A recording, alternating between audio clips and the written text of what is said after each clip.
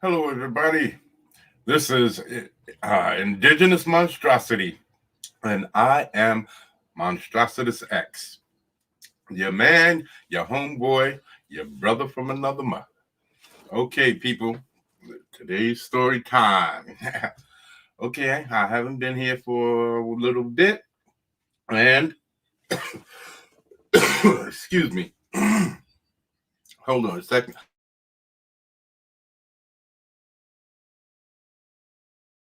All right, I apologize for that. Had to clear my throat. Excuse me, I had to clear my throat. uh, yeah, uh, story time. I want to get into some story time. I saw my boy Hoth jumped in, but he jumped back out for a second. Uh, yeah, story time. I want to get into the bounty hunters this week. I want to explore some of the storylines and start opening up the story a little bit and maybe getting into some of the breaking down the scenes of the opening scenes leading into the whole um, terrorist activity and and exploring more of the breakdown of the opening scenes. You know, um, whether I'm going to have them going in and attacking another branch of this organization first, and then moving on to the life changing situation where they uh, find the lab and uh, finally make the decision to hold off on giving the holding the experiment or the weapon for their government. They decide to destroy it. At least the leader. Well, they make a collaborative decision to destroy it instead of letting anyone get their hands on the bio weapon or the weapon of mass destruction. They uh, they decide to destroy it, which creates their situation where they become the bounty. And well, so I was uh, supposed to be writing all of this stuff, but I was kind of busy again. Uh, there's a lot to do, trying to get keep in shape and get my body on a regular schedule, eating properly, mornings getting up, exercise, eating, and then getting in here. I've been doing a lot of doing some videos and getting. I haven't finished editing them, but I have to. I've been doing some thumbnails. I got a bunch of thumbnails done, and so, and then I was able to also get my unlimited streaming. So I got the what I call the Matrix Doctrine coming on Monday night, and on Friday I'm going to be having my power stream. Well, all of them are power streams, even the Matrix Doctrine. It's going to be talking about the reality of our reality and uh basically how the matrix is real and but that's for then. um Tune in to find out, and if you can't handle it, take the blue pill.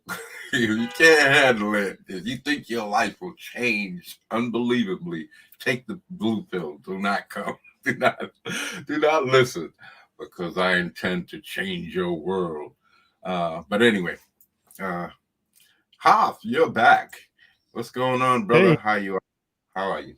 Uh, I know kung fu. Say that again. I know kung fu. Oh yeah. Huh. When did this occur? I uh, I went to the what was that ship? Oh, the Matrix. That's right. Yeah. That's right. You caught me slipping.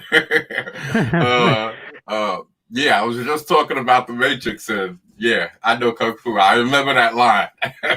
That's a quip from the movie. Okay, Yeah. I got you. I got you. You catch me I'm a doing little good. bit slow, a little on the slow side. I'm there too. I need to make my coffee, so Yeah. I'll probably be slow as well. Don't worry. Yeah. So uh I was just telling everybody how I got my unlimited streaming, and I was gonna be coming out with these more streaming, gonna be doing some drawing streams, and everything's gonna be ramped up. I'm gonna be doing 2 channels now. This one, I am Indigenous Monstrosity, where it's going to be called The Pit. The dichotomy between the two is that's going to be the Goddom and Goddom Comics, where we create. All my creativity is going to be over there, and over here is going to be all of my talking and social commentary and all of that other good stuff, and my classic movies. I'm going to be getting Blu-ray, uh, uh, uh, what do they call external Blu-ray drive, so that I can plug it into my computer and play my Blu-rays, and then I can break them down and make videos. I'm going to be doing all of my videos. Well, all of those videos are going to be done over. All those reviews are going to have actual clips from the movies now, and I'm going to be doing all. I've got all of the old Hawaii Five-0. I already got them up here and ready to go. So I'm going to be doing reviews on all of those shows. So I got plenty of. Now I have plenty of. I guess you could say is material that I can use for my videos now. Because before I wasn't thinking on those levels, and now I got all of these old shows that I could also add in with the old movies, and that's going to extend my library. So I'm going to be doing a lot of those, and then I'm going to be doing all of the cartoons and comic books. So all of that's going to be on Goddamn Comics. I have to what do they call it? Verify the channel. That's all. Otherwise, it would already be up. I don't know why I didn't do it already. The last time I didn't have my phone with me, but I'm gonna do it before Monday and get those videos out. So I'm gonna be doing all the comic book stuff and cartoons, all the Johnny Quest. If whatever I could get my hands on, if I could get my hands on the Herculoids and Thundarr the Barbarian, because I was supposed to buy those, but I never did. But I'm going to be doing reviews on all of those. Space Ghost, Thundercats, G.I. Joe. I won't be able to get the Transformers like I had hoped, because the price on that is ridiculous now. So I think it's like $100 and something when it used to be $50 for the complete. Whoa. Yeah, for the complete. That's what I'm saying. They're trying to price you out so that you can't own it. You're gonna be dedicated to streaming. This was what the whole SJW thing was, to tear down. And I'm gonna be showing you all of that. I'm gonna be doing all of these videos I should have been doing. It's just that, I really did. It's hard to get into this regular work schedule, I guess you could call it, of making videos. And when before I was just, all of my creativity was all on my own time when I felt like it. And now I have to put it on a schedule, and I don't have a problem with that, because I used to do that before. It's just getting my body into the same work schedule too, because I'm used to being up at all hours whenever I feel like it, and now I gotta get up and eat at a right hour, get exercise, so because I'm going to be sitting down a lot, so I have to get exercise. I have to do a lot. I've been walking up and down the stairs 20 times, stuff like that, to keep my legs in shape, all of this stuff. So all of these things change your body and how your body responds. So I've been sleeping more. So everything's been changing. That's why I wasn't on last week. My body is changing and my sleep habits and everything is changing. So I have to readjust. So now it's gonna all amplify. I'm gonna get out here and start putting these videos out and doing everything I know I gotta do. And putting out this work, baby, and growing this channel because I got to get this comic out. And so, yeah, the bounty is going to be a great thing. This is going to be the debut, I guess, for the Goddam, our debut comic book. And I was working on, let me see if I can pull that up.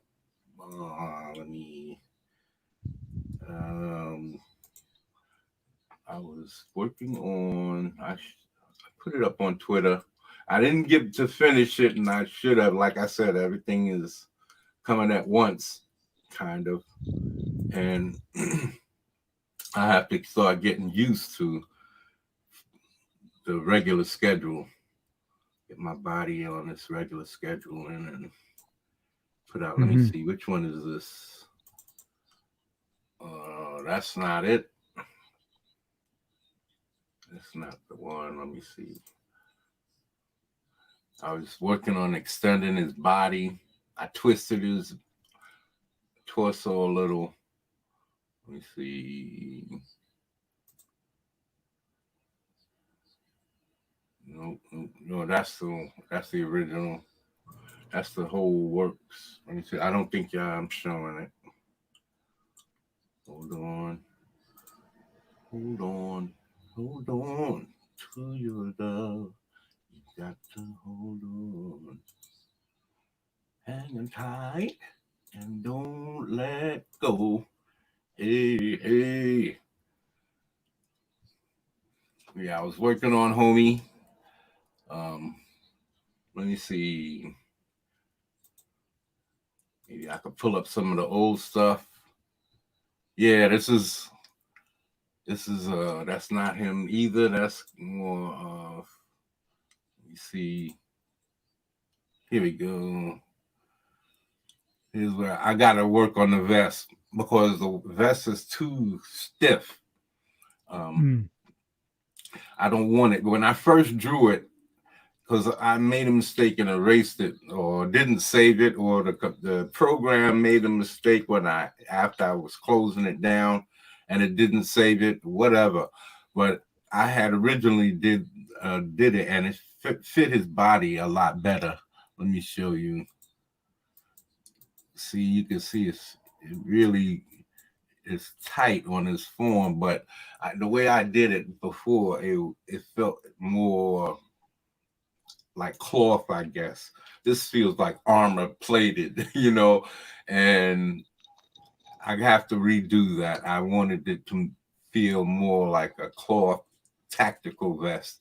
And so I was looking it up online. I have to get download some photos so for reference, but I got a few pictures that I like, some tactical vests. And yeah, this was him. I put a white background behind it so that I can keep so I wouldn't have to erase it, so that I can keep the form, just in case I change my mind on putting the vest on him at all, because I was liking the way his body was coming out. So I liked the way his form was coming out right here, and with the right lighting. So if you put him in like a skin tight outfit, and with some like some strap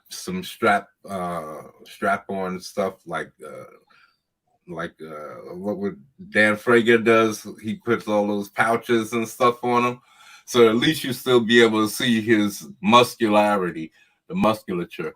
And but that's why I guess they say you shouldn't do detail until you finish getting what you the what exactly what you want, because you might get attached to what you're doing, and then you might not want to get rid of it for the better work. And so I have to redo the vest and make that a little bit more um,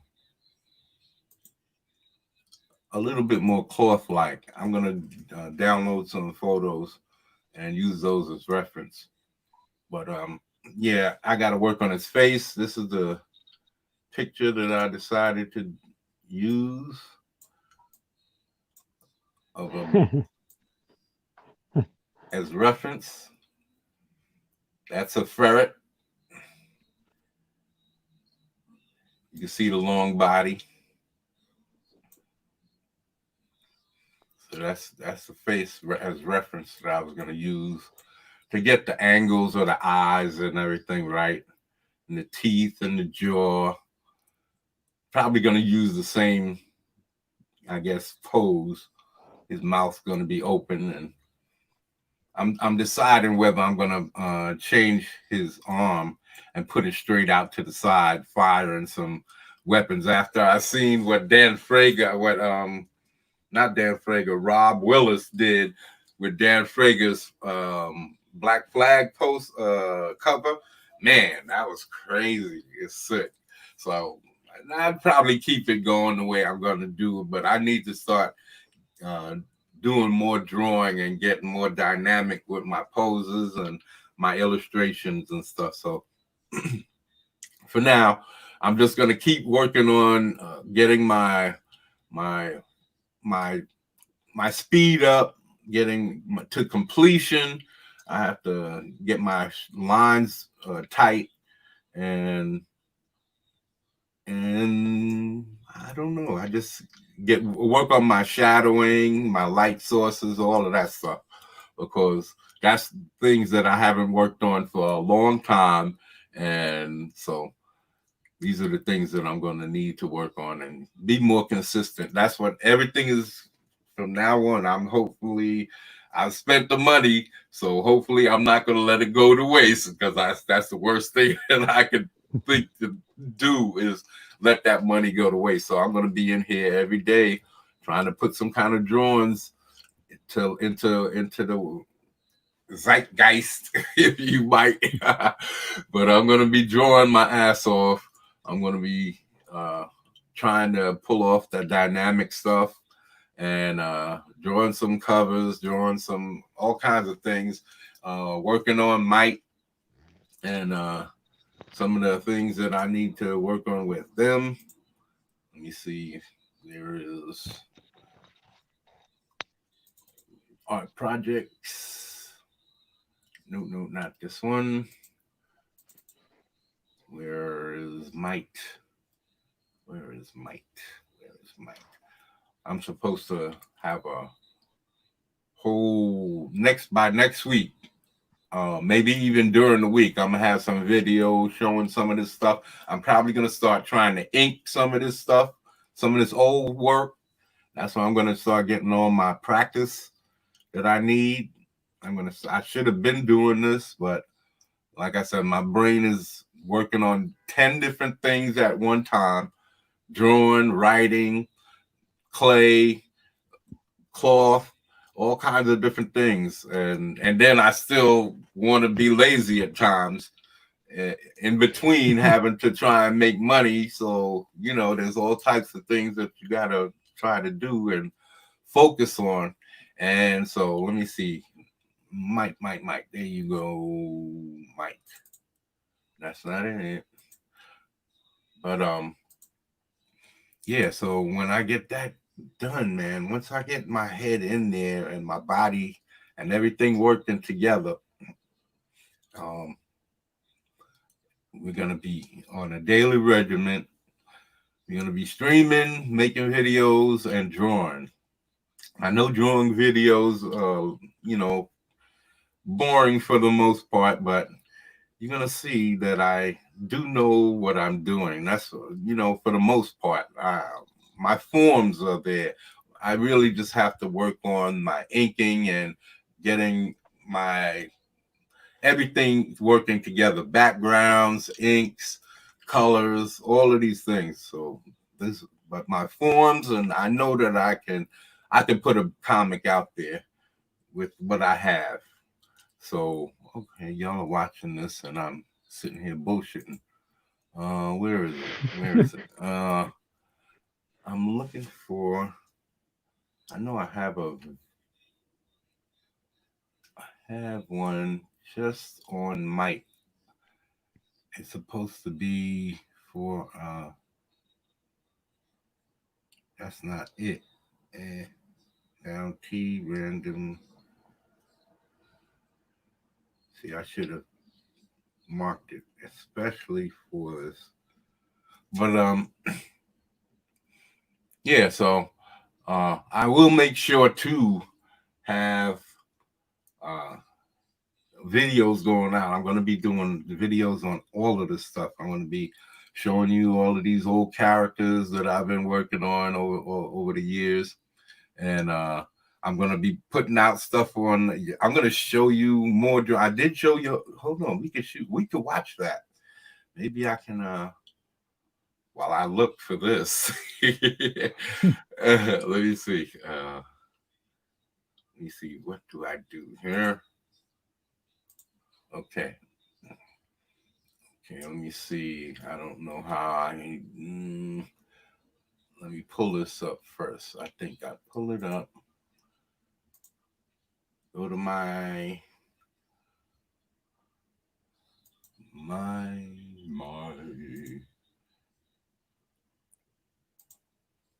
my channel. Pull up my videos and where's those videos? Twitter videos. All right. Now where was that? I think it's the first one here. Uh, this one is the stone. Yeah, here it is. No, no, no, no. All right, here it is. All right, hold on. Okay, you seen all of this? No, I don't see any. I see Okay, the ferret. all right, good. I have to pull it up. All right, stop sharing. All right, alrighty then. Alrighty then.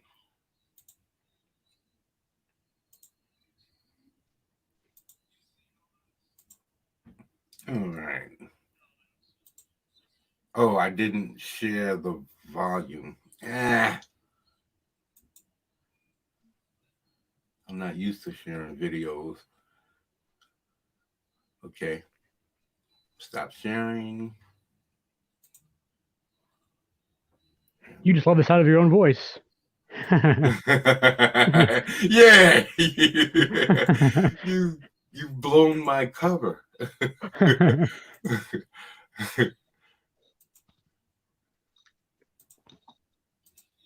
I've been thinking Okay, about the go Midas ahead. Go Bug ahead. City. I've been thinking about the Midas Bug City with Yeah. the Hello, recent everybody. news events and stuff. The And recent news events. yeah, and I thought of a something I could tell you about later. But Okay. Yeah, keep that in mind. okay, That's good. That's good. Um, hold on. This is Indigenous Monstrosity, and I am Monstrositus X. Uh, last Saturday was story time. Had a good time. Talked about a lot of stories like I used to, like I have been, but I got to start focusing on getting a story started and completed, and trying to work towards what I want story time to be. And I figured at this time I can do two things. I want to introduce y'all to some of the characters that I was creating for my Stone God story, because I found a lot of my drawings And you can see from this book, they're beat up. But you can see, even back in the day, if you could make out this guy, I was doing my thing back then. I just didn't, take it to the levels that I should have been because of circumstances. I'm not going to make any excuses. What I mean is that I knew I was working on my forms and, getting him in different positions, like foreshortening. This is what you call foreshortening when you get him all bunched up like that. Even though I didn't get it 100% right, it was still working on my forms and getting better at everything. I just didn't have all of my shadowing and the light sources and all of this stuff. But as far as creating the knee and the quadricep area and everything, and the whole, the leg positioning, the body, the arms, the shoulders, the width of the biceps and everything, I was doing pretty good. I was coming along and getting better. And this is a long time ago. You talk about early 90s. So back when I had started getting back into drawing after I was living the crazy wild partying days, and getting to learn about life and stuff like that, and freedom, real true freedom, because living those crazy types of lifestyles is about freedom, because you going against what societal norms are, and you're saying, fuck the world, don't ask me for shit. Everything you want, you gotta work hard for it. Yeah. So that's a song. So I don't remember the name of it. But anyway, yeah, so this is just one, and this is very faded, but yeah, but it was some of my favorite stuff, because it was things that I had not done before. How I might have done it at one time in one drawing in school on some loose leaf paper, and then was trying to repeat it in on my sketch pad. So though I didn't have backgrounds and all of that, mostly what I was concerned myself with back then was form. I had to get my bodies right. I had to be able to put the body in any position, and so, because that's what I don't believe in, making excuses for anything. I'm responsible for myself. Okay, stop this. This is a scene where these guys have snuck into this is the mentor, a reptile dude. He saved them when they was children, and they sneak in, and he trained them, and different things happened, and um, so yeah, this is I remember telling y'all that the Stone God story basically begins like Conan, because Conan was a big influence, along with this movie right here, Fire and Ice. Yeah, that's it. Sorry about that. Fire and Ice, man. This movie changed my whole reality. You can see the headdress is and everything, basic outfit, basic clothing. There was nothing. It was perfect for me, because I didn't have to cover up the muscles. And I hated drawing clothes and stuff like that. So I just wanted to draw muscle. So when I saw that movie, it was perfect for me. Everybody was in this way primitive society, and you didn't have to draw a lot of clothes. Just draw a lot of bodies throwing themselves at each other, killing each other, and all of that stuff. So this was a perfect movie for me. And it was one of the first times that you saw blood when in an animated movie. I was like, wow, I've never seen that before, blood. And then I started getting into anime like Akira and what's his name? The Ninja Scroll. So those movies just blew my mind right there. I was like, with the animation and the level of artistry, and with all of the fine details. Hold on. Oh. Bless Thank you. you. Thank you. So, with all of the fine details and everything, and I was into Frazetta in just his painting. So then when they came, him and Ralph Bakshi came out with an animated movie, and the girl was drawn just like all of his women in his drawings. I was in his paintings. I was, wow, man, I had to get this. I got it on VHS still to this day, and I have it on Blu-ray. I couldn't find it on DVD back in the day, but I would have gotten it. And but I have everything else. So I'm going to be doing reviews on all of this. Like I said, especially once I get the Blu-ray player, I'm going to show y'all my favorite scenes and everything that influenced me and why I draw the way I do.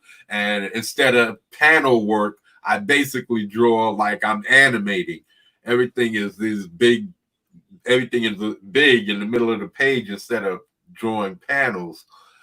But I'm changing all of that now. I've got to start putting everything into comic book form because I wanted to be an animator back in the day, but the amount of work that comes with animation, ooh, especially the level that I wanted to do it, you have to draw a lot. So I don't think I had that type of dedication, but drawing a comic book, I could do that because these two books, more than that, was dedicated to the Stone God. That's all it is. The glare. Let me. There we go. Fire and Ice. This is an animated movie from back in, I believe, the late '80s, early '90s. I think it's the late '80s, but mid to late '80s, '86 or something like that. And this is an animated movie. Frank Frazetta with his thick, juicy, booty-fied women, which I love to death. Man, I just love this movie. It's a very basic, simple story, and you're gonna see it influenced me because I was creating my own type of subhumans. That's what these guys. Oh, sorry, the glare again. These guys over here. That's a subhuman, and that's Dark Wolf up there, badass. He's basically Death Dealer. Frank Frazetta created a character called Death Dealer, and he basically adapted Death Dealer as Dark Wolf. And I say that because in the movie, you're going to see him on the top of in the very beginning, you're going to see him at the top of a hilltop in the same silhouette as Death Dealer in one of the great illustrations or paintings that Frank Frazetta created. So, yeah, I love this movie. It's one of I had this on VHS, just like a lot of my animated stuff. And I had this. Did I have this on? No, I don't think I had this on DVD. But anyway, I got it now, and I've been ODing on it, just like Spriggan. I showed y'all a video before. This is my DVD. I couldn't find it on Blu-ray, but this is Spriggan. I was gonna try and play it on my channel because I saw people online on Twitter asking for a copy, and I saw on Amazon it's like expensive as hell. It's like $200-300. So Amazon is doing their thing to help push everybody towards streaming, just like Disney and everybody else. I'm telling y'all, it's all a scam, and I'm gonna explain that. I'm gonna be doing more videos explaining my topics because all of my videos, as far as Disney is concerned and Marvel, they're going to be a sequential thing because one thing leads to another, and I'm trying to explain myself slow. I'm just doing it too slow. I didn't want to get into the midst of things because I'm a little leery of being pissing off powerful people. All right, okay. we can go on from there. This is some of the stuff that I've been telling you about. This is my Dark Wolf is him, the mentor. Yeah. And that's my lead character. He was supposed to be called Lion Claw. And this is the original stuff they were supposed to be fighting. In another book, I have the scene before this. It's a bigger book. This is just 11 by, I think, 8 or something like that. And so this is where the stone statues. I gotta have that somewhere because it doesn't make sense for me to tell you about it and not show it. Dang it. Yeah, Okay, well, here it is. I got a mess. This is why I'm not drawing regularly. This is what my drawing table looks like. It's piled up with crap because I'm not finished cleaning and doing this to the room. I started doing it when my mother was still alive and she was getting sick, and I kind of stopped everything. So I'm not an excuse. It's just a reason why things haven't been getting done, and now I'm trying to set this stuff up. Hold on. That's what came up around them. Once you get down in there, This is the height. This is how tall might have already done that. Okay, stop. Like a dangerous thing, and they wanted to. Right there, you see right there.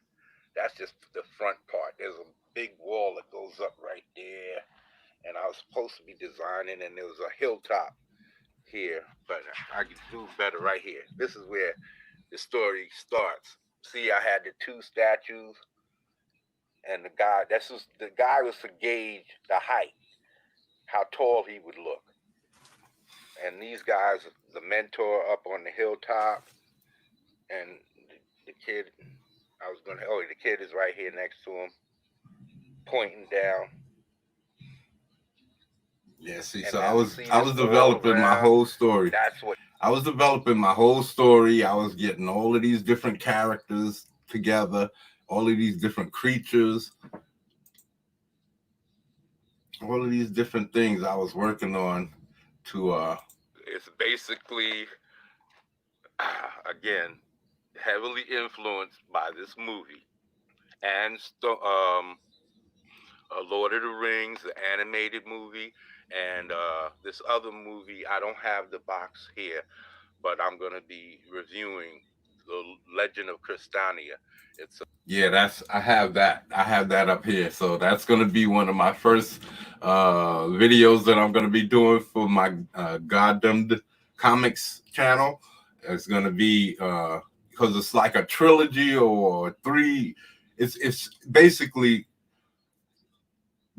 I'm going to be doing a series first called The Record of Lodoss War, and that's the beginning of the whole story of The Legend of Crystania, because The Legend of Crystania is like a spin-off of The Record of Lodoss War, and it's basically some of the same people from Lodoss War, but they were like, some of them were the lead characters, and others were like secondary characters that they brought along because they were important to the story.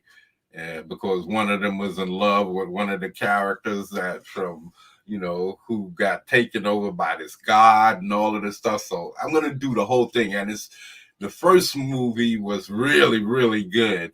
And then the second two or three, or I think it's only two more after that, something about the Chaos Ring and something else, because they're trying to free the man that this elf girl loves from the grip of this god, the God King, Barbas, I think his name is.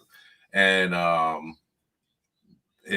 in the story, the world, everybody, there's this giant wall that separates the two realms, and no one from one side supposed to go into the other realm because it's like for the gods and their people who worship them.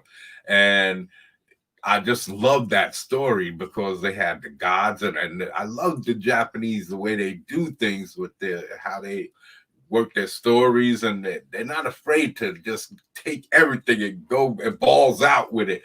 And that's how this story was. It was like Lord of the Rings on steroids because he goes, his family gets attacked by these people, and I think his father dies, and his mother gets killed right there in front of him, and he gets there just too late to help them, and And then he goes chasing behind them, yelling about how he's going to get revenge. And then this God King calls to him and tells him that he can help him get revenge, to come through. And he cracks the wall open and lets him through. And it just goes crazy from there, because that's when all of these people who basically, if you believe in the God, whoever you worship, there's different gods in this realm. And whichever God you worship, they like have these different animal totems, and you can turn into the animal that your God represents. Like if you're a tiger, their God is a tiger totem, then you can turn into a tiger if you worship that God. And you're a lion, your people worship the lion God, you can turn into lions. Everybody had a different. There was bear, there was eagle girl that she flew in. There was different people, snake people, reptile dudes.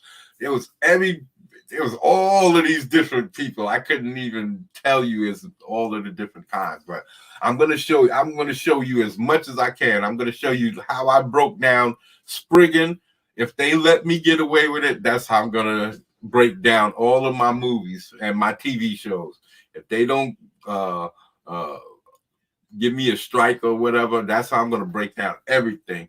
I'm going to do the whole thing in my computer and just break it down, show little clips, break it down, and until it's over, and let y'all see. That's the only way I can show you without getting a strike. Otherwise, I'd show it. If I could get away with showing my whole collection, I would show it. I'd just put them up. But yeah, but I'm gonna do Angels with Dirty Faces so that y'all can see why I love that movie so much. And there's gonna be rot. There's gonna be rot, people. That's what I call spoilers. So if there's not gonna, well, I'm pretty much gonna rot everything. Everything's gonna have rot in it. I'll probably make some videos where I won't have any rot in it. And I'll say this won't have any rot, so you won't have to worry. You can check it out. And then if you can get the DVD or Blu-ray for yourself, you can check it out or download it or whatever it is y'all want to do, because I think y'all are making a vast mistake by the streaming stuff. Because whatever I want to watch, it's always in my library. I don't have to worry about if Netflix is going to take it down in place for something else, to make room for something else. Like Disney, they're not going to raise their prices, all of this stuff. I understand people don't want to have their walls cluttered with DVDs and Blu-rays, but that's your power. That's your consumer power. With that, nobody can tell you no. You have to, this is the power that they have over you. When you give them the ability to say later for you, you need to come to me in order to get what you want. And this is like crack. This is what the crack thing is all about. You becoming crack. Excuse me. You becoming crackheads. And they're making you into these crackheads because that's what y'all acting like, a bunch of juveniles that don't know how to see things for yourselves. And you say, let the corporations handle everything instead of me taking control of what I want to own. If it's mine, it's mine. If you're gonna, VHS was the first time you can own a movie. And now y'all giving it back. Y'all giving it back to the corporations and say, we don't need to. It's too much trouble. But I don't see. You have to keep paying no matter what. You have to pay for the internet, even though you're already paying for it. Okay, I understand. But you have to pay for the internet, or you keep access to the internet at all times. Otherwise, you can't watch any movies. You have to, and you have to have the service that you're also going to have to pay for. And that's going to be continuous. If you're going to want to watch the shows, you're going to always have to have something that you're going to have to pay for in order to own or watch the property. And it's also you have to depend on them showing what it is that you want to watch, because when I want to watch Spartacus or the Ten Commandments or Johnny Quest or Thundercats or Mannix, Cannon, Hawaii 5-0, anything, I don't just go to my library, pull it out, push it in. That's it. It sounds like sex. but it feels like that too, because I know that I don't have to pay for it ever again. Once it's in my library, I don't have to pay for it ever again.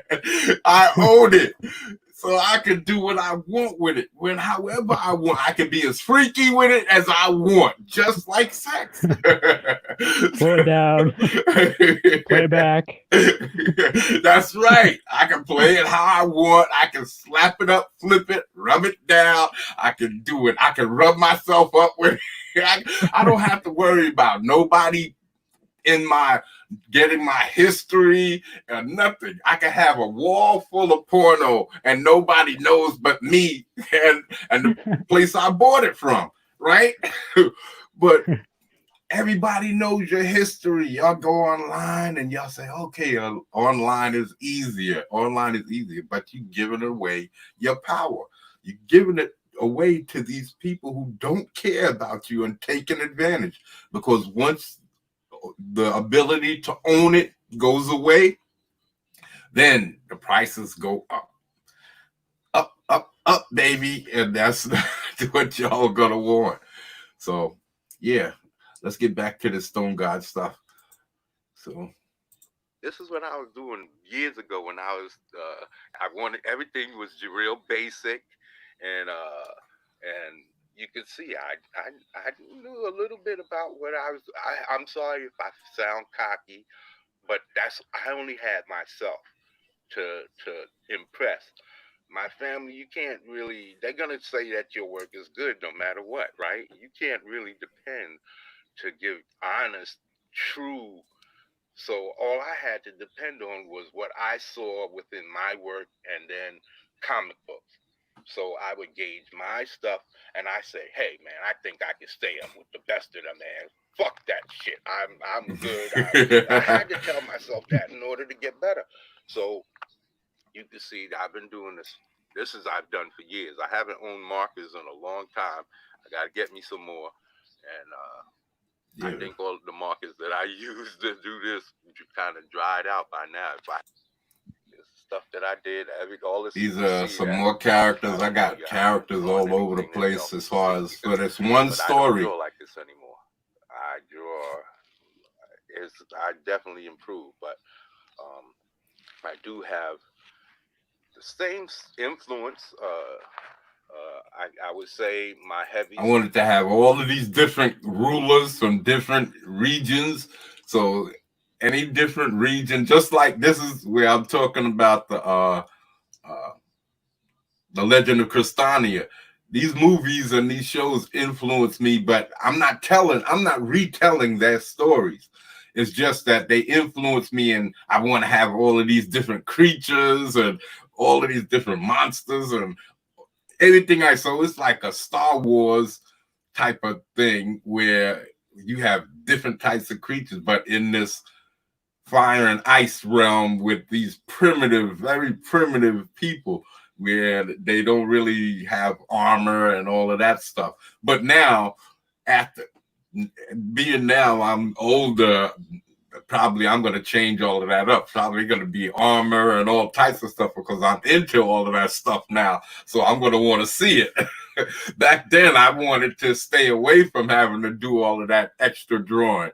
Now, I don't care. I want to show that stuff off. So everything is going to be changed now. I'm going to have to update the story. Well, the look, not really the story. The look is going to update. So this is one of my characters. I was calling him Python, something like that. As Python, you know. Oh. But, so he was a snake dude. That's why he got all those coils in his legs. the whole X-Men and the series Alpha Flights and all of that stuff that he spun off with, See, and then see the snake leg, the coils behind him. Who else was the Fantastic Four, Spider-Man, the X-Men, the Hulk, Thor, Silver Surfer, Terrax. I love Terrax. I loved his design, and he was. I know he was also a herald of Galactus. I like Galactus. Okay, I missed it already. This is why I look forward to having all of these types of. But you can see the coils behind him. I showed it better earlier, but he's supposed to be. You see, everybody that had their own region. The gods in this world had their own regions. So the people who the gods uplifted in their regions, like if the stone god was a dragon, so he uplifted all of his reptilian, people. So you got snake people, dragon people, all types of different lizard reptile people, because they're not dragons, then they don't have the same capabilities that the god himself would have. So I have all of these different types of creatures from all different regions, and I have all types of different realms, desert people. There's going to be this exposition out into this desert realm, and I got all kinds of creatures and dangers and threats out there. And like I said, I know this story. I can write it right now without a problem, because I know this story so well, because I know all of the creatures. I know where I want the story to go. It's just breaking down the dialogue and all of that other stuff. That's what I haven't done. And that's what I need to do. I need to start getting into all of that, breaking down all. And I know now with how I think, all of the story and everything is going to be way upgraded, because I started this story back in the 80s. This was my very first story back when I was a teenager. I was hanging out at my friend's house, and he loved to read, and I hated reading. So I wanted to learn how to write, but I didn't know what to do. I didn't know the first thing. So I would ask my mother and my sister and him, yo, what's up? How y'all write? How do you write? Y'all read all of the time. You should, have some kind of basic understanding of how you break down stories, how they're structured. I don't know. I couldn't get it. I couldn't understand. How do you read books for years and years and years, and you never understand the slightest about how they're written? So I would ask him, when do you put in flashbacks? How do you break down those types of scenes and all of that? They wouldn't know. So my mother finally bought me that Writer's Digest, because I was asking all of these questions, and it helped a lot. It helped a lot. And then I did really, but then again, I had to read. So the understanding part is difficult. When they say certain things, you don't really comprehend every little thing. But I did get the basics of that, leaving cliffhangers at the end of every scene, so that people want to keep turning the page to move on. At the end of every scene, the end of every chapter, you want to have cliffhangers. And it's the same thing in comic books. You want to have a lot of cliffhangers and basically storytellers that push the story forward. Even in how you draw and structure your panel work, you hear Dan Fraga and a lot of the guys saying that you should have guys pointing and having things directing shadows and how you structure your lighting and things, like kind of directing your eye this way and that way across the panel, so that you can follow the work naturally without even having the dialogue in there. You should be able to just read through without any dialogue and be able to follow, for the most part, your story. And that's what I was working on, man. Just trying to get all of that focused in my head. And like so I said, even though I still didn't fully comprehend, because I knew I wanted to write, I had convinced myself that I wasn't going to be doing all of that drawing. I was in my 20s and I was just starting to get into all my wild stuff, starting to hang out more. And I had gotten kicked out of the house by this time. So I was on my own and I wasn't drawing at all at this time.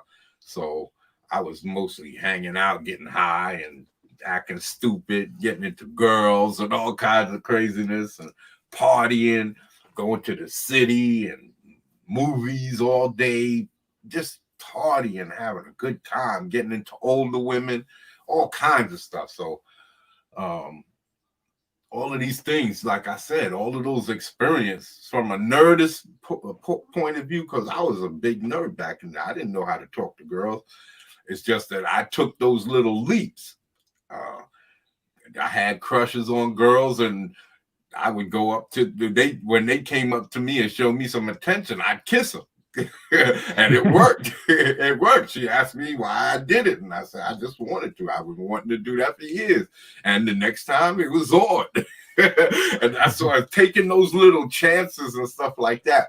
It made the difference from me being one of those reclusive nerds to being an outward, more assertive nerd, to where now I can come back and fall back into my art and my stories and not be so withdrawn into myself, because that's where I was going when I was young. I came from a wild youth where a lot of things happened and I had to move and we had to change things up. I was getting into fights because of my twin sister.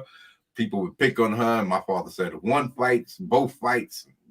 And I wasn't allowed to hit anybody first. But if somebody hit me or started something, I had all rights to go all out. So that's how it was.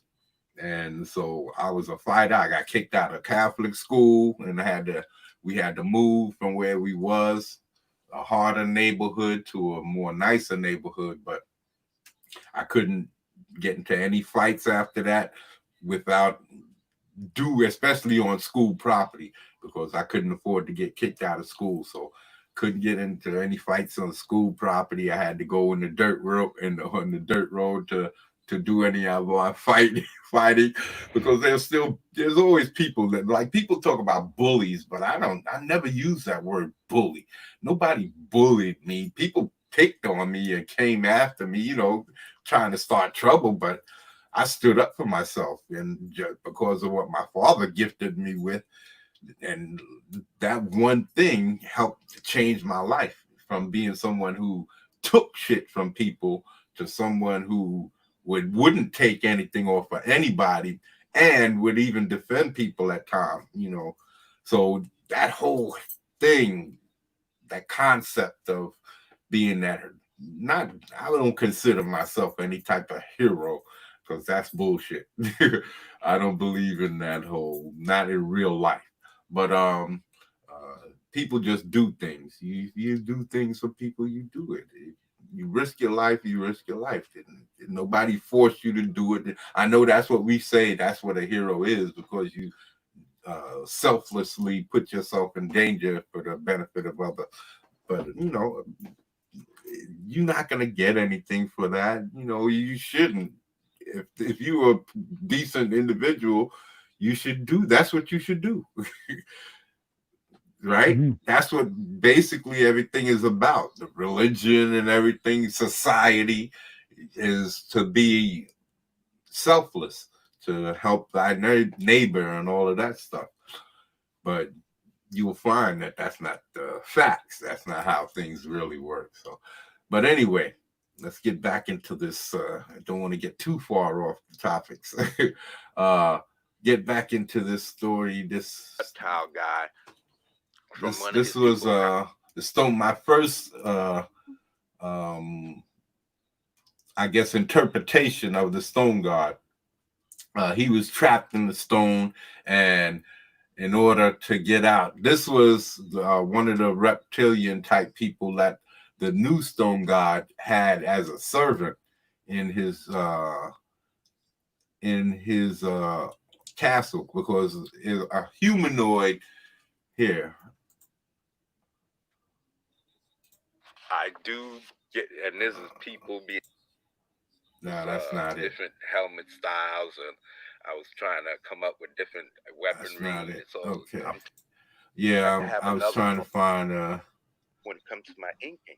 I was trying to find the that I did from one of his people. I was trying to find the one where the stone god, well, basically the guy in the beginning that I showed with the who was kneeling down. If you could have made out what that was, that was the stone god.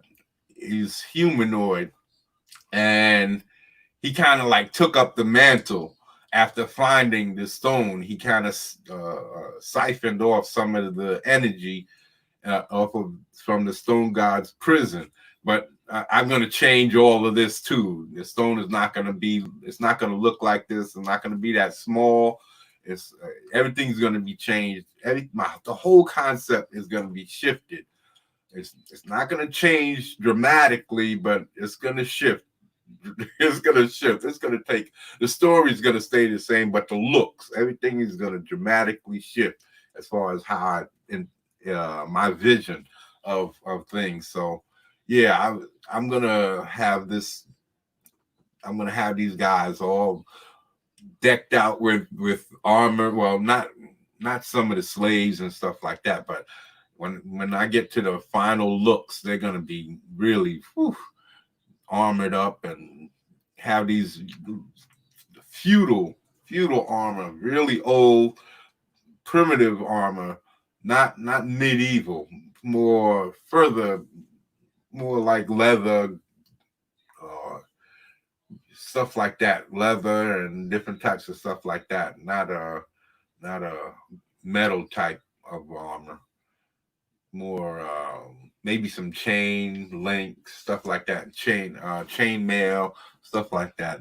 Leather with metal highlights or whatever. But yeah, so I'm going to be working on all of that as I continue with my stories. You're going to see all of this stuff. I won't be able to show you all of that because these are my passion. These are my real passion stories that I've been working on for so long. This and the twins, assassins, the twin assassin story. Those two stories are basically my heart. Those I put so much into those, and that's what I'm trying to do with this Mike of Thug City story. I'm putting so much into it. It's becoming a very big passion story because it's going to be able. It's the engine. It's the engine for introducing all of my characters, as many as possible, and not all of them. There's no way that I'm going to be able to get to all of them. And I think there's going to be at least 2 or 3 different realities, because there's no way, I know that some of the ideas that I have can't exist on the same reality. So,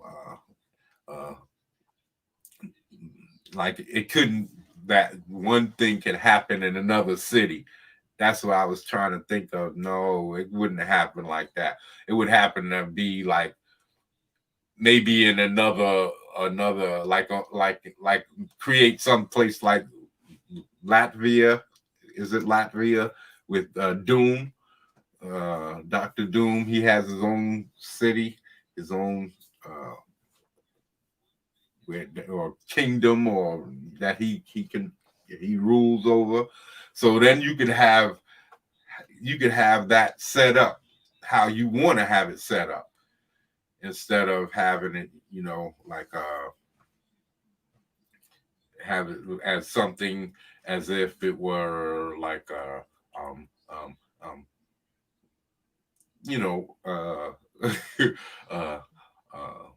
have the city or the society set up how you want it to. It would be able to function in any way you would be able to say it. But if the way that I have it set up, some of these stories, especially the one that I was working on with my nephew, that story, I don't see it existing on the same plane of existence as the Mike story. So I can't say bring those characters in at some point.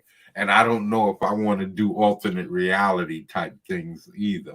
I don't think I even though I do have a story based on alternate dimensions and gateways, but that's because I like that story from Stargate SG-1, where they had that window or that mirror that you can press a button or turn the dial on it, and it kind of switches from one dimension to the other, and you can tell that the difference. Well, most of the times you can tell the difference in the backgrounds and what's going on. Like if it's all destroyed, that there's a war going on in that reality, or you might see somebody and it's a different race of people, and you know that in your side a certain race had possession of the mirror, so that if there's another race with it, so you can tell there's a different alternate reality going on. So you have to get into all of those old Stargate shows, which I'm going to be doing some videos. Like I said, all of those, I got a world of videos that I can review. So this is why all of that's going to be on Indigenous Monstrosity, and all my animated stuff is going to be on Goddamn the Comics. So these are all my characters here from the different things that I was working on for the. This is the Stone God, and this is different characters that I was creating for the story. See, this is random characters that just came out of my head. I didn't name them yet. Just different types of designs I was working on. And this is one of the giant creatures I was going to be having in the story, terrorizing I was going to be having different regions. There's going to be different creatures. See, so I was been working on for years. It's not something that I haven't looked through these books in years, man. This is the updated version from the Stone God. That's the old Stone God version, and this was the updated version. And then I have another drawing where he even had. See, that's why I wanted to have him looking more dragon-esque. So that's why I was working on all of these different designs, and then working on armor. As dragon, oh, my fingers are tired from holding it like the camera. So that's why it shook like that.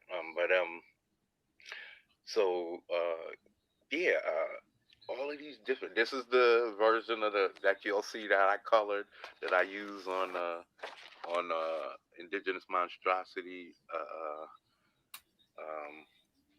representation, the avatar. Excuse me. These are all different creatures that I intended to put in my story, man. That's he's also a reptile creature, but he's trying to do good because. Yeah, he's more noble. He's supposed to be the more noble, trying to hold it down, because he was a noble ruler at some point. But that's the problem. There's some things with the story that I have to work out, but because he's now like a lot like in Fire and Ice, Dark Wolf, he was like a ruler. You could tell he was a ruler because at one point, I think the girl had Tigra had shown up at some ruined city, and when she went up to one of the pillars, his face was carved into it, so you can tell that was his city.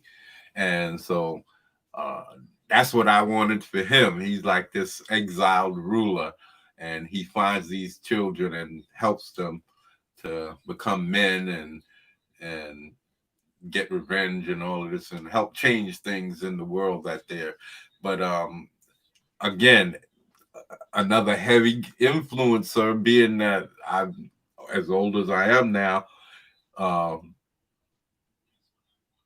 the Game of Thrones. That's gonna be a heavy influencer now in how I tell my story, because I like the way they told that story, how people died and it wasn't dependent on one specific character.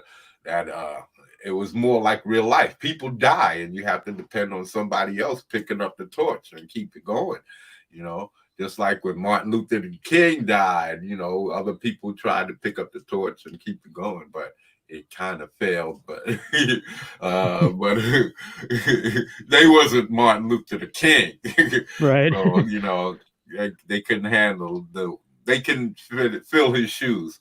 So yeah, and that's what you see happen in Game of Thrones. You know, first the father got it, then the son, he was winning and he messed up. He made a vital mistake by getting with this girl and betraying his people that he needed, and cost him and his mother and his whole family, is everything. So yeah, that was a dramatic. So we're going to be seeing a lot of stories coming out of a lot of opinions about storytelling and influences and how people use power and stuff like that. That's what all the Matrix doctrine and my power streaming is going to be about. All of that stuff you've seen in my videos. That's all I know. I'm going to be talking and showing y'all how people influence people and how true power, where it comes from, and how I'm going to be using these ideas and ideals to influence my storytelling and my character development and all of that. Everything that I'm going to be doing and telling y'all about is coming from a standpoint of who has power and who doesn't, and all of that, and how people use power, because that's what Game of Thrones is all about: power and influence of people. That whole scene between let me see, maybe I could pull that up instead of me just talking about it.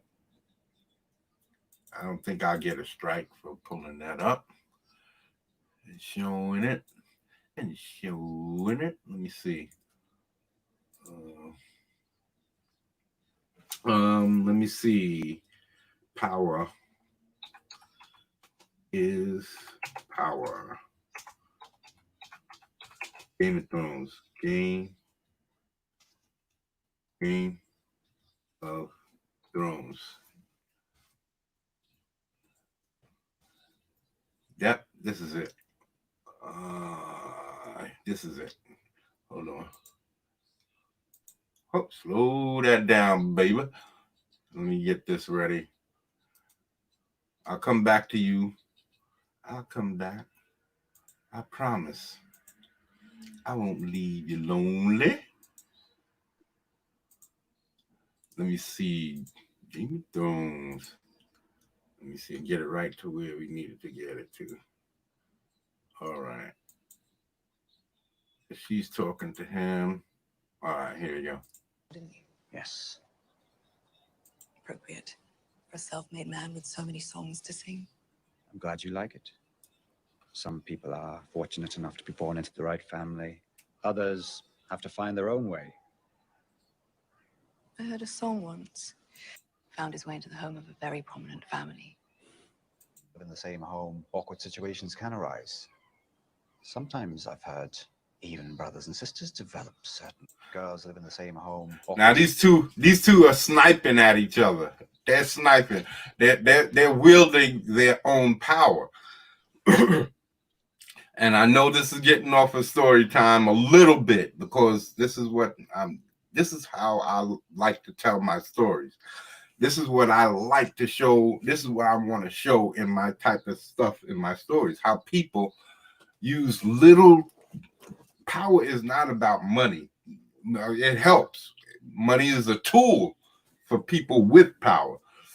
You can have money. There's plenty of people who won millions of dollars in the lottery and then lost it all within years because they didn't have power. They didn't know what they do with it. So money was absolutely useless to them as far as whatever they did to with it at the time. But a person with true power, power comes from within an individual, not from outside of you. Money, clothes, those are just tools. Power comes from your mind and how you think, how you break people down, how you interpret your life and life around you, and using those interpretations to benefit yourself. And this is what he's been doing. This dude is a nobody. Littlefinger is an absolute nobody, but he's worked hard. He's a pimp, and he's worked hard to become an influential person. That's power. When you can influence others.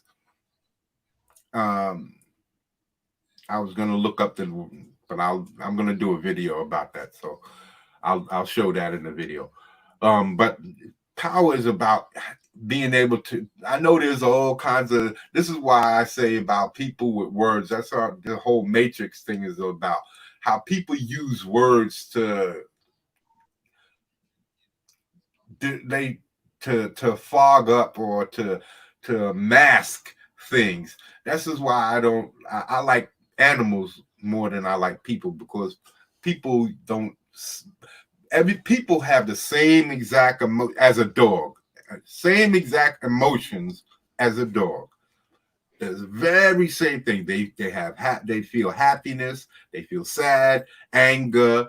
They want to be cared for, and they want shelter, and they want to procreate. That's all people want in life. All of these other things are just additives to keep people busy, because in order to create slaves, you need to have them think in a certain way. But that's for another time.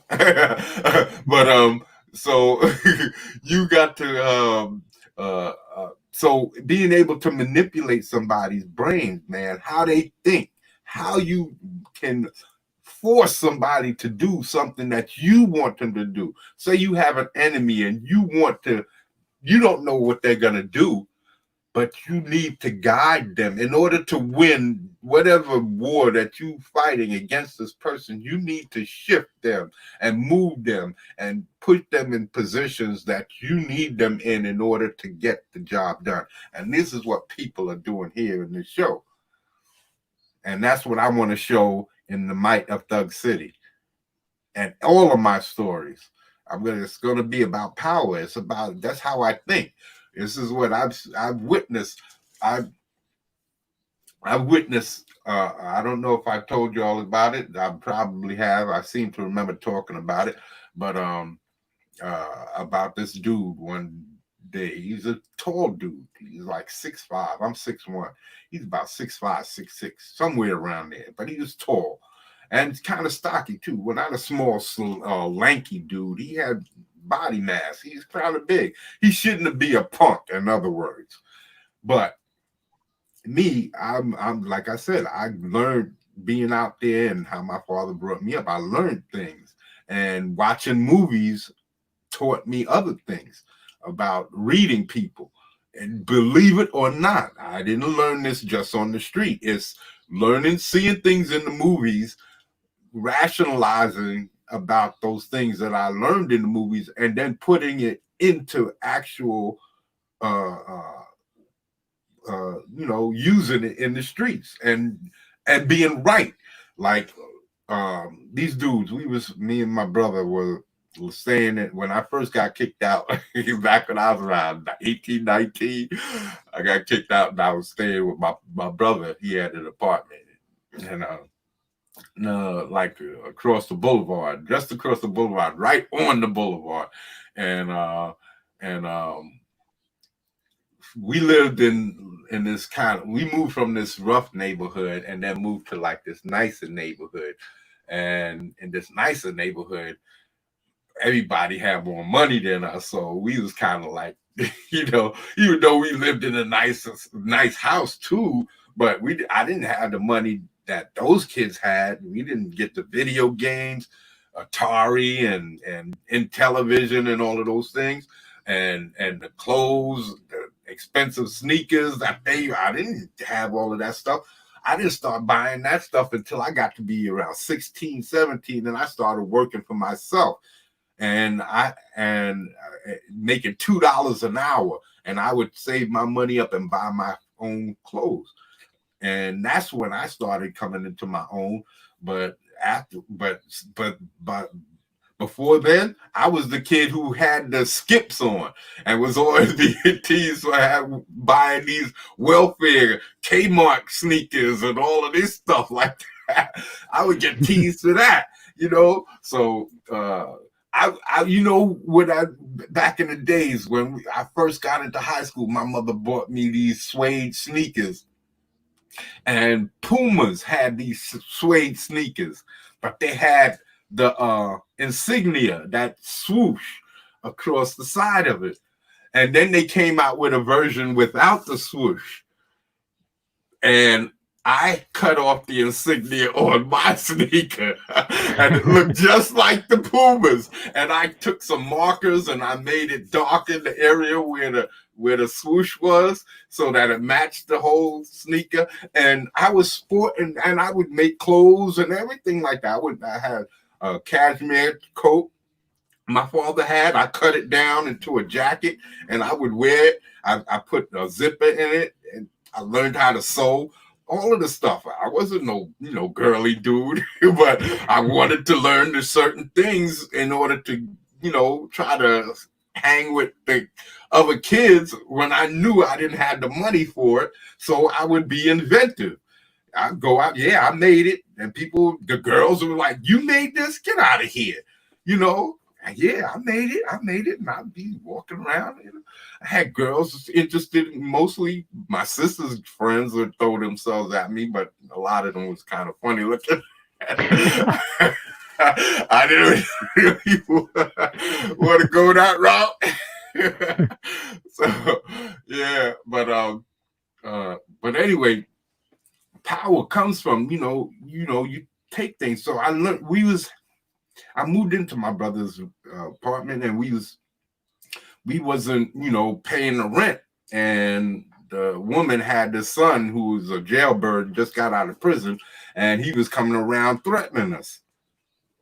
So my brother's girlfriend left the house and went, and she was doing something that she wasn't supposed to. And so I had looked out the window and I saw these dudes putting something up under the wheel well on top of the tire.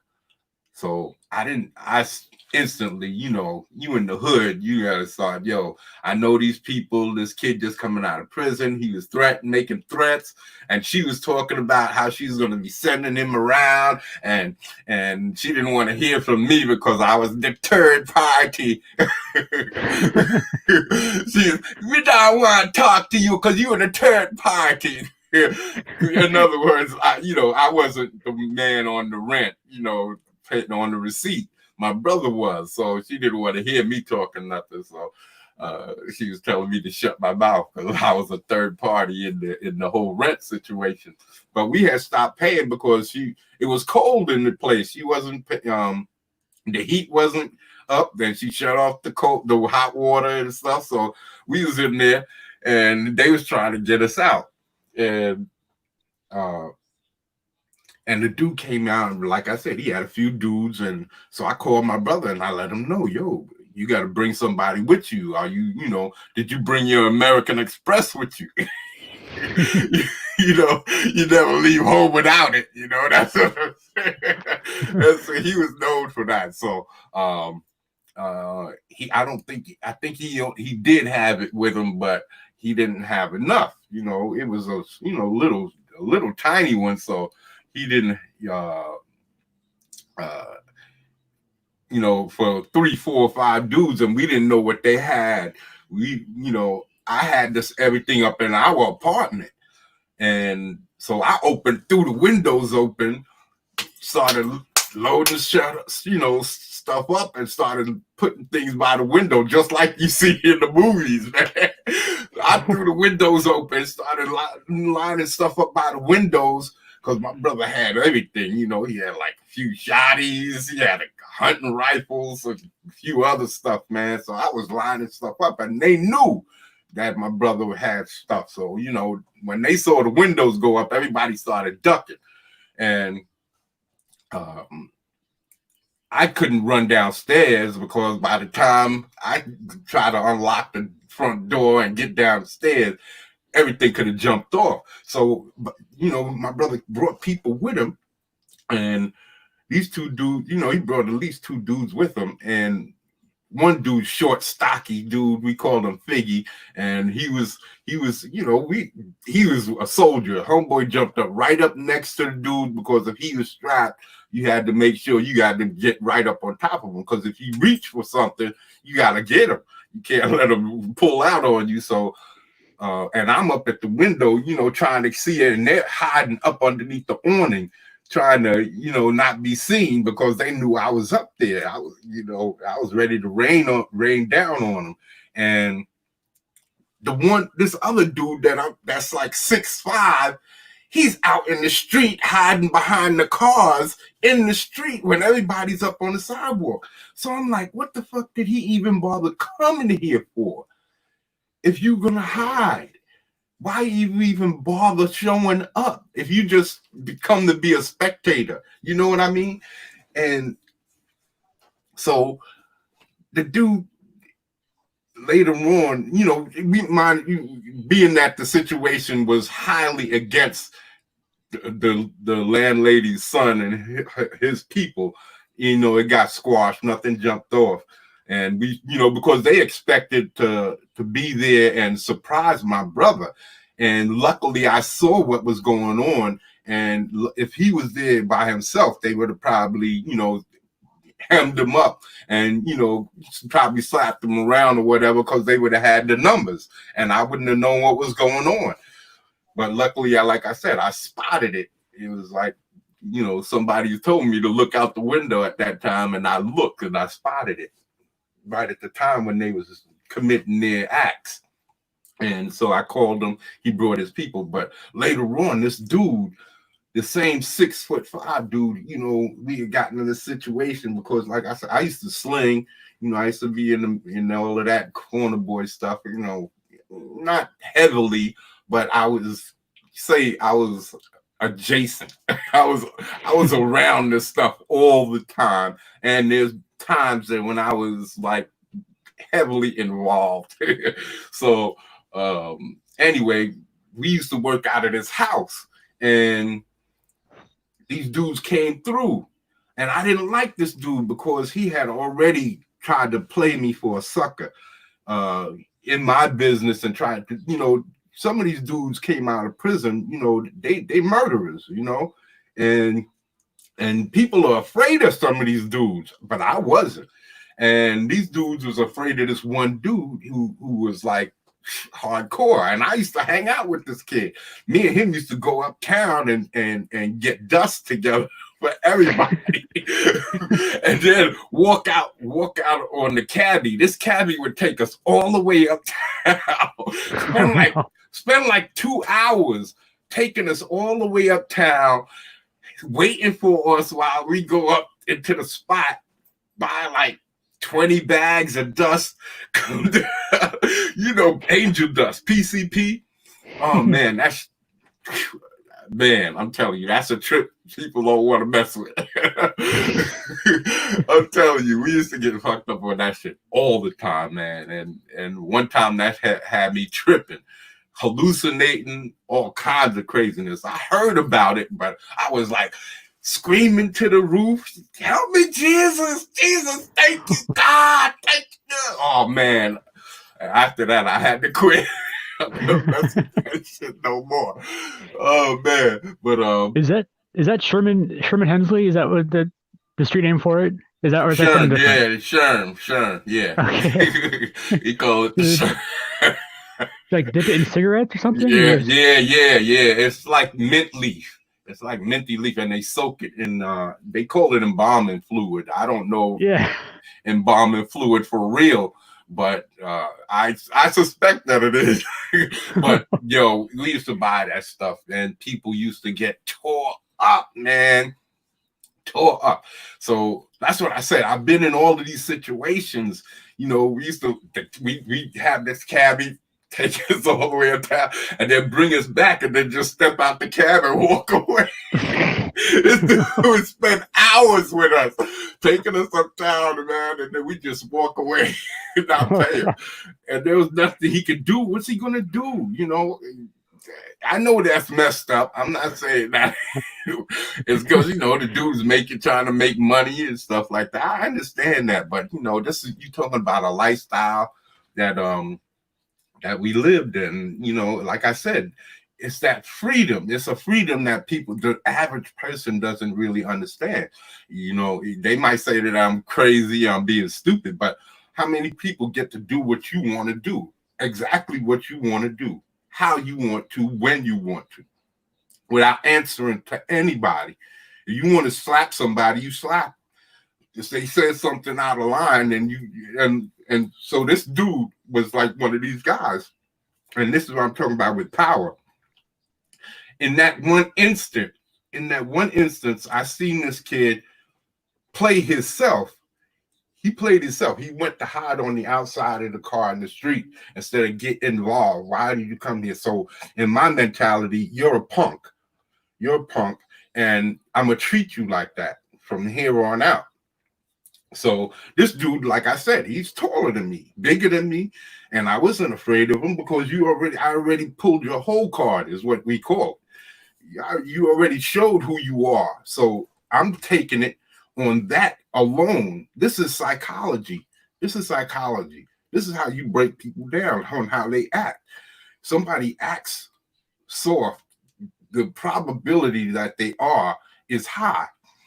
So when it comes time to step to that person, you play your situation to the fullest. I'm going to come across as bad as possible because you already showed who you are. You haven't seen who I am. Mm-hmm. And so now that I'm going to come with mine, you're going to have to bring your full game to the situation. If I'm coming to you with all hostility and you not coming back at me with all hostility, you kind of timid and tame, you're showing me how weak you are, and I'm going to play that to the fullest of the situation demands. You know what I'm saying?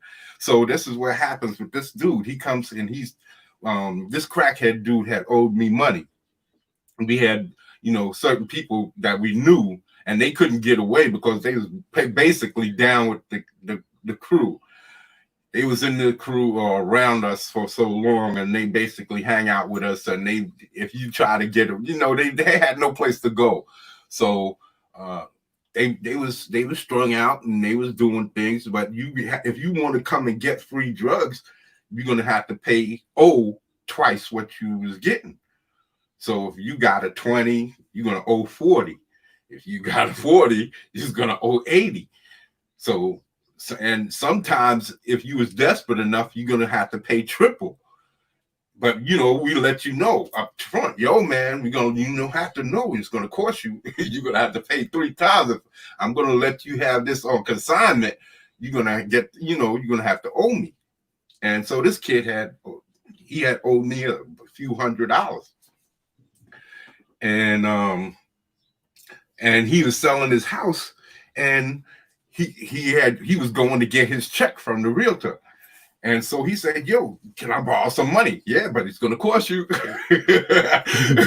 Because we all knew he was selling his house. He was getting this money. Nobody told you to be no crackhead. That's what I don't understand about people arresting people for drugs, because nobody tells you to go out and get on drugs. You go search that out. Nobody comes to your door and go, do. You been selling drugs today. How many do you want? You know what I'm saying? they come out looking. So this dude, he comes and I go out, get my money. We made a day of it. I come back and I hear this dude that everybody is scared of, that I went, take trips uptown with, is looking for me. Why I didn't tell him that homeboy had his money, that I knew that he owed this other kid money, and I should have let him know. So in other words, I'm have to punk myself now if I'm gonna, because everybody's supposed to be afraid of this guy. So now I'm supposed to punk myself and act all timid and scared around him because I didn't let him know that this guy had his money for him. Now, what kind of a punk would I be if I have to answer to another man for something that I'd had nothing to do with? You know what I'm saying? That exchange is between those two men. Why should I have to tell him? Especially, okay, you my boy. I might owe you that heads up, but I don't have to answer to you for it. If I tell you, I tell you. If I don't, I don't. I don't owe you nothing. That's your money. It ain't mine. So, this 6-foot dude, this 6'5", 6 dude, he's like, yo, oh man, yeah, you knew he had the money, all this. So, I come up to my homeboy and I'm like, yo, what's going on? I hear you want to talk to me. Yeah, man, I hear you knew that homeboy had the money and you didn't let me know what was going on so I could be there to get mine. I said, yo, man, me and you was cool, man, but yo, I don't owe you nothing. I don't answer to you, And so I look at the 6'5" dude and I'm like, yo, the next time I hear you talking about my business, that's all I got to say. You gonna try and come out here and act like I answer to you or answer to him right in front of him. Everybody's afraid of this dude. I'm right in front of him. I don't answer to nobody. I don't owe you nothing, and I don't owe you nothing. But the next time, buddy, I hear you talking with my name in your mouth about my business. Oh, it's going to be on. Then later on, the dude that everybody's afraid of comes to me. He's laughing about it because he knows how you're supposed to handle it. You're supposed to be a man about your stuff. You're not supposed to be a punk. You don't answer to nobody else for somebody else's shit. So he tells me that homeboy ran home and got strapped up. That I terrified homeboy. He was so scared he had to go put something on so that he made sure, just in case, that I got irate on him, that he'd be protected. Now this dude is twice my size. Twice my size. And I played him for the punk that he is. And this is what happens here with Cersei. He's trying to tell, Littlefinger is trying to say that her situations can arise. Sometimes I've heard even brothers and sisters develop certain affections. But first, she had made certain innuendos. Found his way into the home of a very prominent family. He loved the eldest daughter. Sadly, she had eyes for another. When boys and girls live in the same home, awkward. Hold on. Now, what had happened was she's talking about him falling in love with Catelyn Stark and getting in a fight with Ned Stark's brother and him cutting him from balls to chin and leaving him with a scar and all of this stuff when they was young. And he's still in love with Catelyn Stark, whatever her name is. Even though he's got his own nefarious plans that he's got in the works. So she's kind of rubbing it in his face, saying, well, we've heard about how your love for Catelyn Stark and all of this, and how you took your looks for what your affections. And he's saying, well, I also know about you and your brother having sex and, making them babies that you got. So he basically goes, power, knowledge is power. And she in retort, situations can arise. Sometimes I've heard even brothers and sisters develop certain affections. And when those affections become common knowledge, well, that is an awkward situation. Indeed, especially in a prominent family. Prominent families often forget a simple truth. I've found And which truth is that? Knowledge is power. Seize him. Cut his throat. Ooh. Stop. Wait. I've changed my mind. Let him go. Step back 3 paces. Turn around. Close your eyes. Power is power. You see, you see, power is power. Power. People think that power comes from something. Now, even her, she wouldn't have any power if it wasn't for those men. If she didn't have all of those people around her, she wouldn't be able. If it was just those two, and she didn't have her name and status and all of that, you think she would be able to get away with that? No, it would be a man just against man against woman. And her individual power against his individual power, his mind strength, body strength. That's basically it. And that's what power is. It's your mind strength versus someone else's. You determine, you can manipulate people. You can challenge people. Later on, this dude came around to the house where we would hang out. And I didn't like this dude, so I decided to be an ass. Not only that, this other dude was there too. We used to call him a cousin, and he had attacked my brother, and I didn't like that, and that's really why I approached this guy again, and because this so-called cousin of mine came out of prison and was talking about how we was calling him a Maytag. And everybody was calling him a Maytag. You know what a Maytag is, huh? No. A Maytag. Oh, a dishwasher. Yes. But it's an appliance. It's an appliance. It's not necessarily a dishwasher because Maytag also wash clothes. Right. And in prison, if you're soft and you need protection, you have to sometimes wash people's clothes. Or do favors like that, wash their drawers, wash their socks, do sexual favors. And they call you a Maytag for that, you know? I've heard that from The Message. Yeah. You see? So that's what I'm saying. And everybody was calling this dude that. It wasn't just my brother or me. It was just, but he decided to go just after my brother. Not anybody else. And I saw it happening, and I went down and I told him, yo, if you're going to do something, I want you to say it right here and now in front of me so I can knock you the fuck out, you know? So anyway, later on, I think late that next week after that situation, this same dude, cousin, came through with the same 6'5" dude and 2 of my favorite people. So, and I had talked to one of these other dudes that was there that didn't like them to say, hey, you want to do something, I got your back.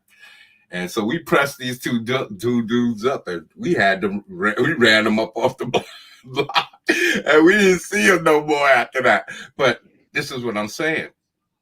I'm smaller than them. I wasn't carrying anything. I ain't have any weapons or anything on me.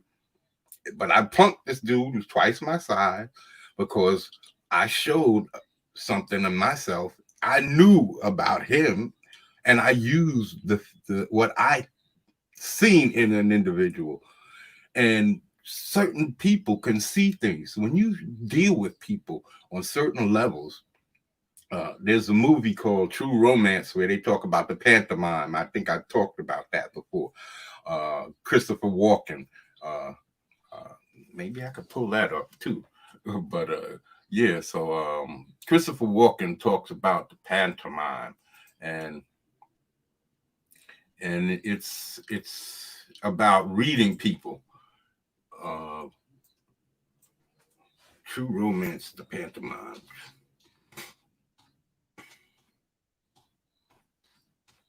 This is a very good movie, man. This is why y'all guys have got to get on some of these older movies. That's why I have to do these reviews. Okay, the pantomime.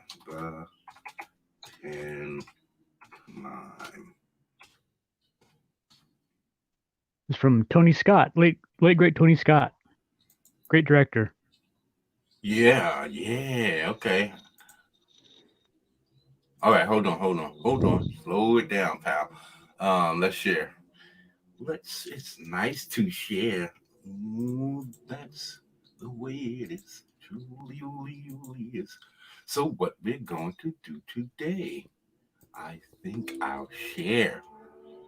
Da-na-na. Okay. My boy Dennis Hopper. Christopher Walken back in the day. Frankie, tell Luca to go outside and do you know what?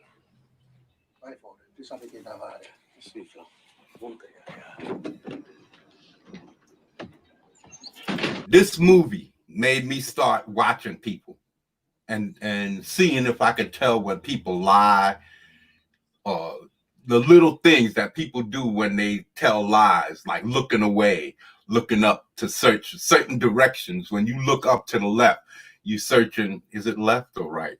You look up to the left, you're searching your mind. One side is creative, and the other side is your cognitive side, where your logical side, and the other side is creative. And when you look up to the left, I think it's left is your creative side, and you look up to the right is your cognitive side, is when you're trying to look for the answers for something.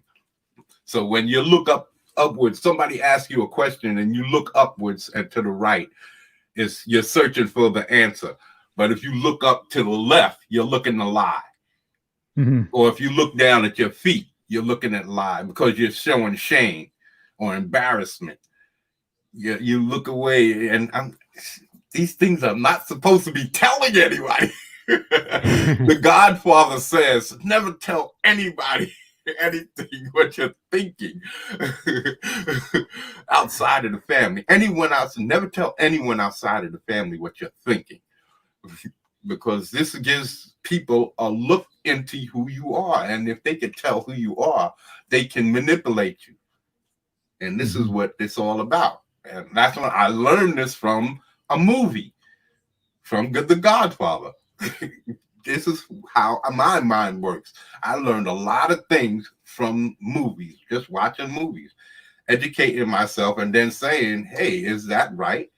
Is that right? Does that make sense? And you find there's a lot of wisdom in movies. The whole movie might not be, real, but the inspiration for some of the things that are said are definitely real. And people can tell if you're lying, because I know I can do it. I've done it on children all the time and on adults. Weak people show that all the time. When they lie, they act just like children. Their voice changes. They look away. They can't look at you. They fidget. They do all kinds of things that let you know that they're lying. They're trying to lie. They want to lie. They can't tell you the truth. And I pop people like that all the time, or for just testing my theories. If I and having faith that I know what I'm talking about, because I've been doing it for so long, and I trust in what I've been doing. I trust that when I pull your whole card, that secret that you're hiding, and everybody keeps secrets about themselves, and they lie. People lie and they embellish, make themselves more appealing by saying, like, overinflating who they are. And you might say that's what I'm doing right now.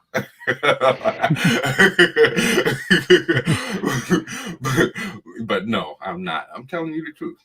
Do you know who I am, Mr. Woolley? Yeah, do you know who I am? I give up. Who are you? The Antichrist. You got me in a vendetta kind of mood. You tell Now, you talking about people who everything they do can cost them their life.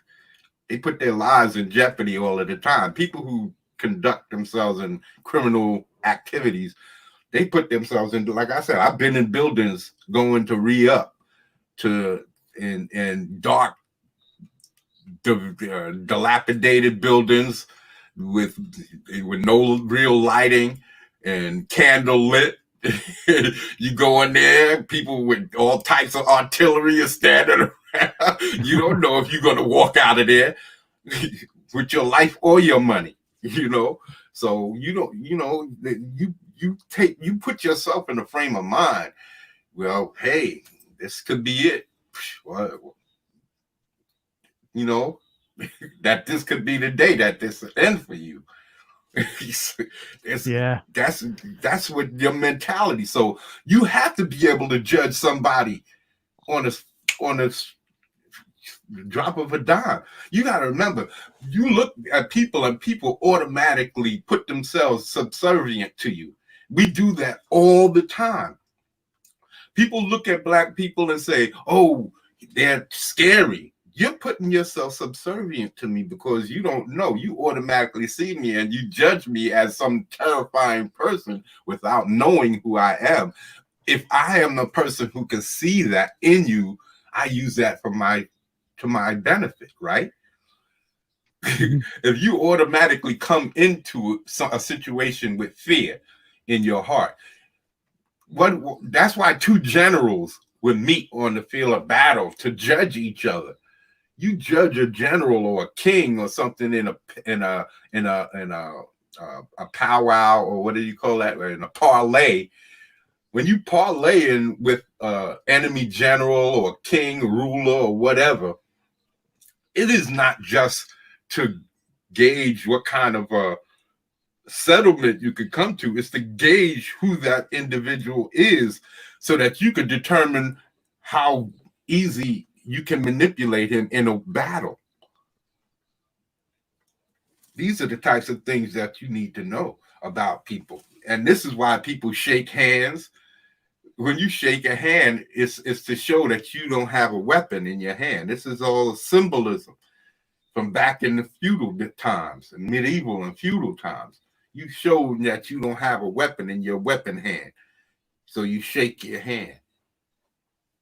You extend your hand in peace without showing no weapons, showing that you don't have a weapon. Your hand is open, your palm exposed, no weapon inside. Here, shake my hand. And this is what that stuff comes from. And you're talking about from people men who are supposed to be hostile. All men are supposed to have a degree of hostility, because all men are supposed to be able to defend themselves.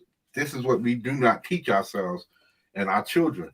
So when they fall victim to so-called bullies, we teach them that the bully is bad and you're good, and you being the better person. But when you're being picked on, does it feel like you're being the better person? I don't think so. And you have to live with that, because you have to also understand that people are being taught at that very same moment that you're being taught that you're being the bigger person for taking this abuse. You're also being taught that superheroes stand up for themselves, right? So how do you live with this dichotomy in your brain? You're supposed to stand up for yourself and do the right thing and take your lumps, even if you take the loss, right? That's what Captain America did in Captain America. How many times did he stand up in that alley and get punched in the face? I'm talking about to where he falls face first into the ground. And he gets up and says, I could do this all day. Boom, and we idolize that. We idolize that. But in real life, we tell our children, no, that's not what you do. You're supposed to go and tell your teacher and become an outcast for being a tattletale, and let this person who's using you as an object of entertainment on a daily basis, to just get away with walking all over you instead of just popping them one. Because really, that's all they want you to do. I'm telling you, I've been in those situations, and I went after a dude with a stick. He was bigger than me. He was in like 8th grade. I was in 4th or 5th grade. And that's what my father said: grab a stick, even the odds. Go take them down at the knees. Then when they down, take them out at the ankles. And if they reach for you, you crack them across the wrists. You know?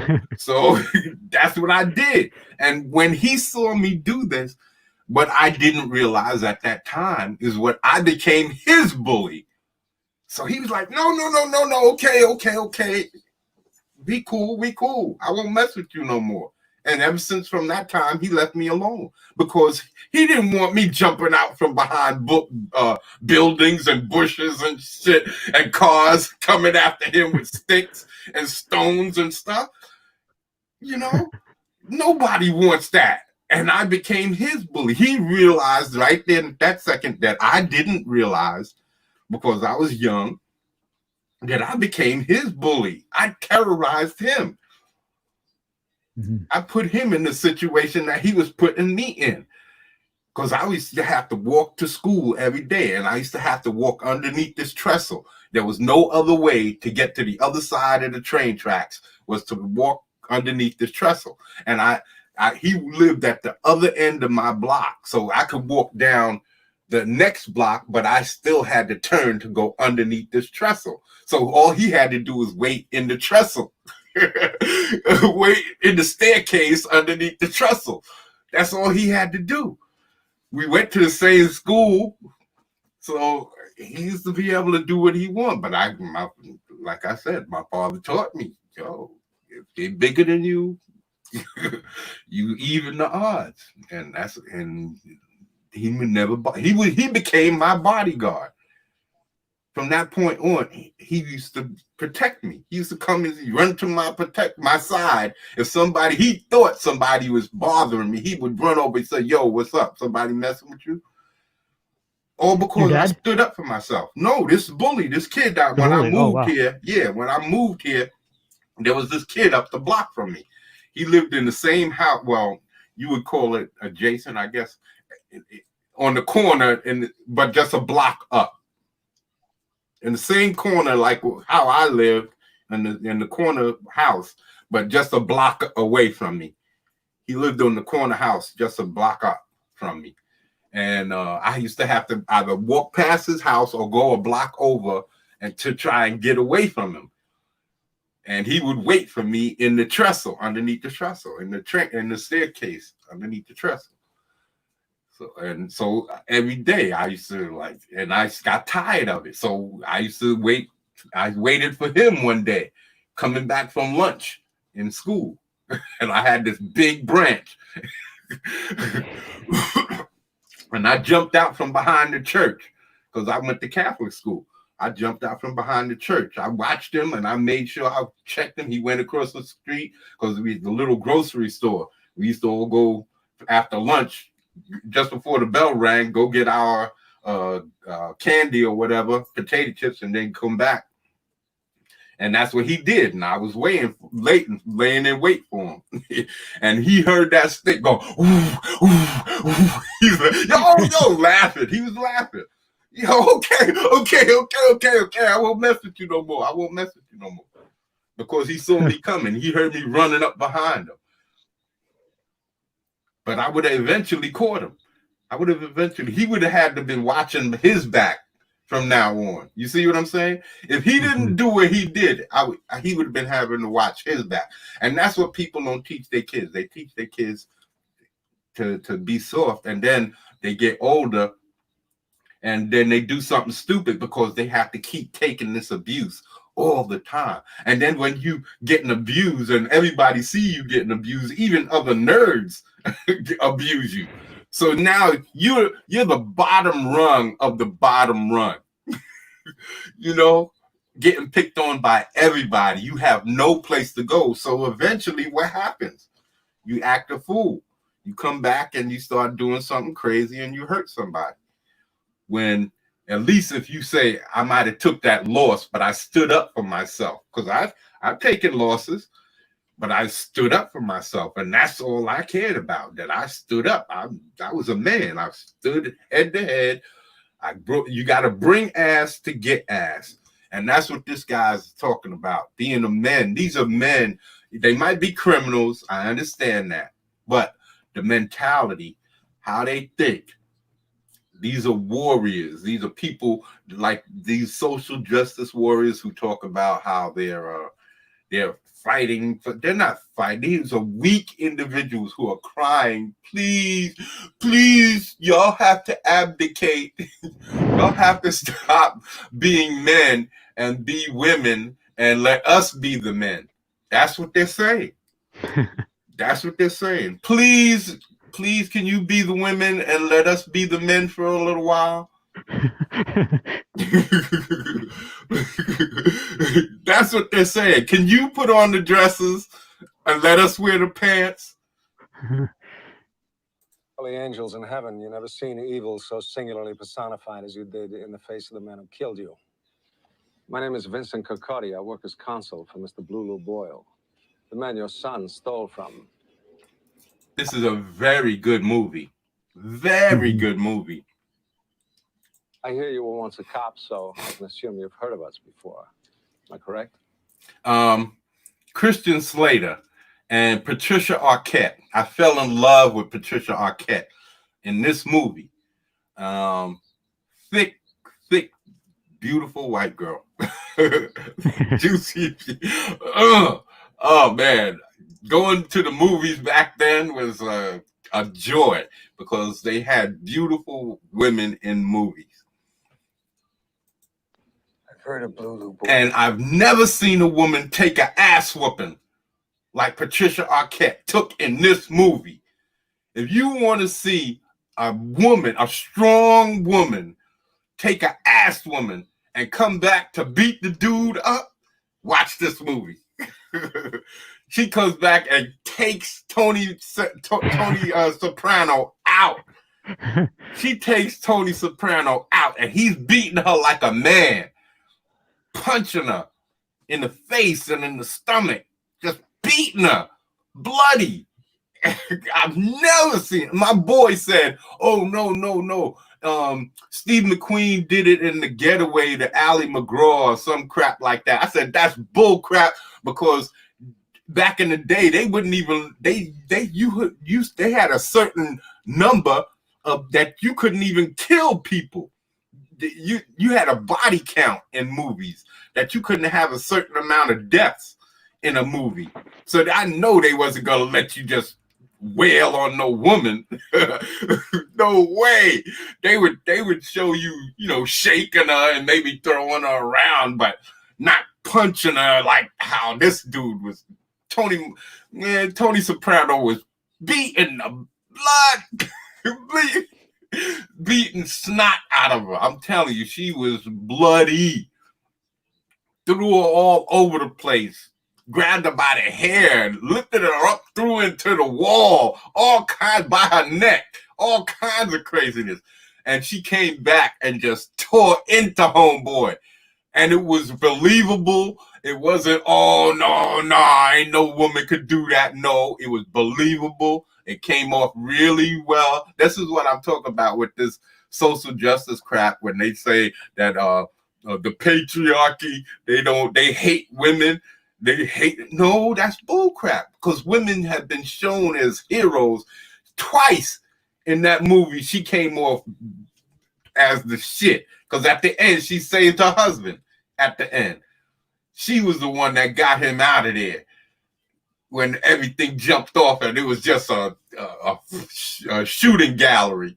I'm telling you, this movie is the shit. Oh, so Christian Slater, he's a comic book dude. This is why it all ties in. He works in a comic book shop. He works in a comic book shop, and his boss was tired of seeing him going through the same routine every year. He used to go see his martial arts movie on his birthday. So he hired a prostitute to go in and find him and hook up with him anonymously. So she goes in and hooks up with him, and they fall in love one night, and that's it. They fall in love, and he decides he wants to get her out of the business. That you with me now, and I ain't taking no shit. You my girl, and I got to show you that I can take care of you. So give me the address of your pimp. I'm going to go get your things. There's no reason why you should lose your stuff. Give me your address. I'm going.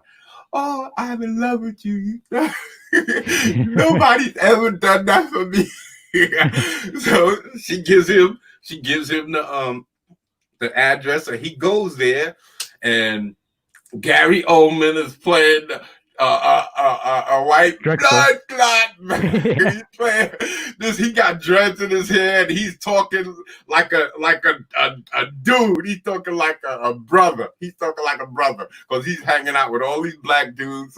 And I think, oh yeah, he had killed Samuel L. Jackson earlier in the movie.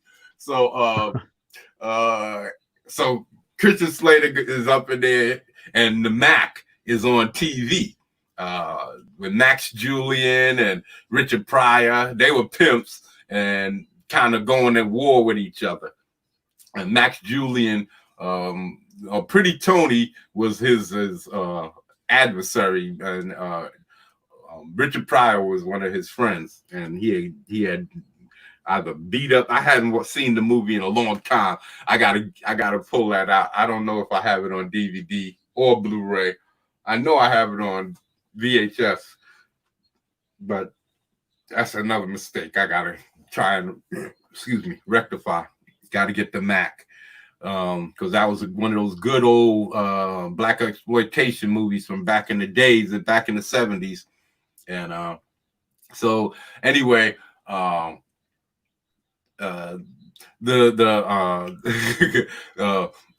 anyway, yeah, he's his pimp, and they're watching the Mac on the TV, but he's not paying it. Christian Slater is not paying attention to that. He said, "I already seen it, and I don't need to know what it is." That's Max Julian and the Mac, and I've seen titties before, because Gary Oldman is like, "Man, you coming in here like Charlie Bronson, Mr. Majestic, all tough and stuff.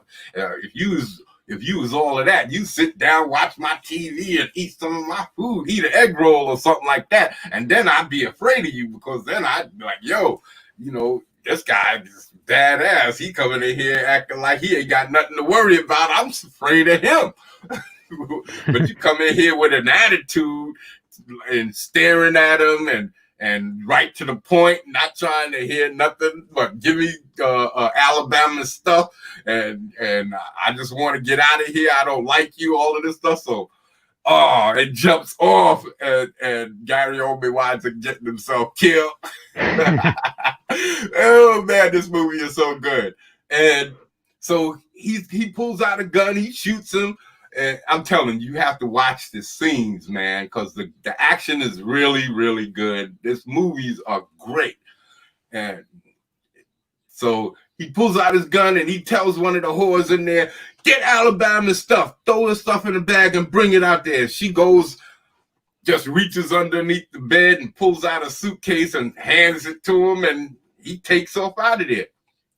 But in the process of the whole fight, because he's in there by himself, and they get the upper hand on him, this big black dude grabs him from behind, but he hits him in the head with his headbutts him with his head. But before then, he gets kicked in the nuts, and he falls down, and they got him, and they search him to take his wallet.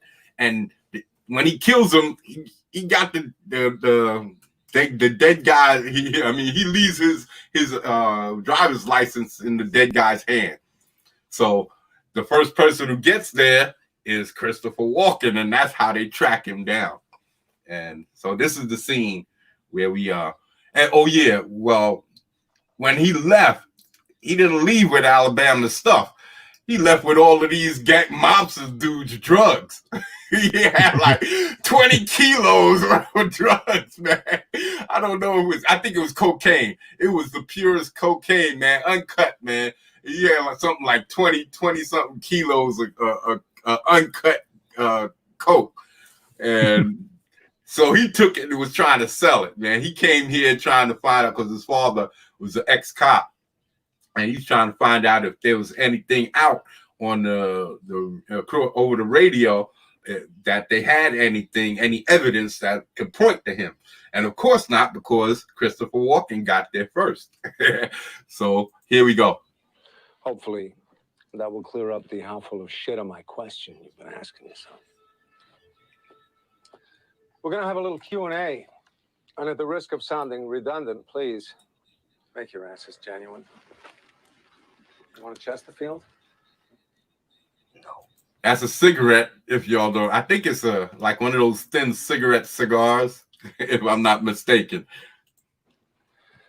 I have a son, my own, about your boy's age. I can imagine how painful this must be for you. But Clarence and that bitch-whore girlfriend of his brought this all on themselves. I implore you not to go down that road again. You can always take comfort in the fact you never had a choice. See, you never had a choice, man. What are you going to do? What are you going to do? You're surrounded by dudes. You know they're serious as hell. What are you going to do? There's no wins. What can you do, man? Look, I'd like to help you if I could, but I haven't seen Clarence. You see that? Oh! I'm smart, doesn't it? You're slammed in the nose. Fucks you all up. Get that pain shooting through your brain, your eyes fill up with water. That ain't it kind of fun. But what I have to offer you, that's as good as it's going to get. And it won't ever get that good again. We talked to your neighbors. They saw a Cadillac. Purple Cadillac. Clarence's purple Cadillac parked in front of your trailer yesterday. Yeah, he had just shown up there the day before, introduced him to his new bride because they went to the get married at the Justice of the Peace and everything. And she's looking good as hell, man. I'm telling you, Patricia Arquette is cute as a button back then. Ooh, they like these days. They talk about how the feminists, the femogeny. They talk about how they're fighting for women, but they're posting all of these bony, skinny women. I thought wasn't bulimia and anorexia a thing, but now they're trying to put these. They're saying that the body images that men put out are not healthy, but the body images we put out is a whole lot healthier than these anorexic, skinny, cracked out looking people that they're putting out. So how could they be thinking about women? So yeah, these guys here, they say about men hating women back in these movies, but Patricia Arquette, I loved her to death in this movie. This is what introduced me to her. Mr. Wally, you seen your son? I seen him. I can't be sure of how much of what he told you, so in the chance you're in the dark about some of this, let me shed some light. That whore your boy hangs around with, a pimp, is an associate of mine. I mean, just pimping and other affairs. He works for me in a courier capacity. Well, apparently. A dirty little whore found out when we were going to do some business. Because your son, the cowboy, his flame, came in the room. Even though that's not what happened. That's not what happened. She didn't set them up. She just fell in love, and homeboy wanted to go get her things. And the girl who was there in the room, he was waving a gun around. She just panicked and grabbed the suitcase and threw it at him. She didn't care what was in it. And that's what happened. There wasn't no robbery. It was just a happenstance. Blazing, and didn't stop till they were pretty sure everybody was dead. What are you talking about? Talking about a massacre. They snatched my narcotics, hightailed it out of there. Would have got away with it, but your son, fuckhead that he is, left his driver's license in a dead guy's hand. You know, I don't believe you. That's of minor importance. What is of major fucking importance is that I believe you. Where did they go? On the honeymoon.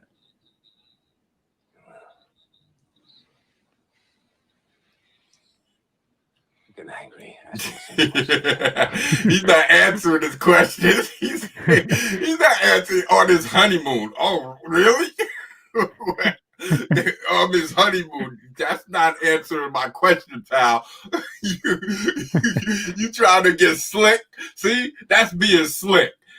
That's trying to be slick because you know I'm asking you where he is, and you're talking about on their honeymoon. Okay, you looking for that ass whooping? Where did they go? They didn't tell me. Now, you just wait a minute and listen to me. I haven't seen Clarence in 3 years. Now, this is the part that I'm talking about. The whole pantomime thing. Being able to tell when somebody's telling you a story to save their ass or to lie to you or being able to tell the truth, being able to look at somebody and just from their gestures and mannerisms and the way they talk, their speech patterns, you can tell that they're full of shit. He shows up yesterday with a young girl, saying that he got married. He asked for some quick cash to go on a honeymoon. He asked me if he could borrow $500. I felt like helping him, so I wrote him out a check. We went to breakfast in the morning, and that's the last I saw of him. So help me God. They never thought to tell me where they were going. And I never thought to ask. There he goes. There he goes. There he goes. Hold on. Tony. That's Tony Soprano right there. There you go. Young Tony Soprano. That's before he put on that big gut and everything. He was mean too. Look at him. He had that mean. He had that dead face that I was talking about. He looked like he's cold-hearted. He don't care.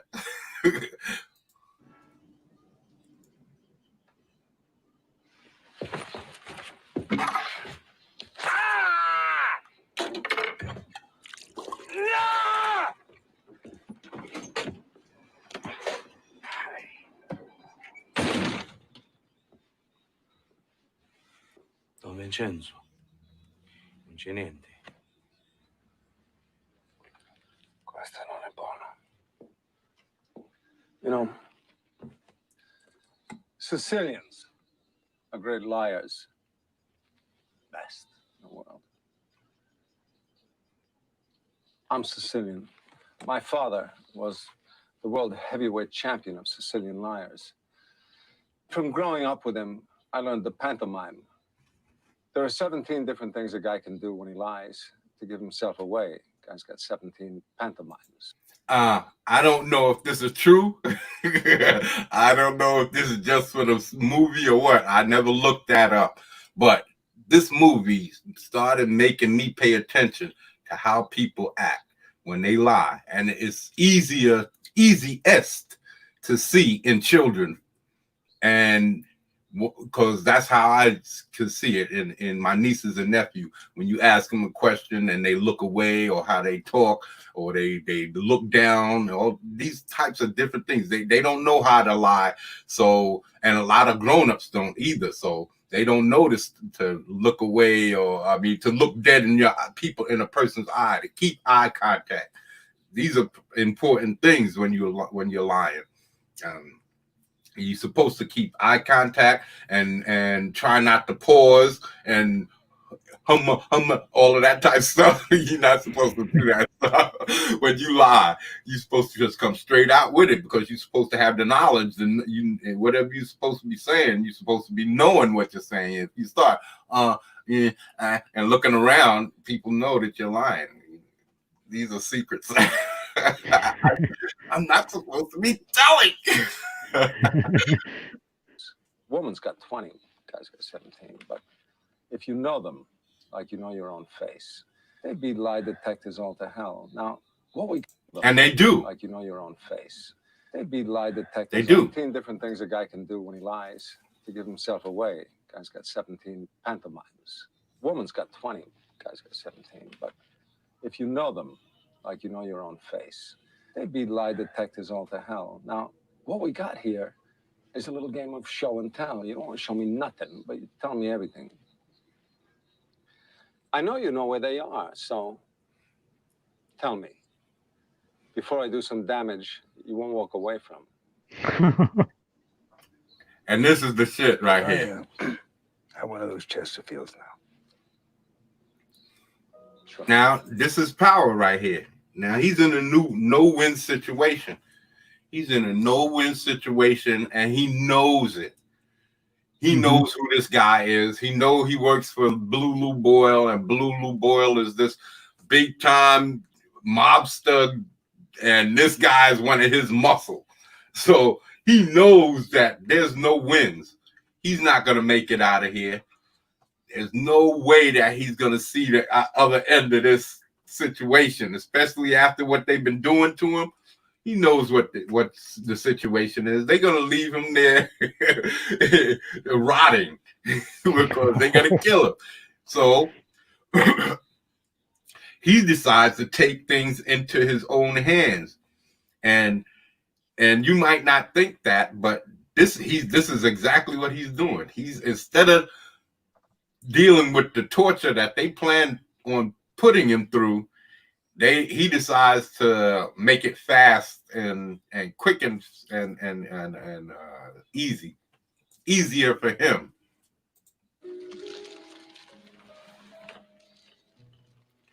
He gets that Chesterfield. You got a match? Oh wait, no, don't bother. I got one.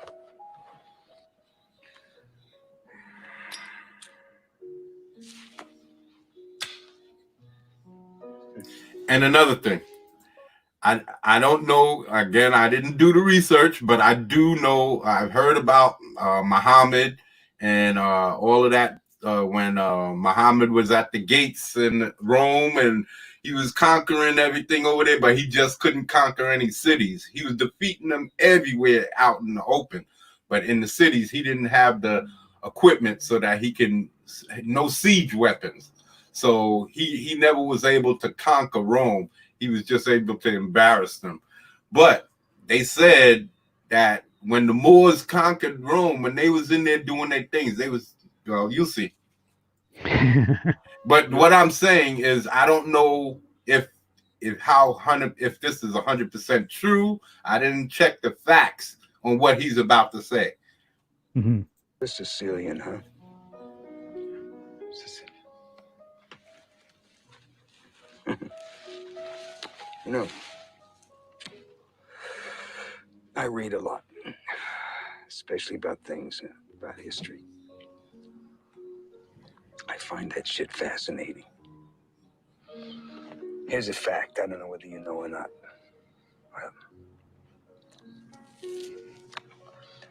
Sicilians were spawned by niggers.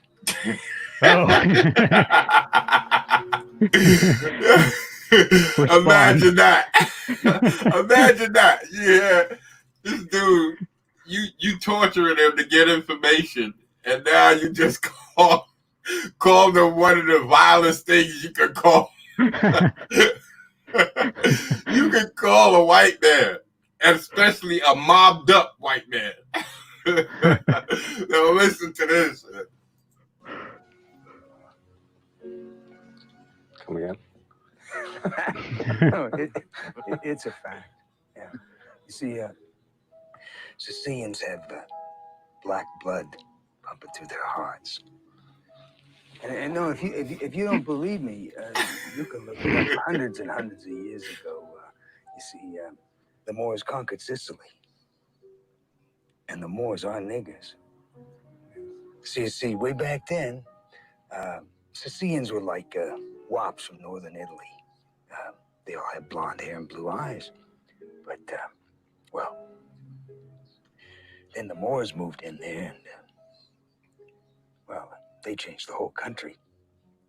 They did so much fucking with Sicilian women that they changed the whole bloodline forever.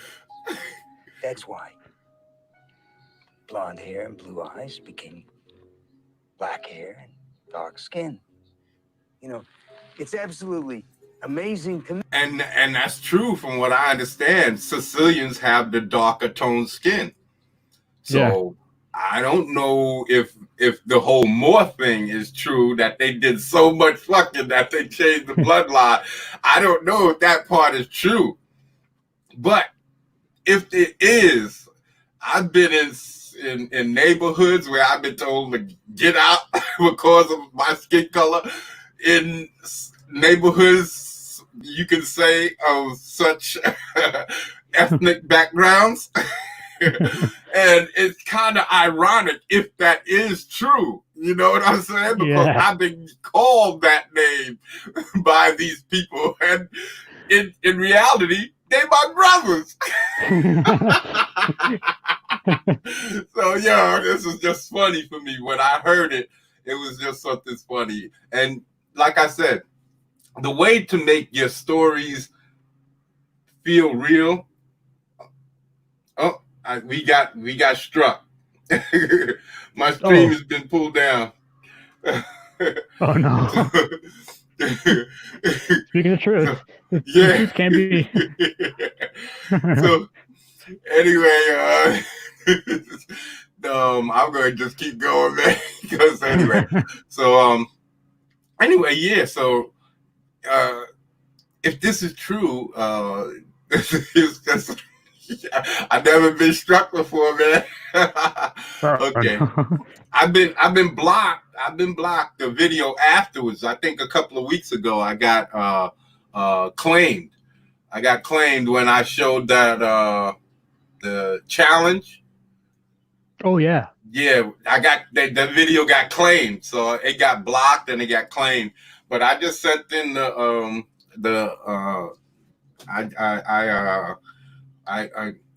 I opposed what was going on, and they eventually. Oh, it's back. We're back. At least it looks like we're back.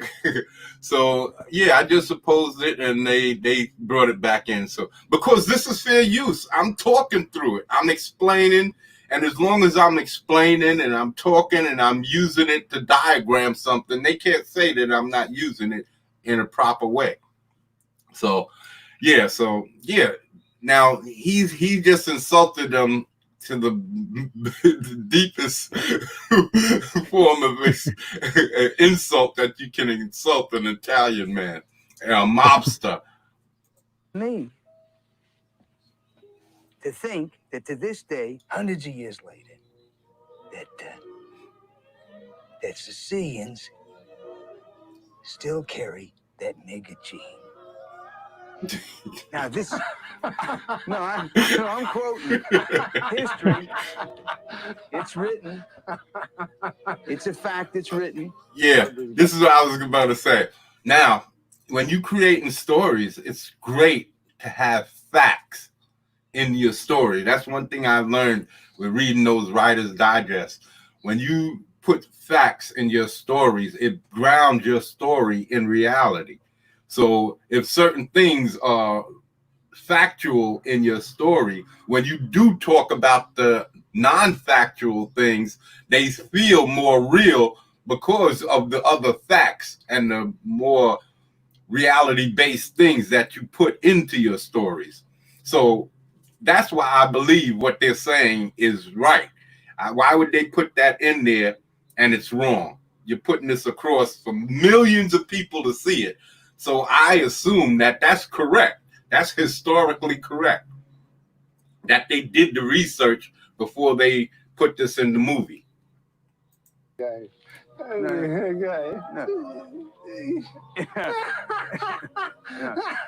Your ancestors are niggers. Hey. Yeah. And your great grandmother fucked a nigger. Oh, yeah. And she had a half nigger kid. Now, if that's a fact, tell me, am I lying? Because you're part eggplant.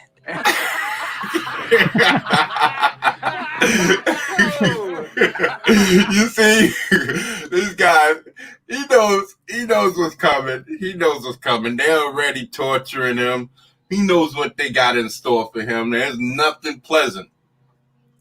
And he's talking about how he can tell that he's lying because he's the champion of the pantomime and all of this stuff. So he's like, okay, I'm gonna tell you some facts. If you're gonna tell me if I'm lying or not, I'm gonna tell you some facts. Let me hear what you got to say. And this is what goes. Hey. Oh, they struck me again.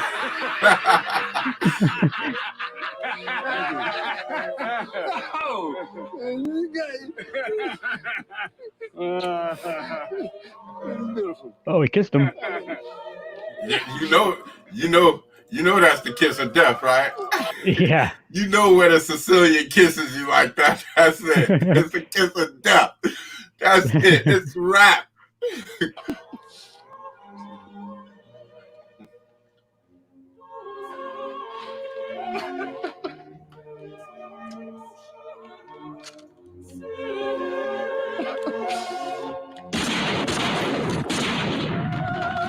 I haven't killed anybody since 1984.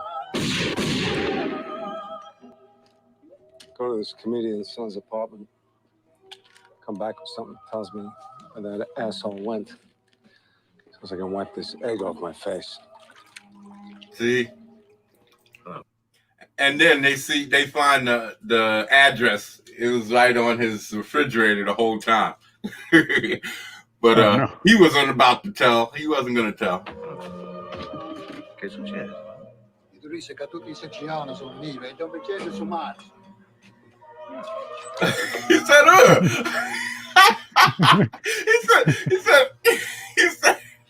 he said that all Sicilians were spawned by niggas, so the boss had to kill him. He goes, huh. Okay. Forget about it. Yeah, forget about it. Just this fucked up family, for good. I love this movie, man. Yeah. Hey, boss, There it is the whole time. get ready to be happy. See? Oops. Oh man. So yeah. So that's that. Well, that's talking about power, and that's how I want to use these things. That's how I want to have them in my stories. No matter which story it is, I want to be telling these little power struggles, how people think and how they manipulate each other, and how people think. You know, you get people with weak mentalities, and they willingly hand themselves over sometimes to people who are more dominant than them. And that's what life is all about, that dominance and that structure of dominance and what you might say, that hierarchy that people set themselves into. That's why do you think people always need to have a leader? Why is that necessary? We always abdicate to a leader. That's a good question. Why do we need somebody else to make decisions for us, or to make decisions, or like I say, was saying in that stream, where we don't need laws, because look at Comicsgate right now, right? I don't know if people have been watching the streams with with the with EVS and what's been going on. Oh, I'm back with EVS and what's been going on with the what's his name? John Malin and Cecil, where war campaign and Pan and them don't want nothing to do with EVS. Yeah, because they say that he let John Malin and Cecil say whatever they were saying, and he was like taking their side and all of this garbage. Well, and then they was also talking about how Liam was trying to bring about this time slot scheduling and all of this stuff. Well, Comicsgate is this free entity, right? Everybody is free to do and create. And now you have these people like the Doug to Naples and the Schmillers, and now you see this I'm not saying that that's what War Campaign is doing, but to some level, it is. They're saying that you know gatekeeping. They tried to gatekeep Anna and all of these things, and they're making laws now. And that's what happened with America. We supposed to be free, and then you start making all of these rules and laws, and then all of a sudden your freedom is gone, and then you have to adjust to the freedoms that you've abdicated. Like I was saying, laws really don't help until after the fact. People want to do something to you, they're gonna do it. They want to take your home, they're going to take your home. If they want to kill you, they're going to kill you. They want to steal from you, they're going to steal from you. Police can't do nothing until after the fact. So the fact that people think that we need laws to guide individuals, no, you don't. You don't need laws to guide individuals. You just need the understanding that if you don't want to act right, then you got to go. And everybody be on the same wavelength. That if you don't want to act right, then you be banished, because that's how it used to be. It's just that we populated so much of the planet that there's no place to banish them to. But anyway, I'm going to get into these. Let me see how much time I got. I know I spent a lot of time putting into. Okay, they're going 3 hours in talking about. Damn. Again. Ha! No. My fault. Yes, let's see, we can do another half an hour or so. Well, I got unlimited streaming now, so that's one thing I managed to get accomplished. I got unlimited streaming, so it's going to be on. We're going to be doing a lot more streaming. We're going to be doing some intermediate, some on the fly streaming. We're going to be doing some advertisement type stream, advertised streams where we have some streams where like these that are scheduled, and then we're going to have some that just pop up right out of the way, so on the fly. So yeah, I didn't realize it was so late. I didn't realize the time flies. This is what I get for coming here and running my mouth. But that's what I got to do here. But more story times is going to be focusing on these stories, man. And that's what I'm trying to do. Get y'all guys see how I'm telling stories, how I focus on my characters, how I'm going to be focusing on different different details of how people interact with each other, just like in the Game of Thrones and a lot of these stories that I'm telling you about, and my life experiences, all of these things that I've grown up with and experienced in my life. This is what I'm putting into my stories. It's all me, and the adventurer in me, the person who wants to live in fantasy realms and with dragons and wizards and with knights and warlocks and witches and with in the future with all types of futuristic creatures and alternate galaxies. And this is who I am. Demonic realities. I'm all into, because of my Catholic upbringing, I'm into that whole, you got to remember, for me, the concept for me of superheroes was when I was a kid in the 60s, was those Marvel cartoons from back in the days, you know, Captain America throws his mighty shield, and the Hulk and Namor and Spider-Man and all of these different cartoons that used to be on before that. And I understood that those cartoons weren't out all that long, but the stories of the Bible were out, and those were the first superheroes. Samson and Moses, all of these guys, David and Goliath, all of these are the original superheroes.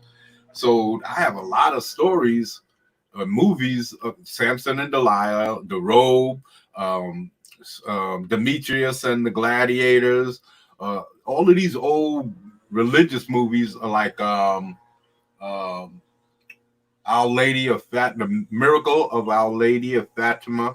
That's a movie about these children who talk to Mary, and a miracle happens where the sun comes closer and makes the people believe. At the end of the movie, this happens. And then there's another one called I was just on not too long ago, but I have the DVDs. I'm going to be doing those reviews too, but not for their religious properties, for the storytelling and how people act. Even in this movie,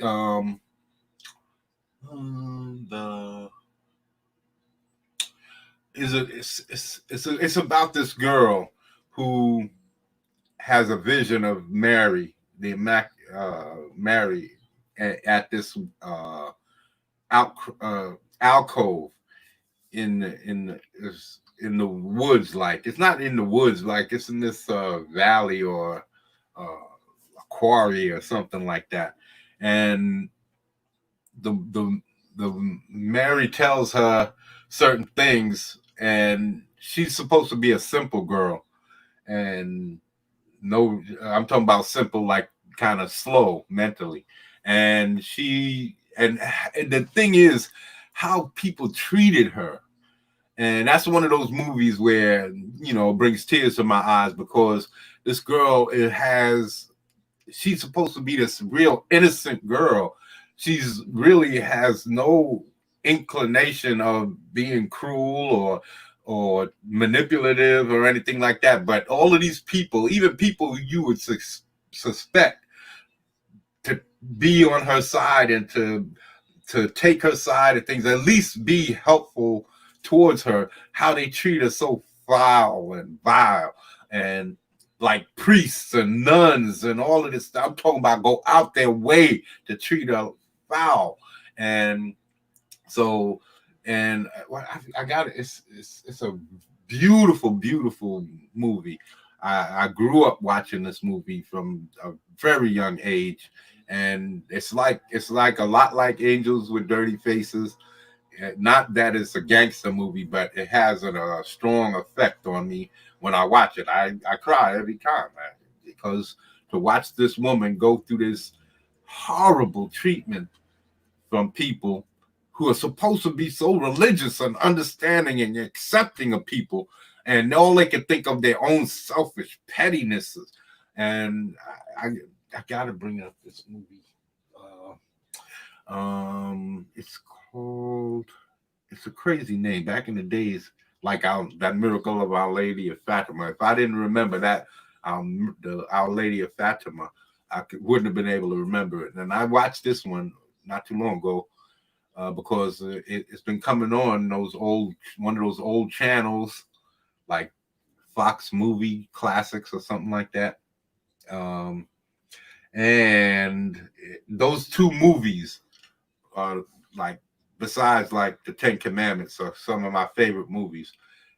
This one with the nun, she wasn't a nun, she's a girl, but she wound up going into a nunnery, and even a nun in there heard about her, and because she felt that the girl was using her notoriety to gain favor amongst all these people, this nun treated her like shit, worked her hard, and when she started limping, and just would be on her for every little thing. Oh, you can't, we see that you're limping, but we know that you're doing it just to gain favor, so cut it out. This type of shit. And this is from a nun. So you just see the pettiness. This is why, I feel the way I do about religions and stuff like that, because we're talking about people. People are people, and they're fallible. And I don't put my faith in people, because you can't trust what a person's intentions are. So I rather live by my own sense of justice and fairness, I guess, because I don't believe the world is a fair place, and it's never was meant to be.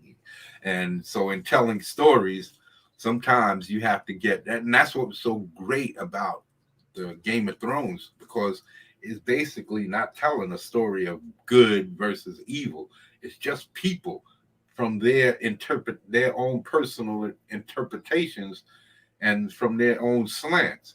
Everybody has. People are quick to point fingers and say this person is bad and this person is good because I like to do things a certain way and this person doesn't. He doesn't care, and he doesn't handle himself in the same type of fashion that I handle myself. So that way, that person is bad and I'm good. People tend to do that all the time, but there's no such thing as good and evil. There isn't. But in telling stories, you have to come up with these interpretations. You have to come up with all these different dynamics and create these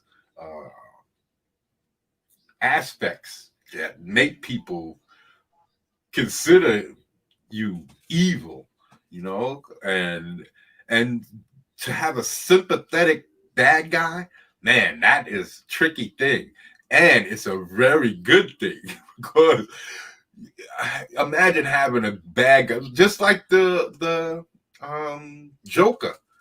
That movie is about a sympathetic bad guy.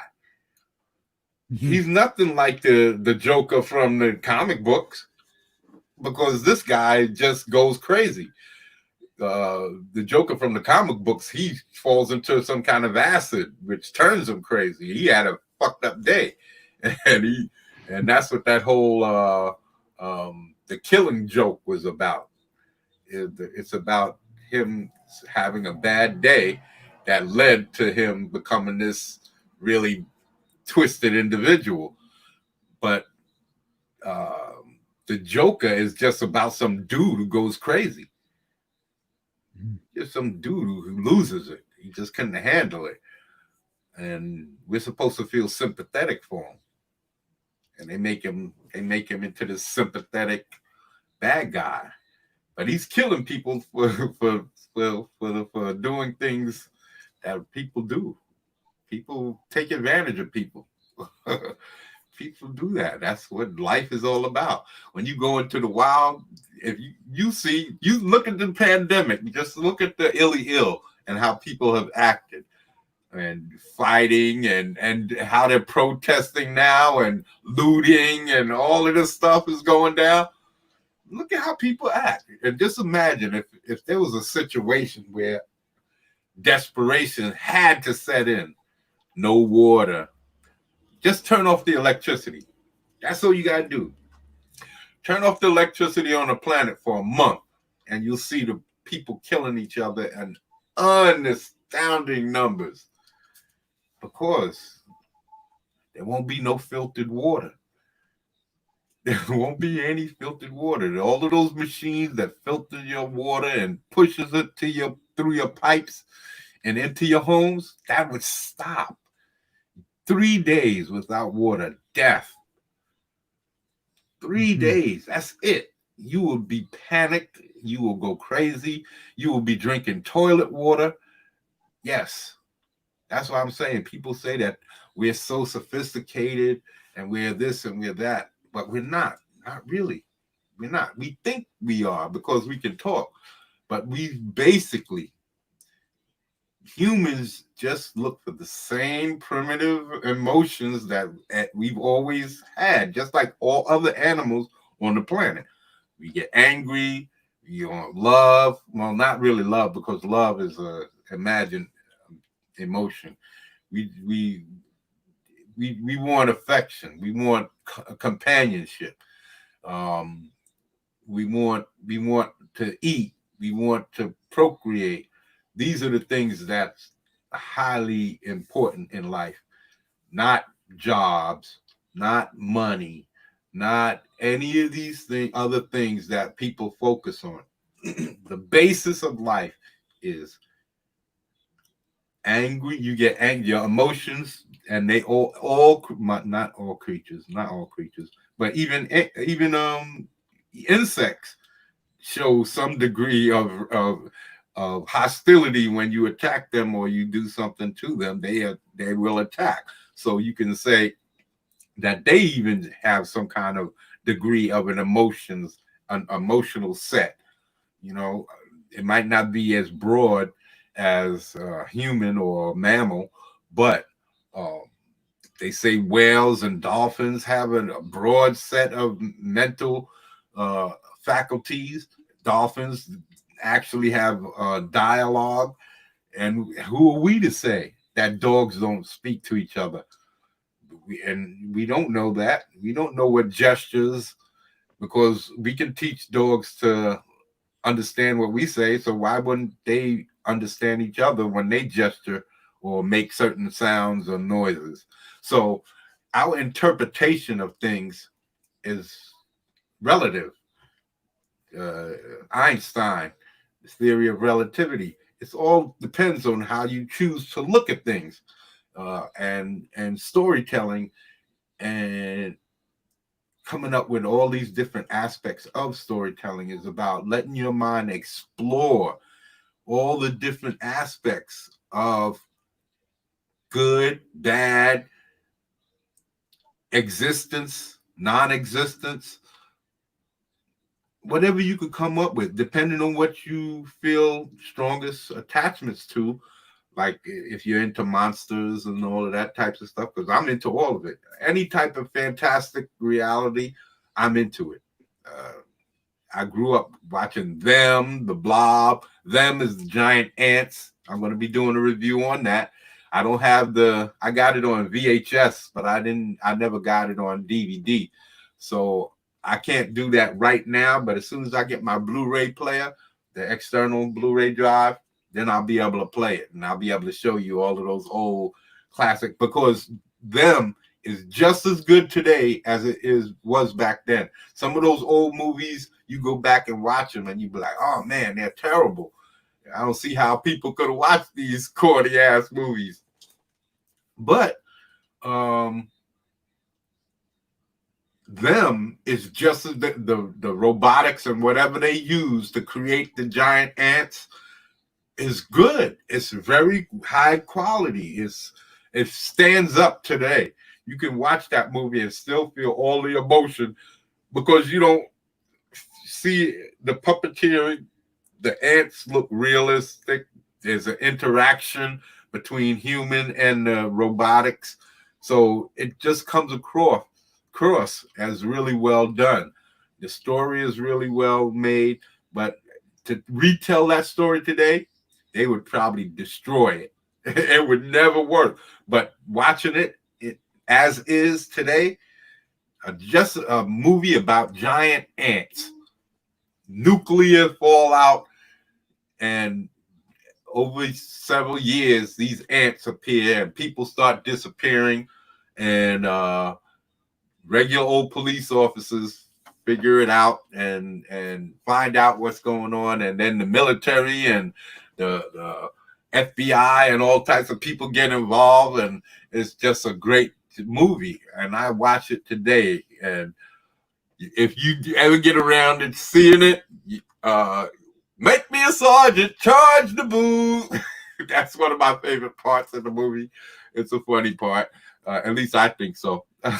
But yeah, so you guys gotta check out some of these old movies, old black and white movies from back in the 50s, if I'm not mistaken. This is an old 50-something, 58 movie, possibly 60s, but I think it's like 50, 58, 59. They made it. Possibly could have been made in the early 60s, but I think it's one of those, because back in the days, in the late 50s, there was a lot of horror flicks that came out. That's when I think back in the 30s was when 30s and 40s is when Dracula and them were hitting the movie screens really big. But then when it came to like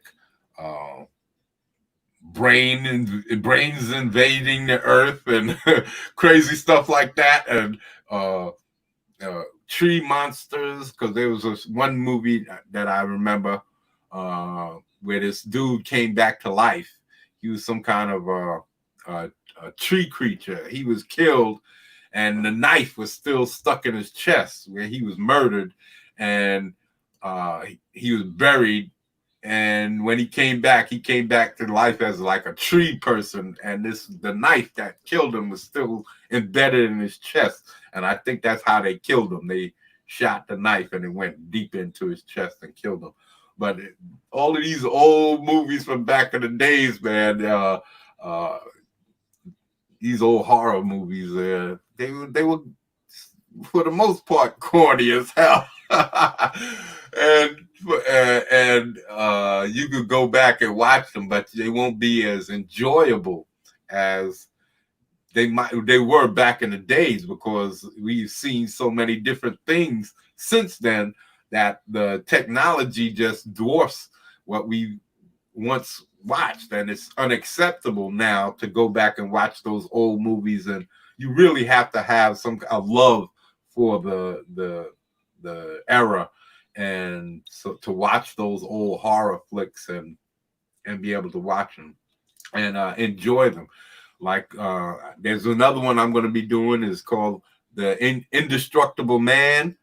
That one is with Lon Chaney. That one's pretty good because it's about this old dude who gets electrocuted for his crimes and then comes back to life. If I'm not mistaken, he comes back to life, and he's indestructible. His skin can't be pierced. They're shooting him and all types of things like that. So these are all things that I use. My first superhero that I created was an electrical dude. He got hit by electricity, and I had drawn. I think it was my first drawing. I don't have that drawing anymore. I don't know what happened to it, but I remember it fondly because it's the first time I drew a character actually being struck by an energy and changing from one thing to another. And he changed from the skinny guy to this big hulking muscular dude. And so that's why it was the first time I drew that difference, the before and after type of thing. And so yeah, and that was one of those influences, one of those movies that said, hey, electricity can create superheroes or a super being. And so yeah, these all of these old movies, these old classics, they're more than just influential and classic movies. They're new thought processes that you guys don't get to see anymore because people avoid those old movies. But if you get to see some of them, you'll see. If you're a creative soul and you need ideas, go to some of those old movies, those old horror movies. They might be corny, they might be really simple and silly, some of them, but some of them could give you some really good ideas. Like there's this one that I heard, I think it's called Brain Attack. You can look it up on YouTube. I think it's called Brain Attacks, or let me see. I'm gonna see if I can, and then I'm gonna call it quits for story time after this. Let's see if I can pull that up. Oh, I think it's called Brain Attacks.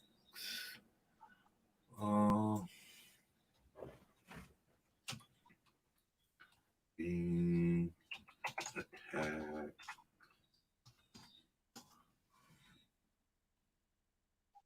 Brain Attack. Nope, that's not it. 60s movie. I know I saved it, I think, somewhere. 60s. Let me see. 60s movie. No, it's probably 50s.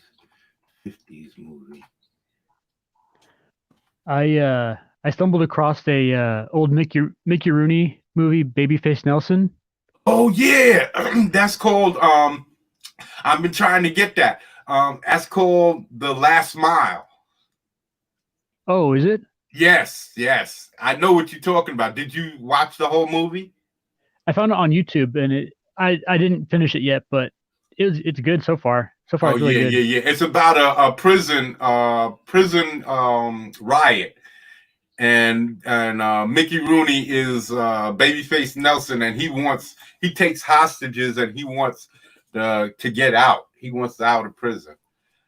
So that's all I'll say, because the end of it is pretty good. So I guess I haven't gotten that far. Yeah, the end of it. I remember the end of it more than anything else. That's why I've been trying to get it. It's going to cost me $20 to buy the Blu-ray. I bought a DVD for $5, but I think it's the earlier version from 1930 something, and it doesn't have Mickey Rooney in it. So that's the reason it had the exact same description. So that's why I said, let me try to get this $5 version before I spend this $20 on this Blu-ray. So I'm gonna have to save up some cash and get this $20 because I want to see that Mickey Rooney joint. I haven't seen that since I was a kid. I was a little tiny kid, maybe about 10, 12.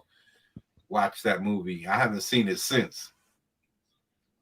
And I hear people badmouth Mickey Rooney, but I found him enjoyable and a good stage presence, and funny and not that bad. Charismatic. And you got to remember, back then too, acting was young. Mm-hmm. Remember, the movie making was only like 20, 30 years old.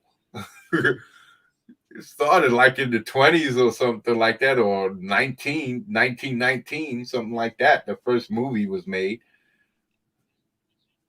if I'm not mistaken. There's no real hard rules on how to make a movie. So how to act. Yeah, they're finding their way, figuring out how to act, and putting all of these different notions into the process. I look at music that way too. Sometimes I look at like the early stages of rock and roll or hip hop, and it's a lot more varied when it first gets started, and then it kind of finds its lane, and then kind of stagnates a little bit. But people still come around and break the mold, but it's a little bit more difficult once it's already going. Yeah. For so long. Yeah, because hip hop started years ago, back in the 70s, but it was built off of like the blues and other things like that, and and you got to also remember rock and roll came from black people too. Rock and roll was originally Chubby Checker and Little Richard and all of those guys. Frankie Valence, not Valence, little Frankie Lyman and all of those guys. So, and then, you know, other people came in and seen what they were doing and started putting that same feel into their music, and it just moved over, because you gotta also know the practice back then with the major companies with black music. They would put white photos of white people on the cover, so nobody knew who was actually singing. You know, so I have some of those from back in the 70s where they would have, where Earth, Wind and Fire had white people on the cover of their albums, and you would see, you know, and you wouldn't know who was buying, you know, who would be unless you followed the music. But if you was just a random person trying to find that music that you heard and you got the album, you wouldn't know who the actual singers are by the cover. And that's how a lot of that started back in the 60s and the 50s and stuff like that. They didn't have people's pictures on the album. They had like families playing on the beach and all types of stuff like that. And it would be black people singing. So there's a movie called The Five Heartbeats that talk about that. That's about what's his name? Robert Townsend. He made a movie called what? Is Leon in that one too? Yeah. That's a really good movie too. I love that movie. There's a lot of music, and that's good music too. So much good music in one movie.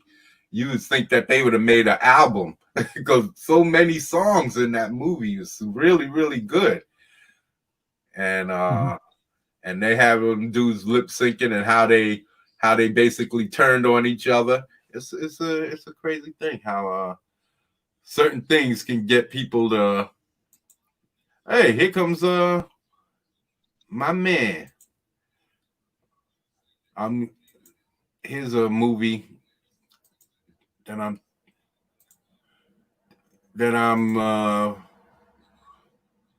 bringing.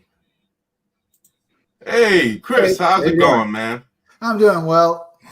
I was listening to you for a few minutes. Sorry about getting late and stuff. No, it's okay. Not a problem. Yeah, I was just going to show this last clip here of some of these old 50s movies. Yeah, it says 1958 on the bottom there. These old 50s movies, they're corny, but the idea alone is captivating. So let me pull this up here and show you guys. Now this is an old movie, The Fiend Without a Face. I guess they changed the name or whatever. I didn't remember the name when I was looking it up. I just was looking up brains attack people, you know, that type from movies from the 50s. So, because I didn't remember the name of the movie, I just remember these brains running around and attacking people. So this is what they look like. So it's very corny. The technology is very old, but the idea, the concept is interesting and can be something that can be used. To increase the power of the atomic plant. See those brains? Ghastly, it's horrible. Oh, you can say that again. It all ties up with what Dr. Warren explained to us, sir. Look carefully. Those are brains. Look at them. And they jump on you, and they jump on your back, and they take over your mind. Considering that they don't have any real covering and stuff, you can probably shoot them with a gun. Yeah, they're easy to kill, but it's like an invasion. Yeah. They're an invasion. They attack people and they take over their body. It's like an invasion of the body snatchers. But they have to constantly be on top of you, right? They jump on your neck, on the back of your neck, and I guess they kind of invade your spinal column and take over your mind. But they don't actually dig into your body, do they? I haven't watched the movie, so I don't know the specifics. I just remember the specific that the brains were running around and flying about and attacking people. I haven't watched this since back in the 60s or the 70s sometime. I haven't seen this stuff because movies have changed since then.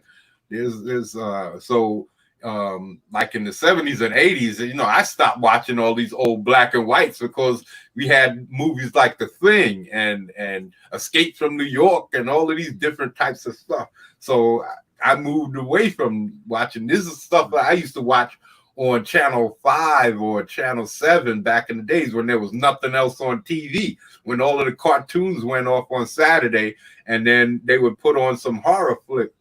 This is what I would watch after Bugs Bunny and all of that went off. So in the 60s and early 70s. So this is, I haven't seen any of this stuff, so I don't know the details. It's not like I have this on a DVD or on Blu-ray or that I even bought it on VHS. I didn't even remember the name of the movie. It's just that I remembered that there was brains attacking people. And so recently, like last year or so, I looked it up on YouTube to see that if they had any clips of it so that I can make videos so I can show people what some of these old movies were like. And I stumbled across it. So this is why I'm showing it, that some of these movies, they're old, and like I said, this movie probably is corny as hell. I'm not suggesting that anybody should go watch it. I'm just saying that if you can palate watching it and gathering some of the concepts behind what they were doing back then, which mostly everything was atomic. Everything was atomic. The atomic bomb created something, or something from outer space, or whatever. It was always atomic or something in alien invasion. So having these brains flying through the air and attaching themselves to the back of your neck and then taking over your body, all of this stuff is a interesting. You got to understand that this is possibly where they got Stargate SG-1 from. Well, the fact of the parasite alien has been around a while. And a long time. A long time. But this is just a different way of handling it. You know, with having this parasite jumping on you, and it's a brain. It's a brain that moves on its own and actually can attack you. So the concept is crazy. Imagine having that in the comic book, a bunch of brains flying around attacking people, taking over their bodies. It's been done, sir. I've seen it. It sounds cool. Yeah. So that's all. I was just trying to show it.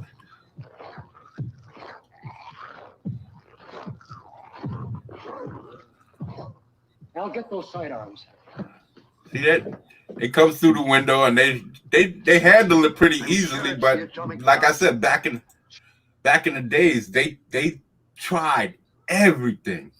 They tried everything. There were so many extremely corny movies back in the day because they was trying to find different niches, different things that people like. So they tried everything. They had ants on like they would put ants in a aquarium and then use camera tricks, and as the ants climbed up on the side of the aquarium, they would use that to superimpose that into a movie with big movie stars back in the days. What's her name?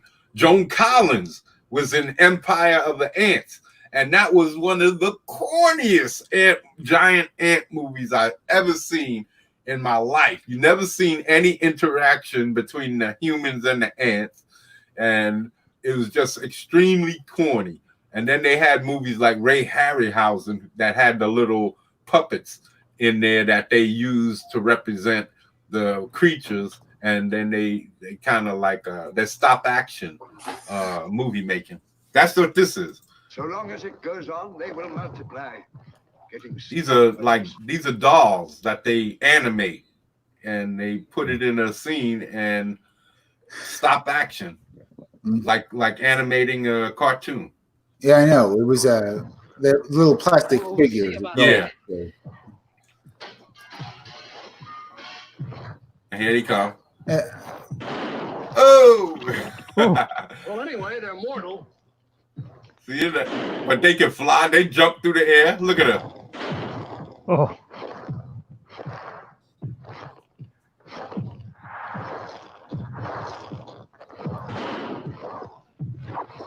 See how they get him? Hold it, you'll hit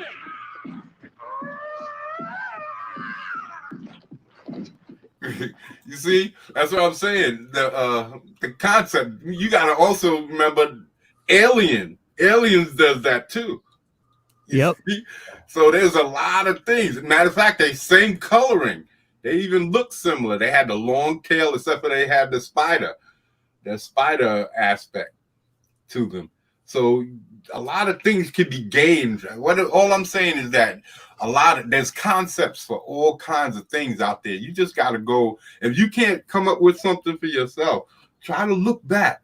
In the past, there's a lot of old movies with old concepts that you could use to grasp onto things. The 4D Man is another really good movie that I have to, well, it's not extremely good. It's not like it has a lot of action or fighting and stuff like that, but the concept that this man can walk through, he becomes 4-dimensional and he can walk through regular matter and kill people by placing his hands like through them. He was killing people and all of this. I don't know if you guys know about that. This dude named Robert Lansing was the star, and it's called The 4D Man. I've got to get that too. Old classic movie. I think it was colorized back in the day. It was one of them old colorized movies, and he was able to. He was a scientist, and he created this experiment to where he can make matter penetrate other matter. He wanted to tap the 4th dimension, and they called him the 4D Man because he got caught in the experiment, and he was able to just walk through matter, any type of normal matter, and people, things he could place his hand through. But you age when he put his hands through you, you would age really rapidly until death. And it was a really good. It was good. One of those good classic horror movies back in the day. That's one that I want to get because I remember it fondly as a good movie. This one I don't remember that fondly as a good movie. This one is just something I was just bringing up, that even a bad movie can have a concept that can work if you rework it and treat it with the type of story writing that you need to make it into a better property. Like you would have to make them more aggressive or have more numbers because they're too easy to kill.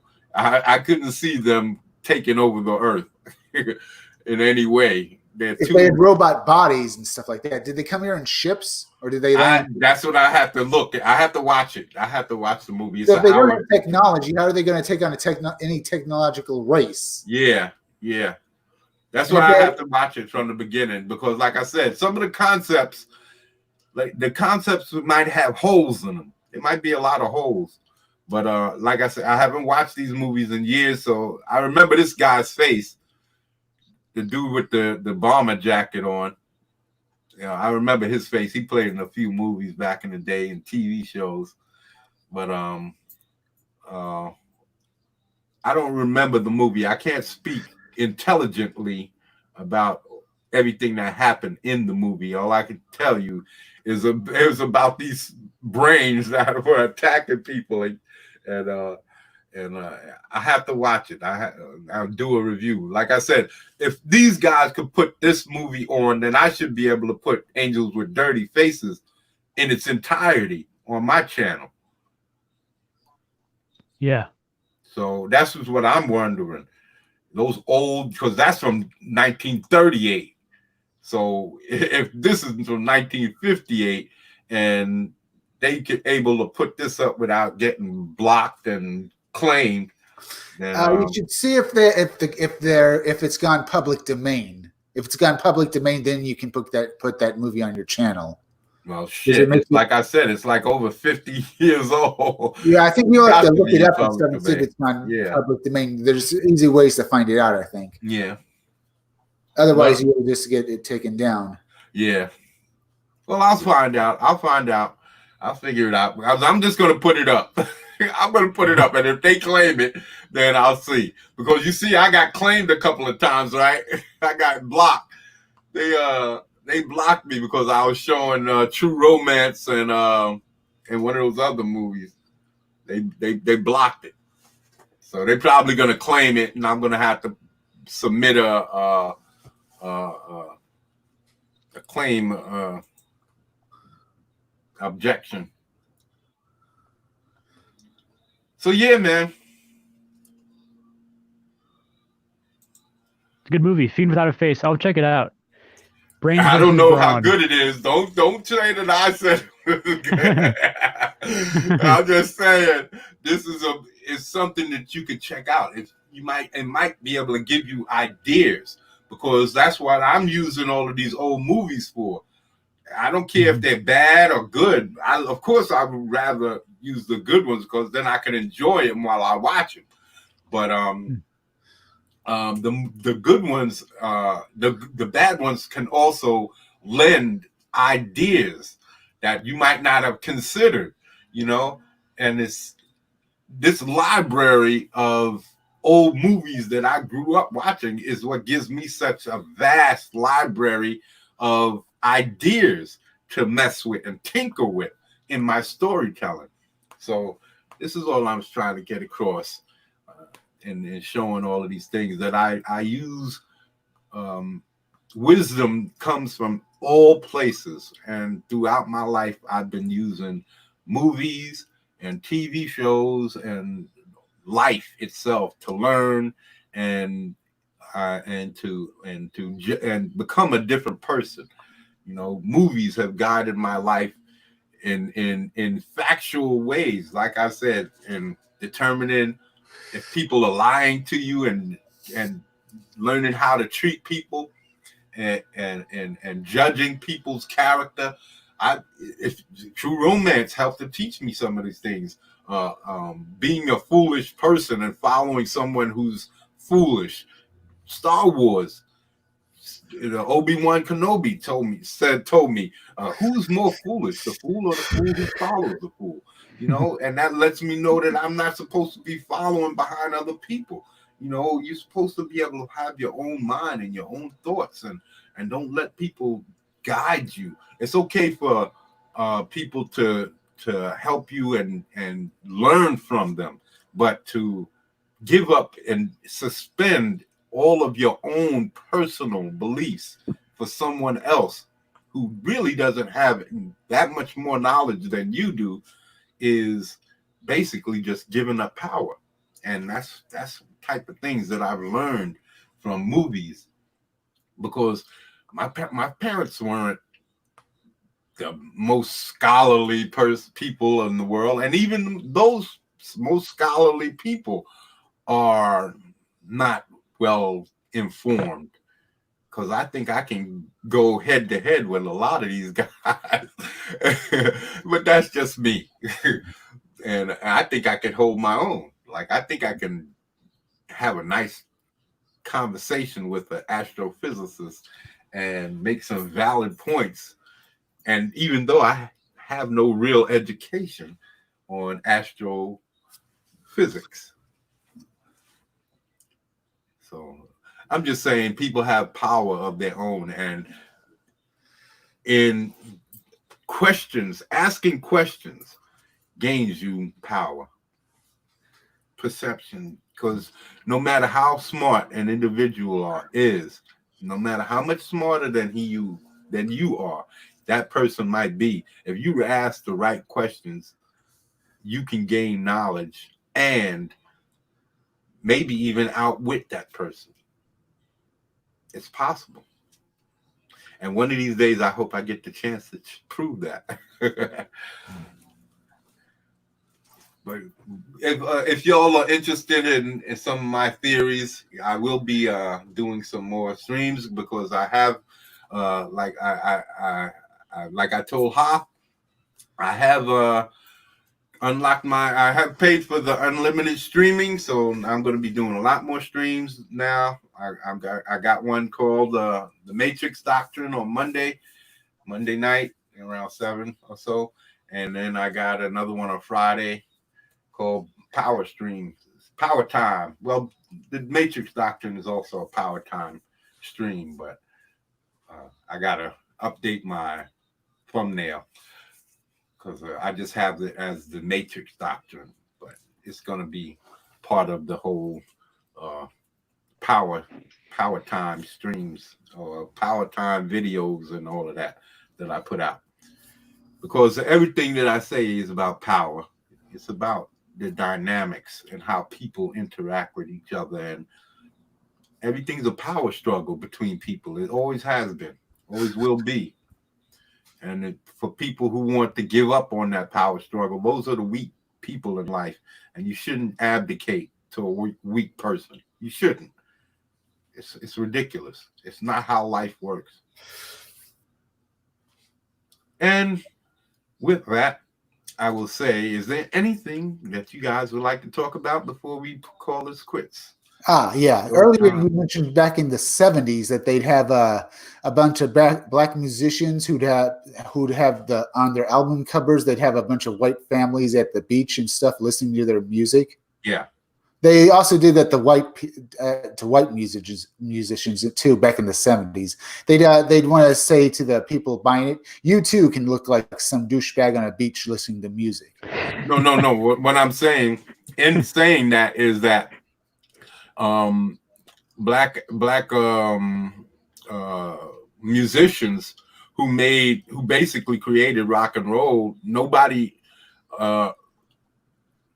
back in the days, it's like hip hop. When hip hop came out, nobody liked hip hop besides black folks, right?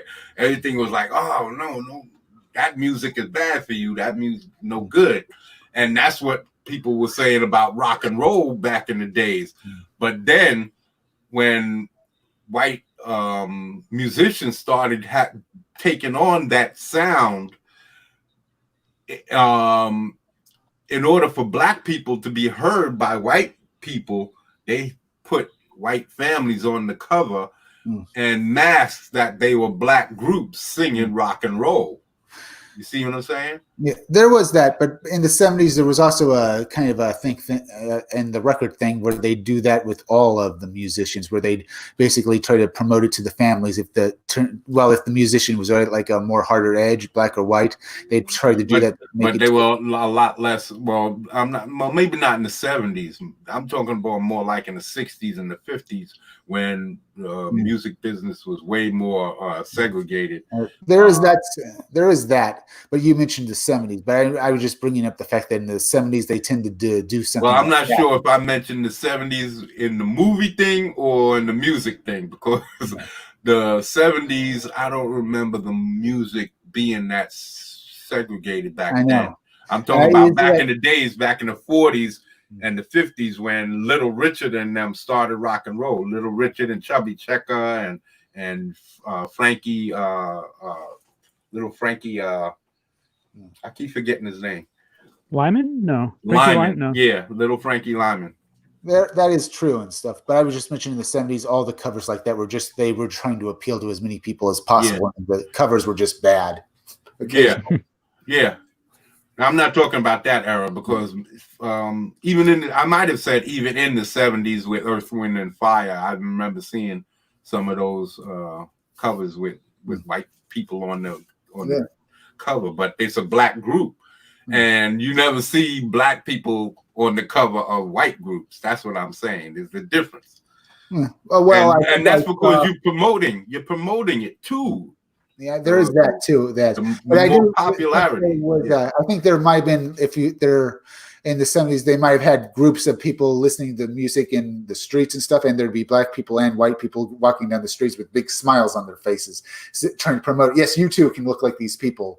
You're trying to get that crossover. You're trying to get the crossover and have. Of course, they'd always pick the worst douchebags imaginable. Yeah, exactly. Because you're talking about the age of where there was a whole lot more racial division. So you're not going to promote. You're not going to promote a black group to a white family. You wouldn't do that. So what you do is put a white family on the cover and put it out there and without specifying that this is a black group. And then you get your crossover. There is white people grow but that was back in more in the days in the 70s. Yeah, back in the 50s. Yeah. In the 70s, though, they'd always put these young people on the cover of every cover, and then maybe they'd be at the beach partying, and they'd be trying to say there'd be black people and white people on it occasionally, but they'd always pick they'd always have these weird smiles on their faces. Or have these psychedelic covers. They have all these psychedelic colors because that was back in the day of drugs and sex, drugs, and rock and roll. And everything was with all these psychedelics, and disco was coming in and all of that. So that is another thing. Yeah. I liked when the Ohio Players do their album covers. It's just a beautiful woman. Yeah, I love Ohio Players. I remember. I think the one that you're talking about, was she was dressed like a fireman's hat or something like that, and had the hose over her shoulder. Oh, you can see her face, but you can see her body. Woo. Yeah. Yeah. Oh, I bet that for $1. That was fire. It was fire. Dun, dun, dun. Dun, dun, dun, dun. The way you walk and talk really gets me off to a full long shot. Yes, it does. Yeah, so I remember that cover. She got a fire hose over her shoulder, and she's drenched. She's drenched, and all you see is breasts, and you can't see nipples, but man, everything else is all over there. I'm telling you, you couldn't see her face. I think she had a fireman's hat on, and her head was down. But I remember that cover, bro. Yeah. Yeah, that was sex sells in any era. Oh, hell yeah. Hell yeah. You was saying something about an idea you had about Might of Thug City earlier. Oh yeah. So I don't know if you've been watching the news and stuff, but I was thinking of it because you're talking for the story. There's going to be some sort of a revolution or some. Yeah. That was the original. That was the original idea, the original concept. Yeah. Okay. I was thinking about if people see something bad going down, they could all carry whistles and whistle for more people to show up to witness whatever bad's happening. And I was thinking about putting that on social media just for whatever sake, but also putting that into a comic book maybe about people citizens who carry whistles, and if they see something bad happening, they can just blow whistles. I think that's what the Guardian Angels tried back in the day. Oh, really? Yeah, that's what it was all about. Because remember when that whole Wilding thing went back in let me see, was it Central Park, when the lady said that these group of kids raped her, and they said it was Wilding, and then all of a sudden the Guardian Angels was all over the place and all over the subways and all over the place talking about they was protecting the people, and they had walkie-talkies and all of that stuff. Yeah, people had tried that back in the days because of all of the so-called crime that had jumped off back in the 80s. But by the 90s, they was out of there because the 90s had gotten crazy. And the guardian angels would have wound up in body bags. That was the crack era. That was that crack era. And nobody would have took nothing off of no guardian angels back in that time. Mm-hmm. I just think just as a possible, I don't know, some sort of remedy or strategy for people who are, if someone's rights are being violated, they can, you know, because people stand around and record it, but yeah, run across the block and whistle for more people to show up. You know what? You know why people still show up? Why would you think that would help? Blowing a whistle to get more people. When you see people find out are there videotaping anyway, that's what I'm saying. That's why I'm asking. Right. Well, a lot of people are talking about, oh, if I was there, I would have stepped in, I would have intervened, but you're still outnumbered. And you still got the authority against you. Right. See, you can't go there and start jumping those police and stopping them from hurting the person that they're hurting or doing whatever they're doing. If that's the situation that you're talking about. I'm not sure if it's a situation with the police or if it's rioting or what, or looting, because there's been a lot of looting. I heard that Targets got looted. Mm-hmm. I don't know. I don't really watch the news. Yeah, I stay away from the news too, pretty much. But it's hard to avoid sometimes. Yeah. But I don't know, just an idea of, like if you're facing authority, and I'm not necessarily saying go up and try to fight anybody, but if you have more people around, more eyes on the situation. But the thing is, people already get eyes on and get video cameras on, and the cops still get away with it. Yeah. You know? So what's the point? See, to me, this is why I said that whole thing about getting rid of money, because there's money involved. It's all money incentives. If there's no incentive for money, then you don't need police. You don't need all of that, and all of that goes away. All of the hatred and the class fighting and all of this stuff goes away. It just goes away. The only thing, of course, there's always going to be people that's going to want to fight over something. You can't avoid that. But that happens right now. So what's the difference? Mm-hmm. I'm saying if you get rid of money just for the United States of America, right? You keep it for the United international use. Whatever we make, we put it in the bank for international use. But amongst Americans, we don't need money because you can use, all you need is work to produce materials. All you need is work to produce goods. All you need is work to produce food. You don't need money. It's an unnecessary entity. Back in the day, gold used to be the standard. Then they put gold away and said, we'll use gold to back up this fake piece of paper. Guy, I'm going to have to go. My family's calling me to dinner now. Okay. All right. See you later, folks. Okay. I'll probably see you a little later. So, you use money to back up the gold. The gold was kept in the reserve, and according to the amount of gold we had, the amount of money was printed to represent that in order to keep the value of the gold separate and all of that stuff like that. This is what the original concept was. But now they don't do that no more. Gold has nothing to do with money. So it is entirely a fabrication of our mentalities. It is a total fabrication. It is no longer backed up by anything. They print more money whenever they feel like it. So this is why the whole economy is messed up and there's trillions of dollars in debt, because they keep printing money and there's nothing to back up this money that they're printing. There's nothing to subsidize, solidify that money has value, besides the fact that we say it does. That's it. We're working for this made up thing. When if it's something that's made up, we're working for some fabricated thought. Okay, we could do that without money.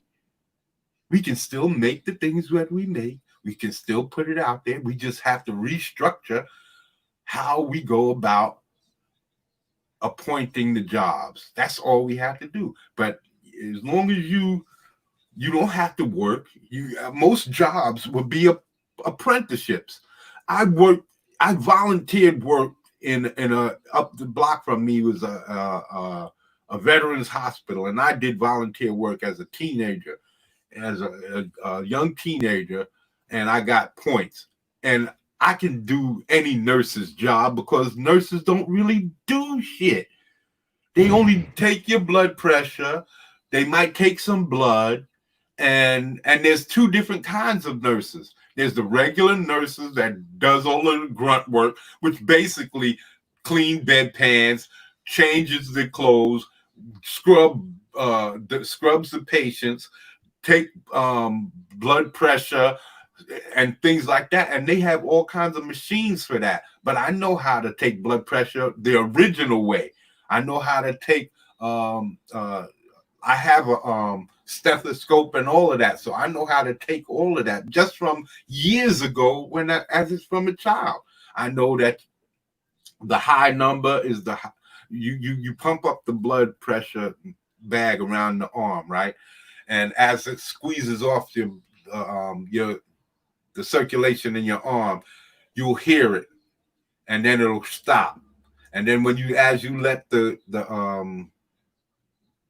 valve go and let the air out of the bag around your arm, you'll be able to hear the blood pressure start up, boom, boom, boom, boom, again in your ear. That high number where the valve is going down, that high number is your top number. And then as it goes down, it'll stop. You'll stop hearing it. And that's your low number. And you write that down. And that's how you gauge blood pressure. If it's high, you'll hear it at a higher pressure of the bag around your arm. It's squeezing your arm. And as you letting the valve loose and letting the air out, you'll hear it sooner if you have a higher blood pressure. And that's how you realize that you got high blood pressure. So there's things that people do as a nurse. Anybody can learn. There's things you do in construction. Anybody can learn just by saying, here, do this, do that. But they have these classifications because everybody can't do that job. And they need to be able to say, this is you, put you in this class, put you in that class, put you in this class. Because like I said before, there's no way that everybody can be rich. You have to have people working the grunt jobs. How do you get people guaranteed to stay in the grunt job if you don't have a system set up to keep people in the grunt jobs? So all you have to do is set it up. Okay, when you first starting out, you're a kid, you getting into the workforce, you got to do the dirty work.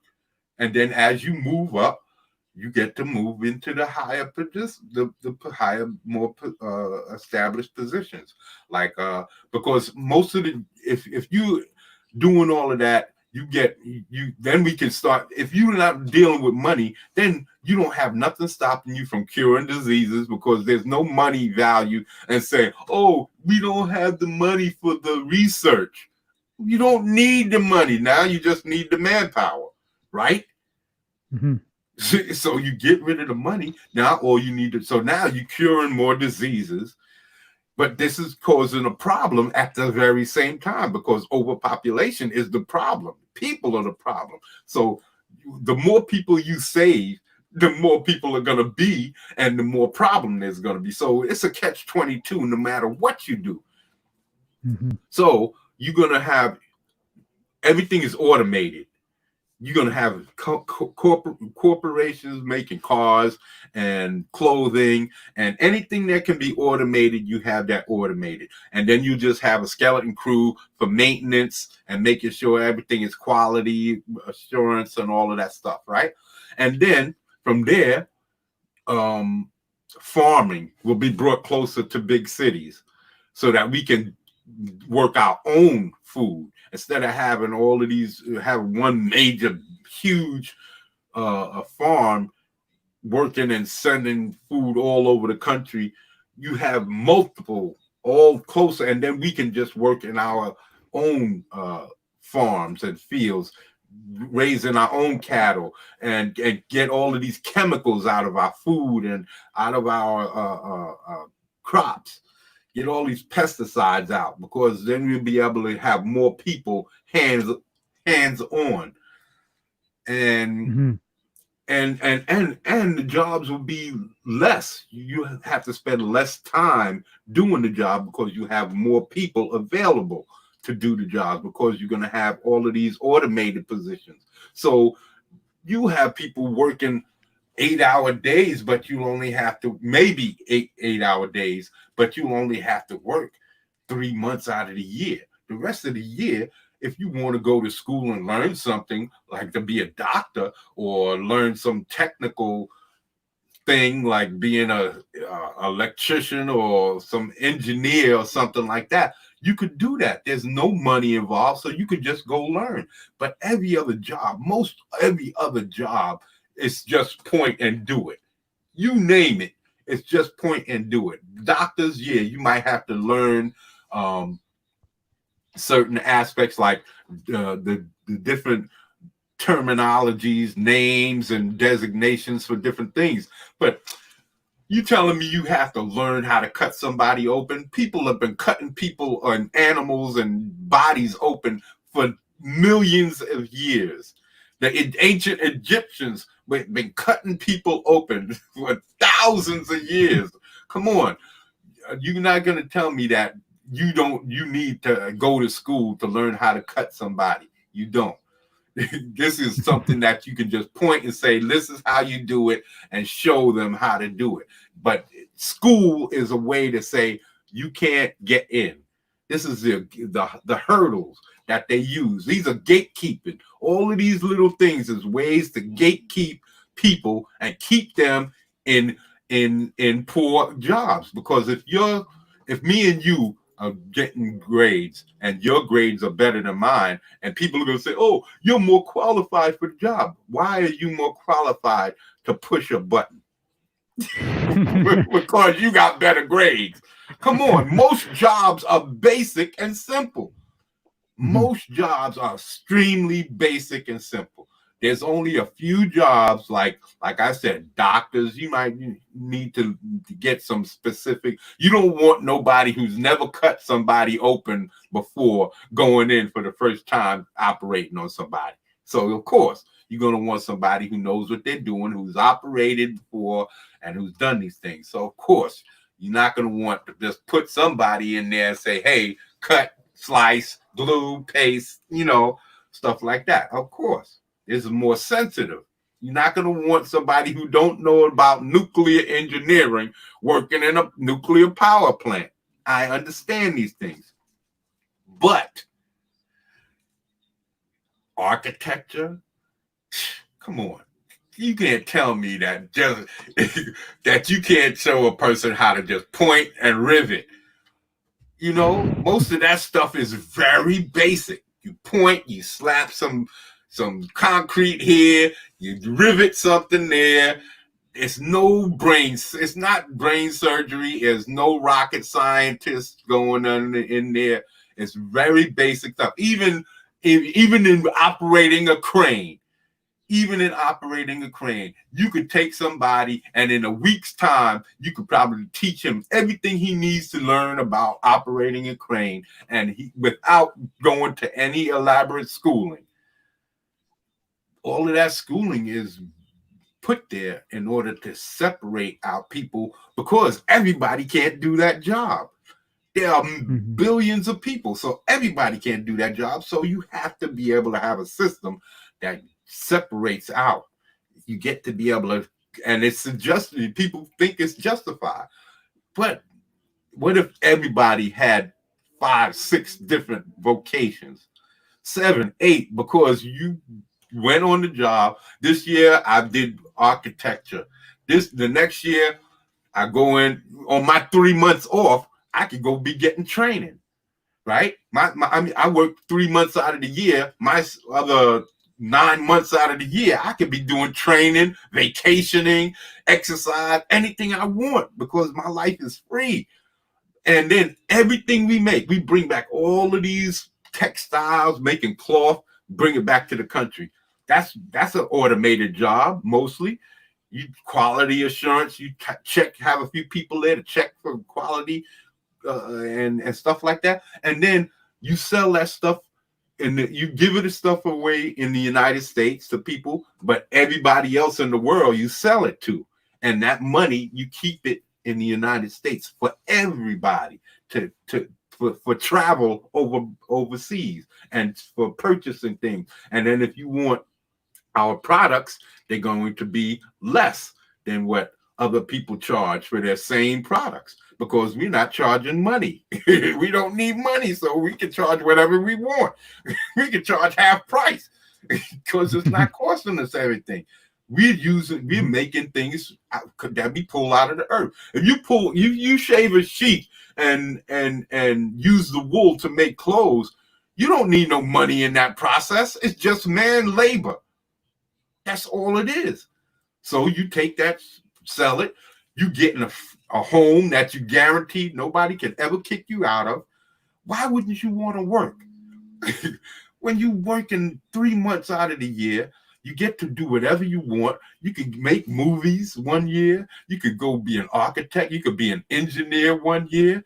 You could work 2-3 years his job, another 2, and be a nurse or a doctor and have 10 doctors on your block and 15 nurses on your block and have people just getting home care.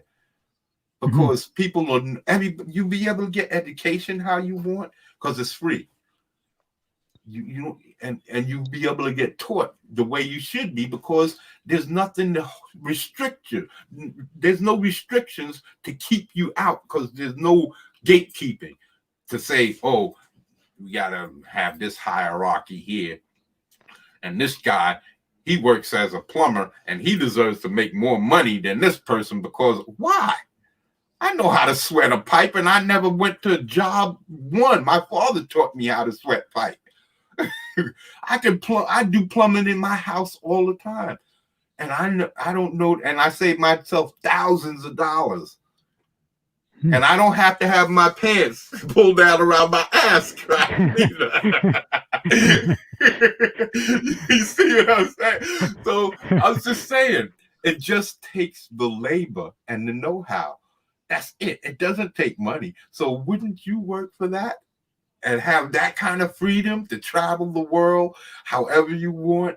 And 3 months out of the year, 3-4 months, that's all you have to work because everybody would need a job. Most of everything would be like delivery trucks. By that time, we'd have technology where truck driving, buses, trains, all of that stuff would be automated. So we wouldn't have to, maintenance, stuff like that. Yeah, we need us to keep things working, but all of that, keep all of that money in a U.S. Reserve Bank. And when Americans want to travel, the part of our travel or our trade agreement would be you get 25% off regular prices just for buying our product, and another 10 for allowing our people to travel in your country. And we get some kind of a credit card and it's free. It all comes off of that money and the trade agreement. And then whatever wholesale monies that we collect into the United States Reserve Bank, we could pay any offset. You see what I'm saying? And if we need supplies, that's what the money is also used for. Any supplies to make the materials that we need, metals, rubber, whatever. But then everything else will become, we don't need it. Oil, we won't have to worry about oil because there would be no money in it So we'd be able to find other means of transportation. Things like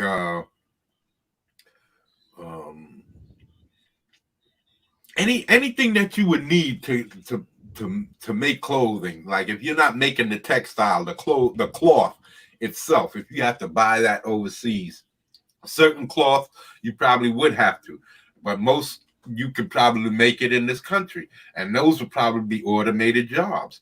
A lot of things would be able to be turned into automated systems because we'd be able to get rid of the cost and those limitations and be able to have more people working on these things. And like I said, you'd be able to cure diseases because, again, you won't have to worry about the cost. All of these things would go away. You wouldn't have to put as many chemicals because you have to worry about the cost. All of these things that plague our society comes from cost, a fabricated delusion.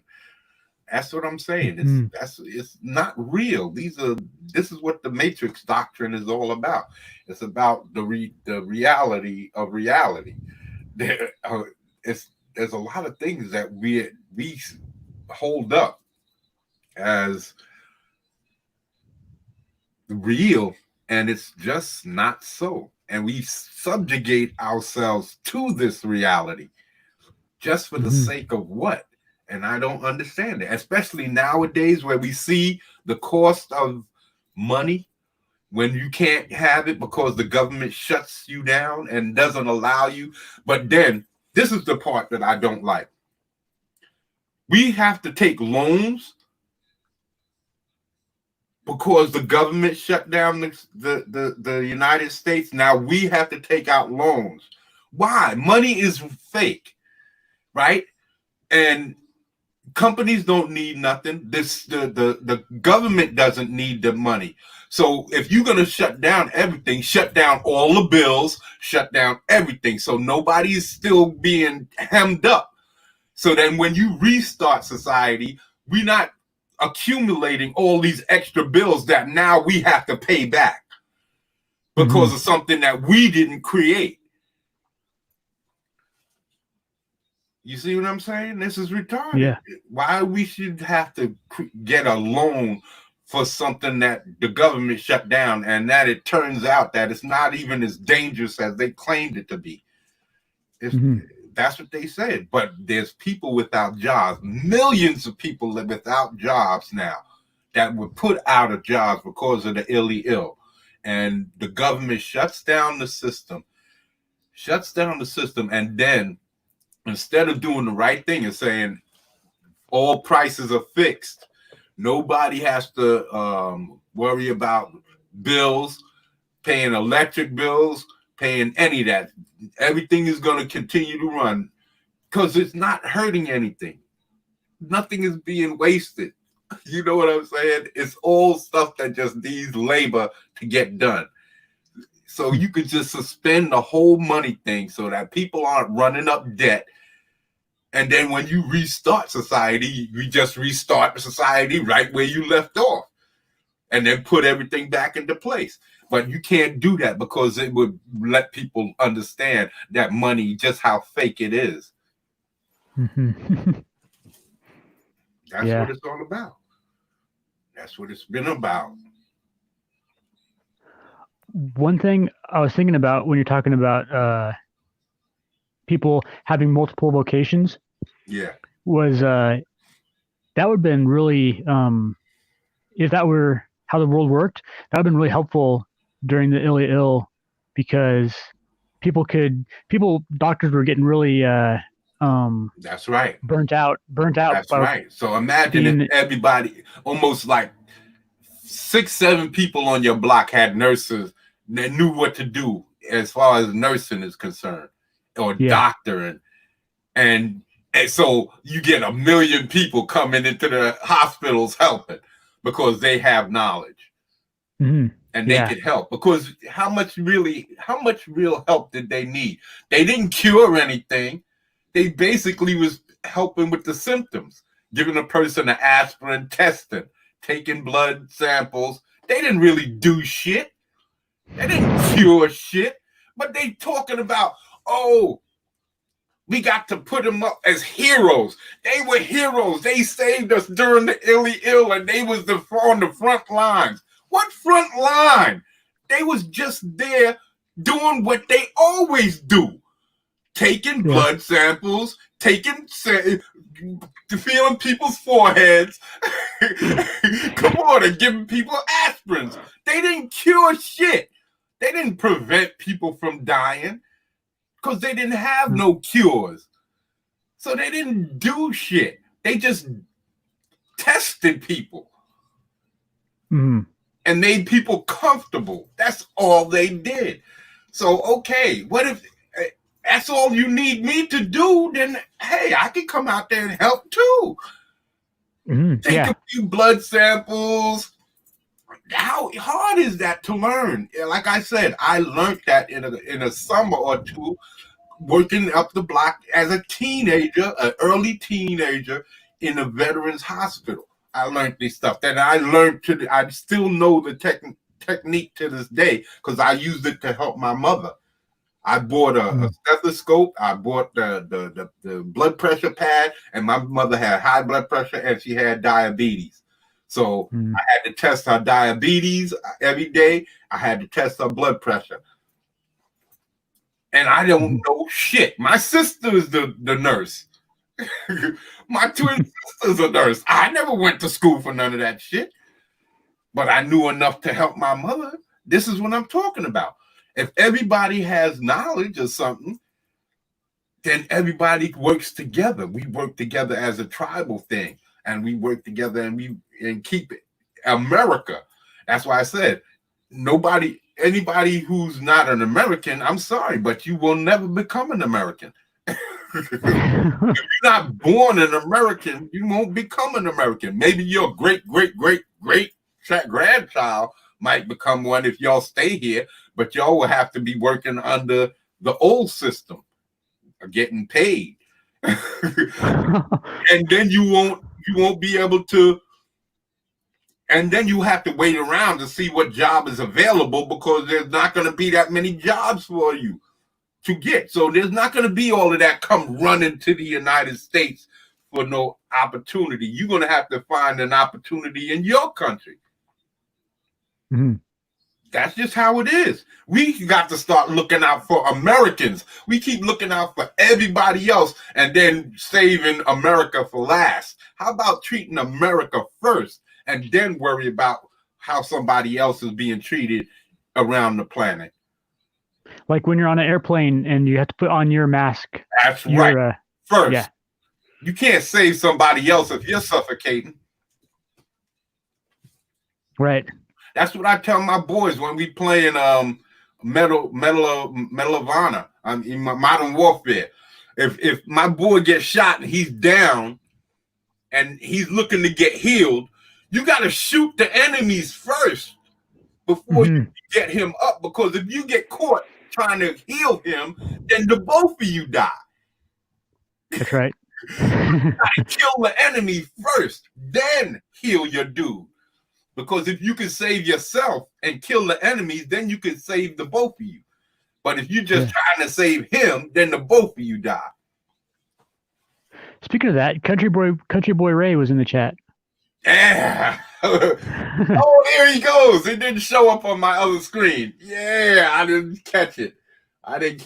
See, on the screen that I'm looking on, see, that's what I have to get my...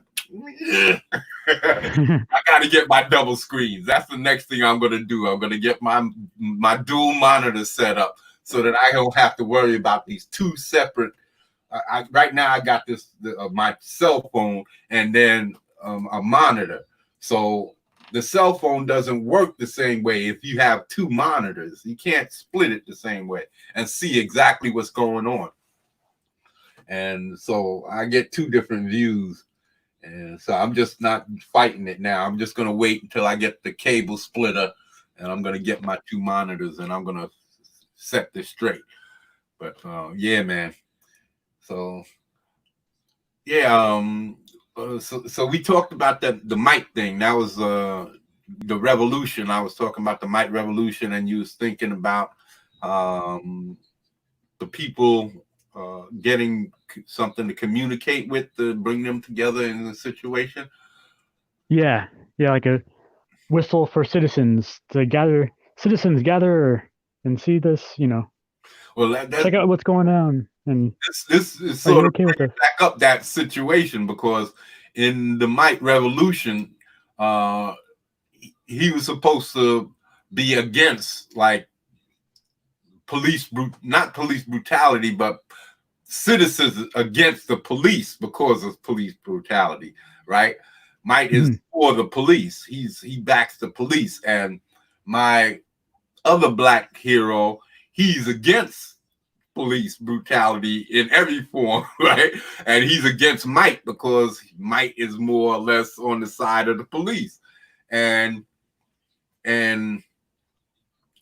he's talking about how wrong the police are for killing and hurting people, and Might is basically defending them until he witnesses it for himself, and he basically loses it because he's defending them and all of this that he doesn't understand, and then he actually witnesses a police officer going way out of line and costing a man his life just for on GPs, not because he might have done something wrong, but he didn't deserve what he got for what he done wrong. And this police officer is supposed to be held at a higher standard.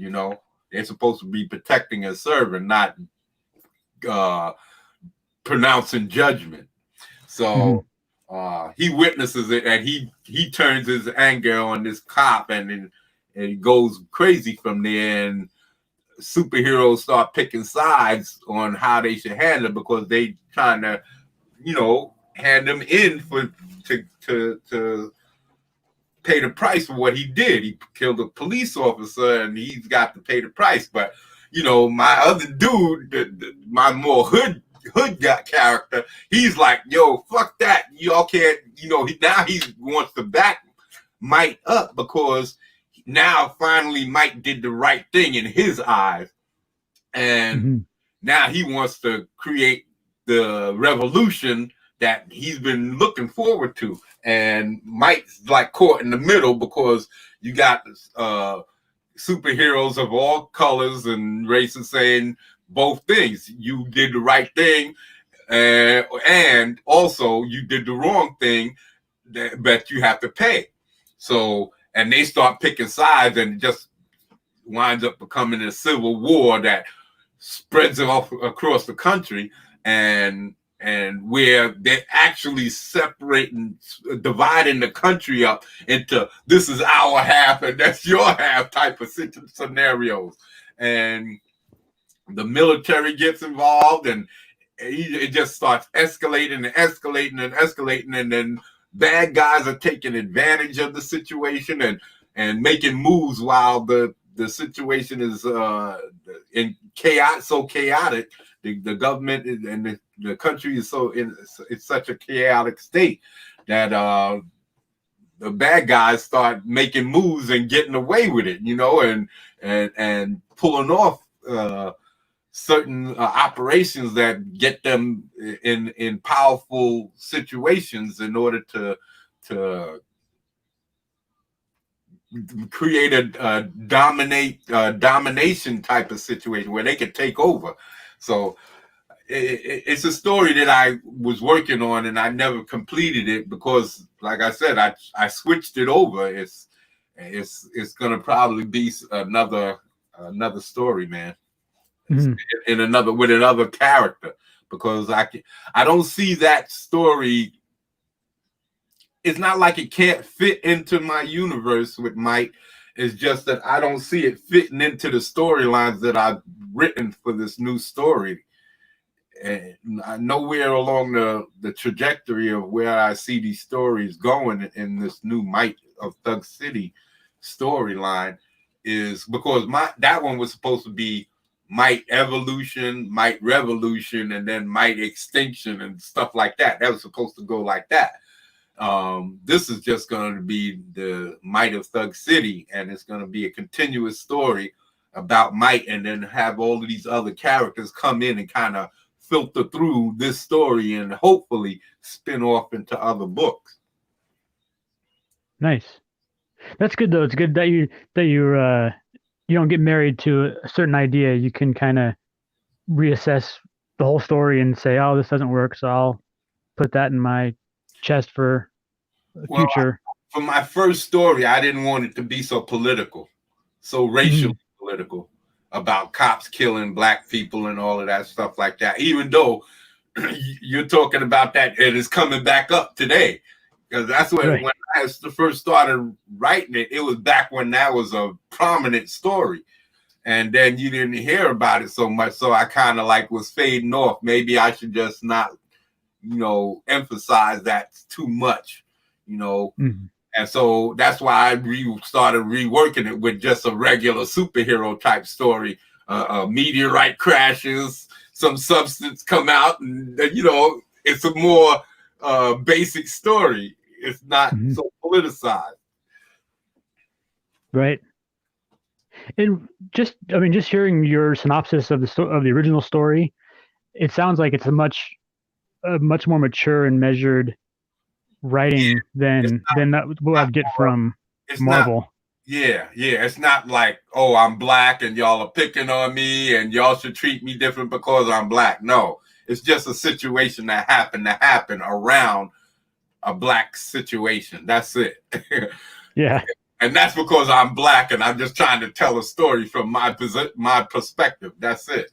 I'm not trying to say, hey, look at me. I'm a black man and I want you to know my struggle. No, I'm not telling you that. I'm trying to say, hey, this is stuff that I've seen, and this is a story plot line that I want to explore while telling this major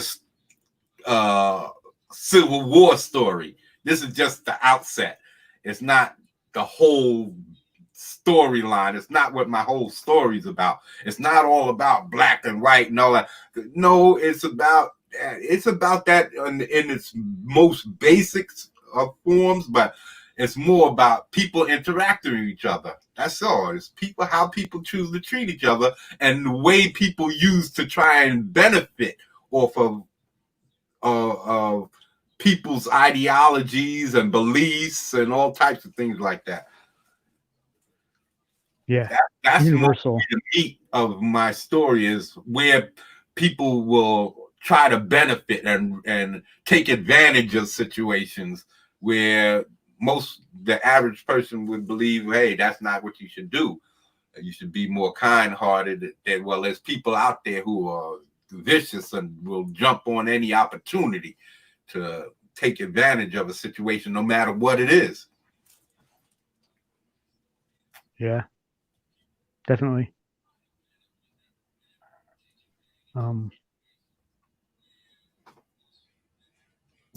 Because human interaction is just.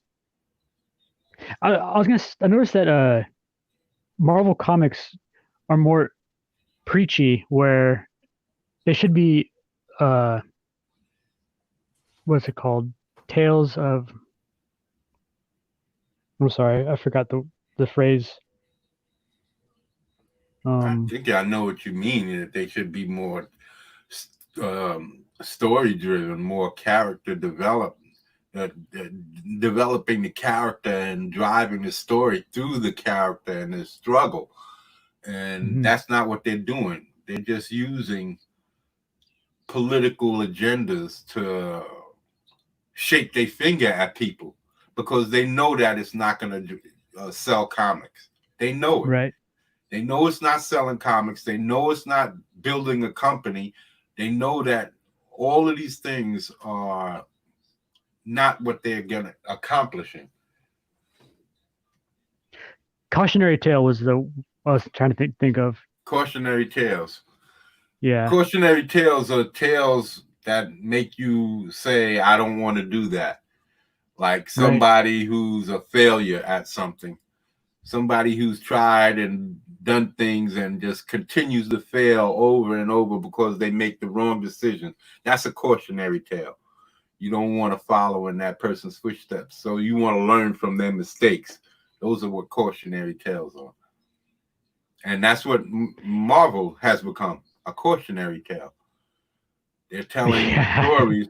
They're telling stories that nobody wants to read. How can you be the comic book industry, one of the leaders in the industry, the top two, and you're a cautionary tale because you choose to focus on something that nobody wants to deal with? Not even the people that are claiming that they want this stuff are buying the books that they claim they want. So that's what you do, man. You have people that say things and do things. And that's what I'm saying, with people using dialogue and words to say things when they don't know. SJWs do not understand what society's about. They don't understand. They've never really struggled. These are people who don't have that struggle that we've come up with, that people before them had come up with, and they're inventing. They're trying to invent the struggle. So their struggle is illegitimate on its face. So when you trying to claim a struggle that never existed, you're basically showing yourself as a fraud, because people can see that you're not suffering the way that you claim. And you're trying to use other people in order to claim the struggle exists. Don't use black folks, don't use gays, and don't use, because all of these people have been accepted into the society. They might not be accepted on the level that they might want to be, but they have been accepted. Because I've seen them in so many programs, and I haven't gotten angry or upset about it. I've only gotten angry or upset of it at it when people have put this dialogue into the scenarios that they put out there, stating that men are stupid, women are the best thing to ever walk the planet, and women are the solution to all of men's critical thinking, and that we've done nothing but create problems. Where have the women been in all of this? I thought this was a society that said behind every great man was a great woman. Now you're saying, no, that's a man. That's a man, and men have to be soft and mealy-mouthed and allow women to step forward and take the reins and do what with it? You're proving that you will fail. You've proved it time and time again that you will fail, that you can't run the country, because you can't even run a company. You can't even make a Star Wars movie. You can't make a decent you can't make a decent comic book movie. You can't make a decent comic book. This is what you're telling people. Not me. I'm not telling anybody that. I believe that women that have a great purpose and have been serving a great role in society. And I believe that there are plenty strong women images in movies and comic books and all over the place for years, since I was a little kid. Samson and Delilah is about a strong woman who bitch slapped Samson. And how old is that story? You see what I'm saying? She punked him. This dude was beating people down left and right, and it took this woman to bitch slap him. And you're going to tell me that women have been shown as less than? Where's this hate that they talk about? All the misogyny. I don't see it. I don't understand what they're talking about. And I'm trying to. When you're telling me that I hate women, when did I hate women? I love women just as much as anybody. I love seeing all them. I love seeing them in the movies. I love seeing their nakedness. Yes. Why? What's wrong with that? You look at Spartacus, all you see is men's balls and sacks and all in your face. Nobody complained about the objectification of the men's genitalia. Janet, is it Janet? Yeah. So what's the big deal? Why are women supposed to be put on some pedestal when you're claiming equality? Mm-hmm. You can't have it both ways. You can't say that I'm better, but we're equal. Right. Handle one group with kid gloves. And that's what they're saying. They're saying that y'all are stupid ass men and we're better than y'all, but we want equality. Where's the equality? Y'all stupid ass, dumb ass men. Where's our equality? Y'all are less than us. We do everything better than y'all. We just as strong as y'all. Yeah, right. Under which fucking... How are y'all... You put women in the Spartacus situation. And you're going to tell me that women are going to fight out of that? A group of women's gladiators will fight their way to freedom and free a bunch of women and run and create a system where they can destroy all the men. And it's not going to happen. It'll never happen under any type. Even if they would have guns, it would never happen. A group of women fighting and just... I'm not saying it's not possible, but it won't happen. It's possible in the way that a man having a child. It's probably in some time in the future that they might be able to create the possibility exists. At some point in time, maybe, but that's just what I'm saying. As far as women waging war against men and winning. I'm talking about waging all-out war. Guttural, brutal, down, all-out war. Men against the woman. It'll never happen. It can't happen. Because you just don't have it. Just because you're strong enough to carry a baby for 9 months, which is a commendable thing. I'm not trying to poo-poo on any of that. I'm not saying that that's what women's purpose is or nothing like that. I'm just saying physically and mentally, you can't do it because y'all can't separate yourselves mentally from your emotions. And when you do, you fail. This isn't the first time women have tried this whole silliness about blaming men for their problems. They did it with their breasts.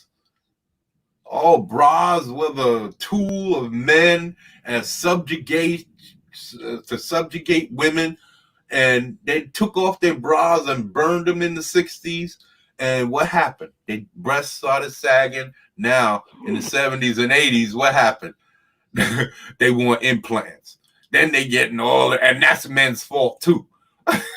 That's a man's fault too. They get all these implants and silicone, and that was killing them. Right? Mm-hmm. Because they wanted their saggy titties and they didn't want to wear the tool of man. It's ridiculous. It's utter ridiculous that men are trying to subjugate women in that way. I'm not saying that women don't maybe looked at in a certain way, but why wouldn't you? They carry your children. Men don't. This is the only way this is the basics of life. Women carry children. This is how the human race proceeds forward, by women carrying children. And you're supposed to protect that. Defend. That's why men are built the way we are built. Mm-hmm. But that's not saying anything less than about women, because look at lionesses. Lioness does most of the work. She hunts. She takes care of the family. The men, they just go do the warring. The male lion basically does the warring. And the females help in that too. When hyenas go at the lions, women and men are going at it, man. So who's to say that women can't? I'm not saying women can't be warriors and women can't fight, but what are women willing to do what it takes to become that type of a warrior? Very few. Very few. There are not no Amazons out there. This is a fabrication.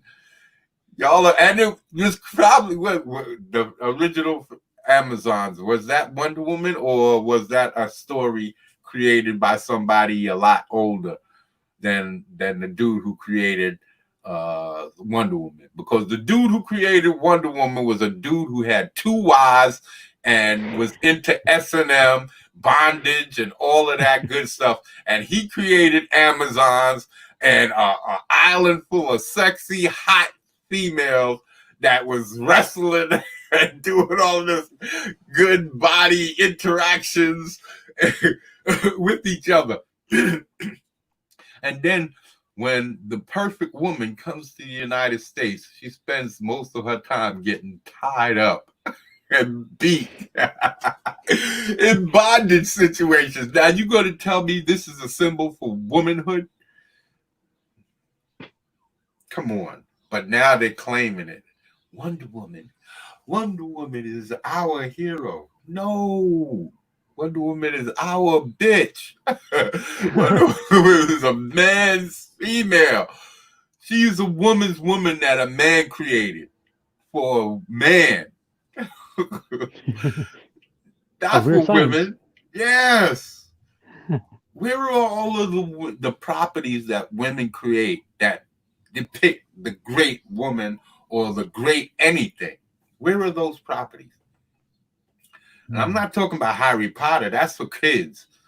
That wasn't created for adults. Where's the great property that was created by a woman that dominated the world, that every person had to watch or had to have a part of, that was created? A video game, anything that a woman created that a man, everybody on the planet, it was a wave that everybody had to buy and take part in because it was just that good.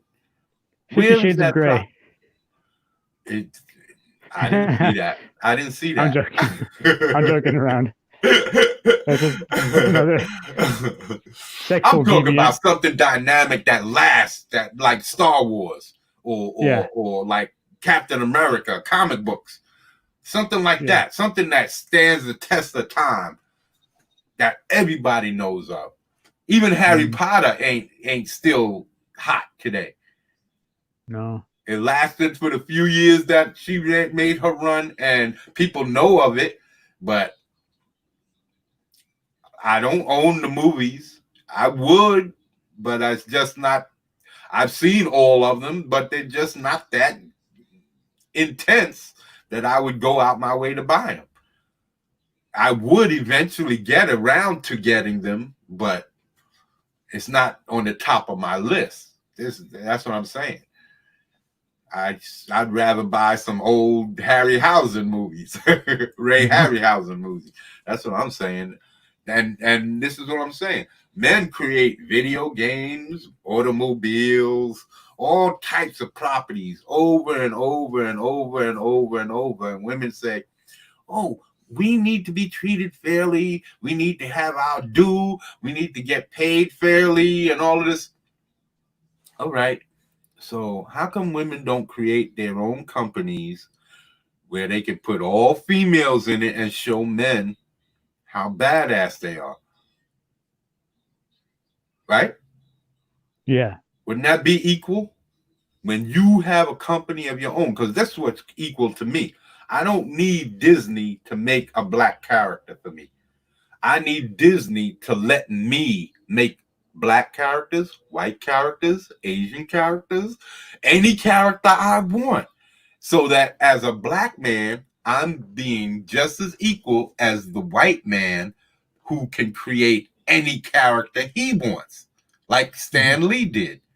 He created black characters, white characters, Asian characters, every character he wanted, right? That's equality. That's diversity, because you get to see through my eyes my interpretation of the world, not through a white man's eyes, his interpretation of a black man. You see what I'm saying? But we're on equal footing when I'm putting out my interpretation of a white man, my interpretation of a black man, an Asian, all of that, and he's doing the very same thing from his perspective. That's diversity. Not having a black man come in to write a black character and having a white character come in to write a white character and have a Chinese guy come in to write a Chinese character. That's bullshit. You can't create like that. You can't create like that. That's not creating. None of the great stories were created like that. There's not one great story on the planet that was created with that type of mentality. So all I'm saying is if you want diversity, then don't stop people from being creative. Let people create and put their creations out there. If it's quality, I'm not saying just let anybody throw their stuff out there. No, of course. But if it's quality, yeah.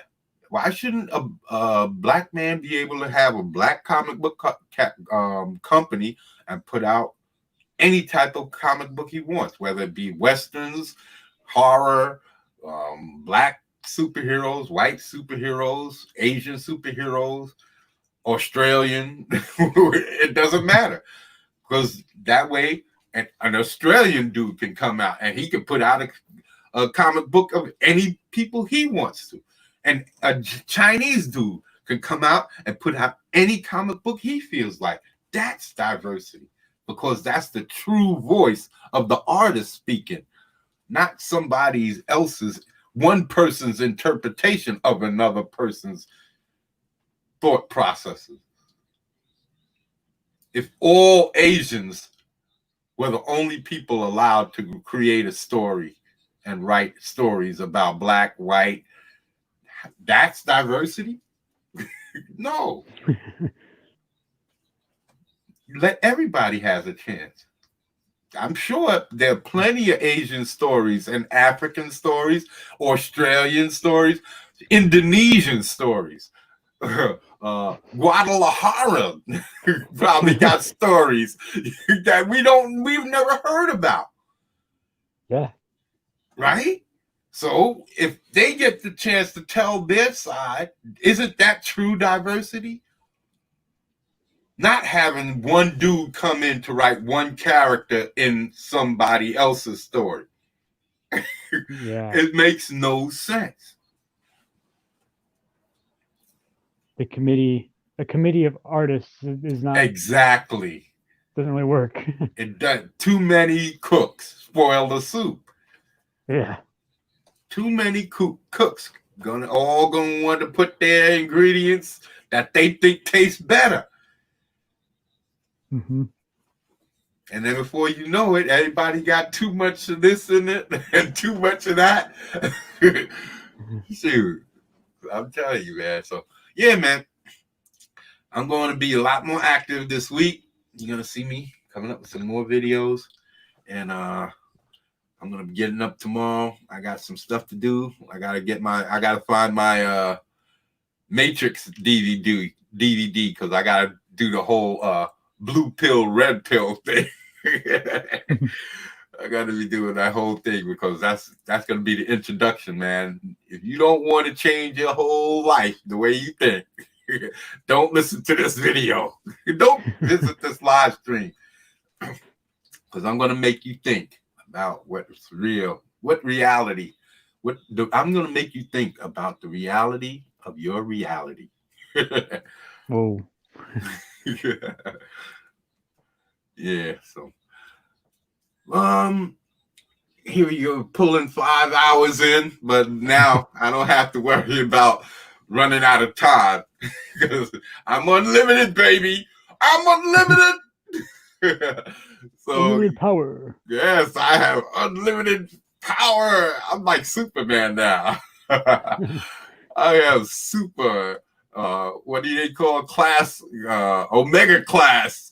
I have Omega class streaming abilities. So yeah, but people, you're gonna be seeing me doing a lot more drawing streams. I'm gonna be popping in doing those because sometimes I'm gonna be in the middle of the night or middle of the day, just popping in and coming up with some concepts and just drawing, because that's what I did best, when I just let my mind spit out stuff onto the page. So when I'm just really just coming up with random ideas is when I'm going to have the best stuff. And that's when I'm at my freest, when I'm creating and I'm just drawing just to put out a random thought. So either a random fight scene or something like that, some kind of choreography. Usually it's to getting body positions. That's what mostly I do when I draw, is to find a specific body position and accentuate those muscles and everything that show that off. But now it's going to be more about details and shading and light sources and all of that stuff. So these are the things that I'm going to be working on now. And for all of you guys who are interested in seeing how an basic amateur, because I've never had any professional tutoring. So basically how an amateur figures out all of these things. Well, we can come together, come watch me and Monstrositus X draws or drawing. And I'm going to figure out something. I don't like that. Monstrositus X draws. Sounds like I'm talking about my underwear. How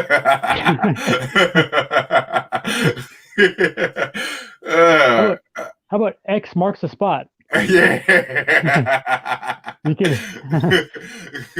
Yeah. I don't know. Yeah, so I got to work on all of that, people. You're gonna see it.